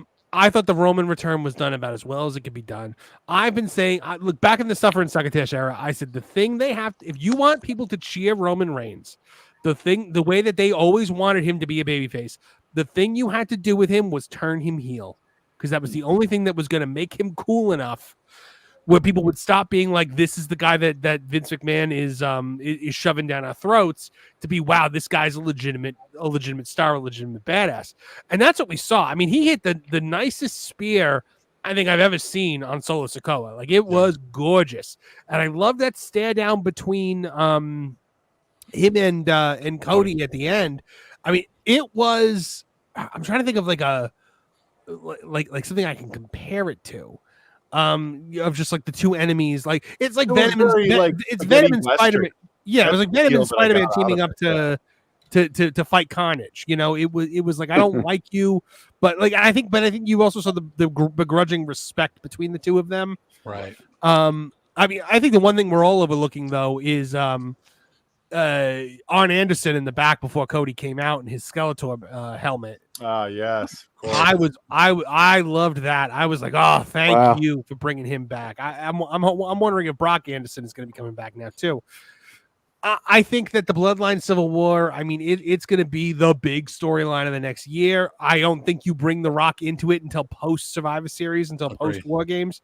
I think Solo is the big opponent up until then, and then once that happens, then the High Chief comes in to combat the Tribal Chief for control, and that's where we're going to go into WrestleMania or whatever we're going to do for that. Yeah, I mean, look, like I said, the match itself was solid. After the intensity of Damian Priest and Gunther, and I can't believe I'm saying this. After Damian Priest and Gunther, there wasn't a lot that stood out to me in the match itself. We didn't see any Usos, and for that I am eternally grateful. John, what did you think of the match, sir? Well, look, it had a big feel to it, right? It's not a memorable match. Solo's just not good enough. I don't know how this is even a thing. He's very bland. He's just not. He's not. I don't know. It's just something about him. You can't get into the character. You don't believe. He's a convincing heel. The thing that I find strange is, so just by their own sort of bloodline, like made up, hierarchy there, the fact that Roman came back and beat up Solo. Shouldn't the God guys now be with Roman because you know what I mean? Like he humiliated Solo. He felt weak. Yeah, he felt weak. Like he weakened Solo. It's like, this is the guy you were going to follow over me. Like by that alone, he should get all of his heat back, and there shouldn't be a civil war. Solo should just get pieced out, or Solo goes with the Usos. Like, I don't know. Like, I'm just saying, like Solo showed tonight that he was weak. And the other two, the other cousins or whatever should be like, that's a good take. That's a good take. That's a good take. Yeah, just like that was just my interpretation of it. Maybe they made Solo look too weak. I'm curious where this goes, but it does. I'm just gonna be honest with you. It already feels a little exhausting. Like these guys are gonna dominate the top of all the cards now, and it's like, what are all these people gonna do? Just watch? Like, there's so many other. It's such a large roster. I mean, it's going to be Us on Us crime, right? But I don't know. I don't know, because I forgot about The Rock until Marv brought that up, and I'm like, oh fuck, I forgot The Rock. And don't they have a couple of other cousins possibly? Yeah, Nicolao and somebody else, right? At this point, it's just like a family party, like every show, and it's just like, I don't know. Like I get bored with it quick. It's good, but also like some of the God guys are sloppy. Like they're not used to being at this level with this many people. Like maybe Japan a couple of times, okay, but like not in stateside. You know what I mean? This is like, I don't think I just feel like a bunch of these players are not good enough to be in this circumstance. That's all. Apollo, we had a great conversation during the watch along talking about the value of Solo Sikoa in this role as the chief. And your statements at the time were basically the reason that he's kind of a failure is because that's the way that the storyline is written. That's where we call in Roman Reigns to right the wrongs. Now, after seeing everything go down the way it has tonight, do you still feel the same way about the direction of the bloodline and now standing with Cody Rhodes and obviously Orton and Kevin Owens, etc.? Yeah, listen, the key to the story is keep it simple. Keep it simple, stupid, right? The Roman is babyface. There's no ifs, ands, or buts about it. Because we don't you can't confuse the audience. They've been begging for Roman. They want Roman. Solo hijacked control. It wasn't given to him. They put Heyman through the table. They're extra violent, but they're sloppy.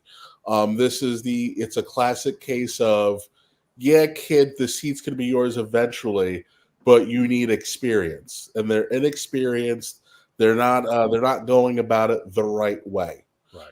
Roman has been away, and now that Roman is back, he's going to go to set it right. And what's going to happen is, because the Solo's excuse is going to be, you chose Cody over me. I'm not weak. You're weak because you're jealous. We'll turn to get the Tongans to stay with him, right? And then they're going to go whoop Roman's ass. And because Paul hasn't been seen, that it frees up the ability for Paul to summon Jimmy to come to Roman's aid. Roman's got to be in trouble. Again, the key to being a successful babyface is always sympathy.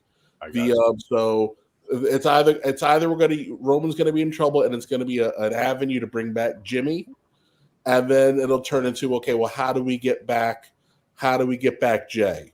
And that'll probably be where Sammy comes in. And then once you get Sammy, then you get Jay, and now the OG bloodline is back together again to put down the to put down the young pups who don't know any better yet. You got to think of it like you're watching a National Geographic, and the young lions are getting a little too uppity, and the old lions got to put them back in their place. Thank you, Jerry Lawler. That's where this story is going. And at the end of the day, when Roman finally gets his hands on Solo, Solo's gonna have to, Roman's gonna be, who told you to do this? And Solo's gonna go, you're the tribal chief, but you're not the high chief. And then the final boss is back, and we know The Rock wants his match with Roman, and what The Rock wants, The Rock gets. So there's no doubt that this story is leading to Roman versus The Rock. / I don't care how good Dwayne's doctors are. He's closer to 60 than he is to 50.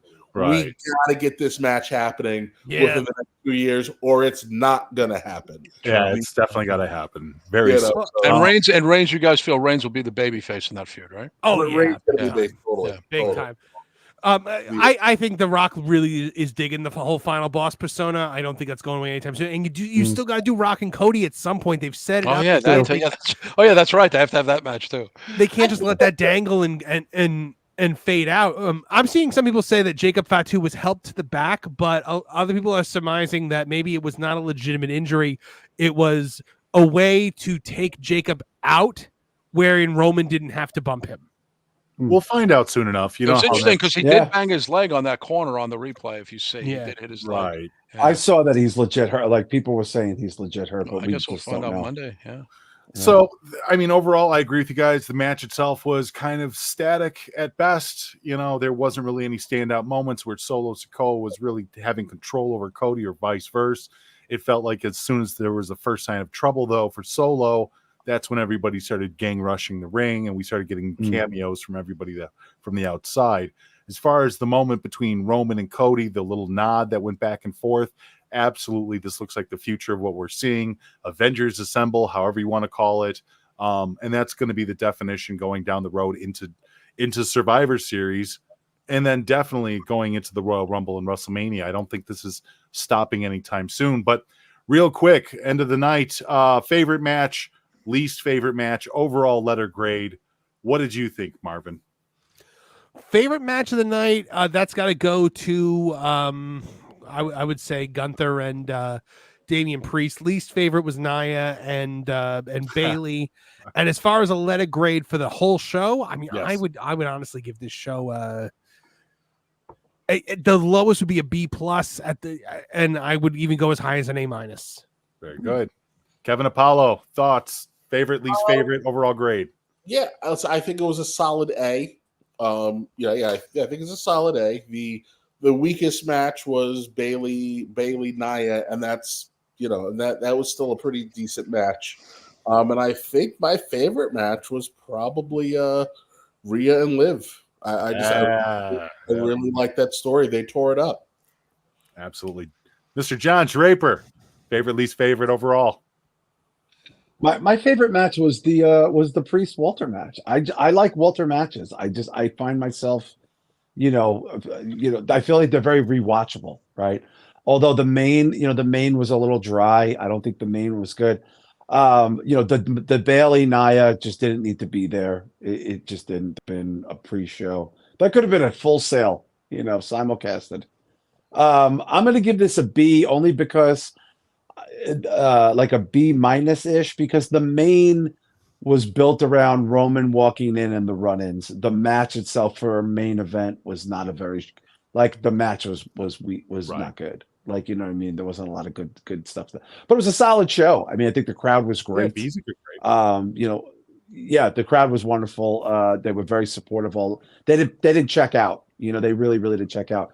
But I'm curious. Honestly, I'm very curious about where a lot of these stories go, and I think that that's what makes it a successful show. Kevin Castle, thoughts?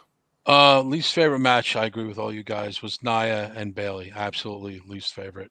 And it's sad, that's for a world title too. It was my least favorite match. Favorite match, I'll agree with Kevin Apollo too, and I think Mish, you'll probably say this. The first match, Rhea and Liv Morgan, I enjoyed it. Just right off the bat, I felt kind of enthralled into the premium live event. Usually it takes a couple of matches for me to get warmed up to it, but right off the bat, because and I was looking for the Dom turn, and it did happen, but the way it went down, and you're right, and Rhea did carry Liv to a degree, but it's really interesting to see. If years ago, if you told me out of the Riot Squad, Liv was going to be the world champion breakout star, I would have been like, really? Yeah. Like she's the cutie pie. She's not right, guys. She's not the Ruby Riot's going to be the big star. Boy, were we wrong there. But yeah, I mean, Liv pulled her weight, and it's a great story, and the story continues, and it's going to, a must-see Raw on Monday night, no doubt, as well as a must-see SmackDown, which is what I loved about this pay-per-view. Overall grade, I'm going to give it an A-. I really liked it. I would be shocked to see any podcaster shit all over it, or anybody, whether they're a veteran, a newcomer, or anybody just looking to get clicks. You would have to really be bullshitting yourself to say it wasn't a good premium live event. It was good. It was good. A-. I'm looking forward to the day to give a WWE premium live event an A+, but I'll go A-, man. That's the highest grade I've given one of their premium live events in quite a while. Clean sweep from me as well. Nia Jax and Bayley, the least favorite match of the card, even with the idea of Tiffy possibly cashing in, really didn't do it for me. There was just nothing in this, and Bayley looking like extra large Statue of Liberty didn't help. Favorite match though, I have to go along with Kevin Apollo and a few others. Liv Morgan and Rhea Ripley absolutely nailed it out of the park. Dominic Mysterio has been running this storyline as a babyface for the last few weeks, which was fun to watch because he was completely booed out of the building as a heel. But the way that they structured everything, Dominic was an innocent victim, and now we came to the point that now Dominic was a scumbag all along. Rhea Ripley's faces sold it for me. The actual match itself was fine. Rhea Ripley carried it as we expected her to do, and she made Liv Morgan look good, and the win matters. It's going to drive storylines for this for at least the next few months. I'd have to overall say give it an A. Nice. B+, but mainly an A. There's more than a few matches on here that are absolutely rewatchable. Even if you weren't a big fan of the match itself, the storyline matters. This is going to be a pivotal moment that leads us all the way into WrestleMania based upon the wins and losses. Matter of fact, every single match on here was a championship match except for CM Punk and Drew. Yeah, but that mattered so much too in the vein of things to come as well. So overall, fantastic night. Gentlemen, thank you very much for joining me. Thank you very much, Marvin and Apollo, for allowing us to broadcast on with you and Tooney Talk Wrestling, sir. Oh, we are pleased to have you, man.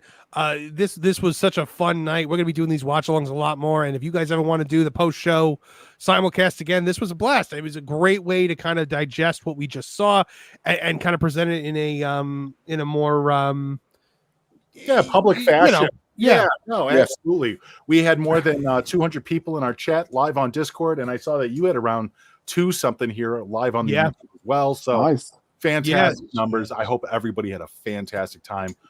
Speaking for myself, obviously you guys can check out Wrestling Soup at Wrestling Soup on X or on Facebook as well. Our business page, we have that up. Or go to WrestlingSoup.com for back episodes, Patreon.com/Wrestling Soup to catch up on all the Frank and Gus's extras with myself and Kevin Castle and Joey Numbers.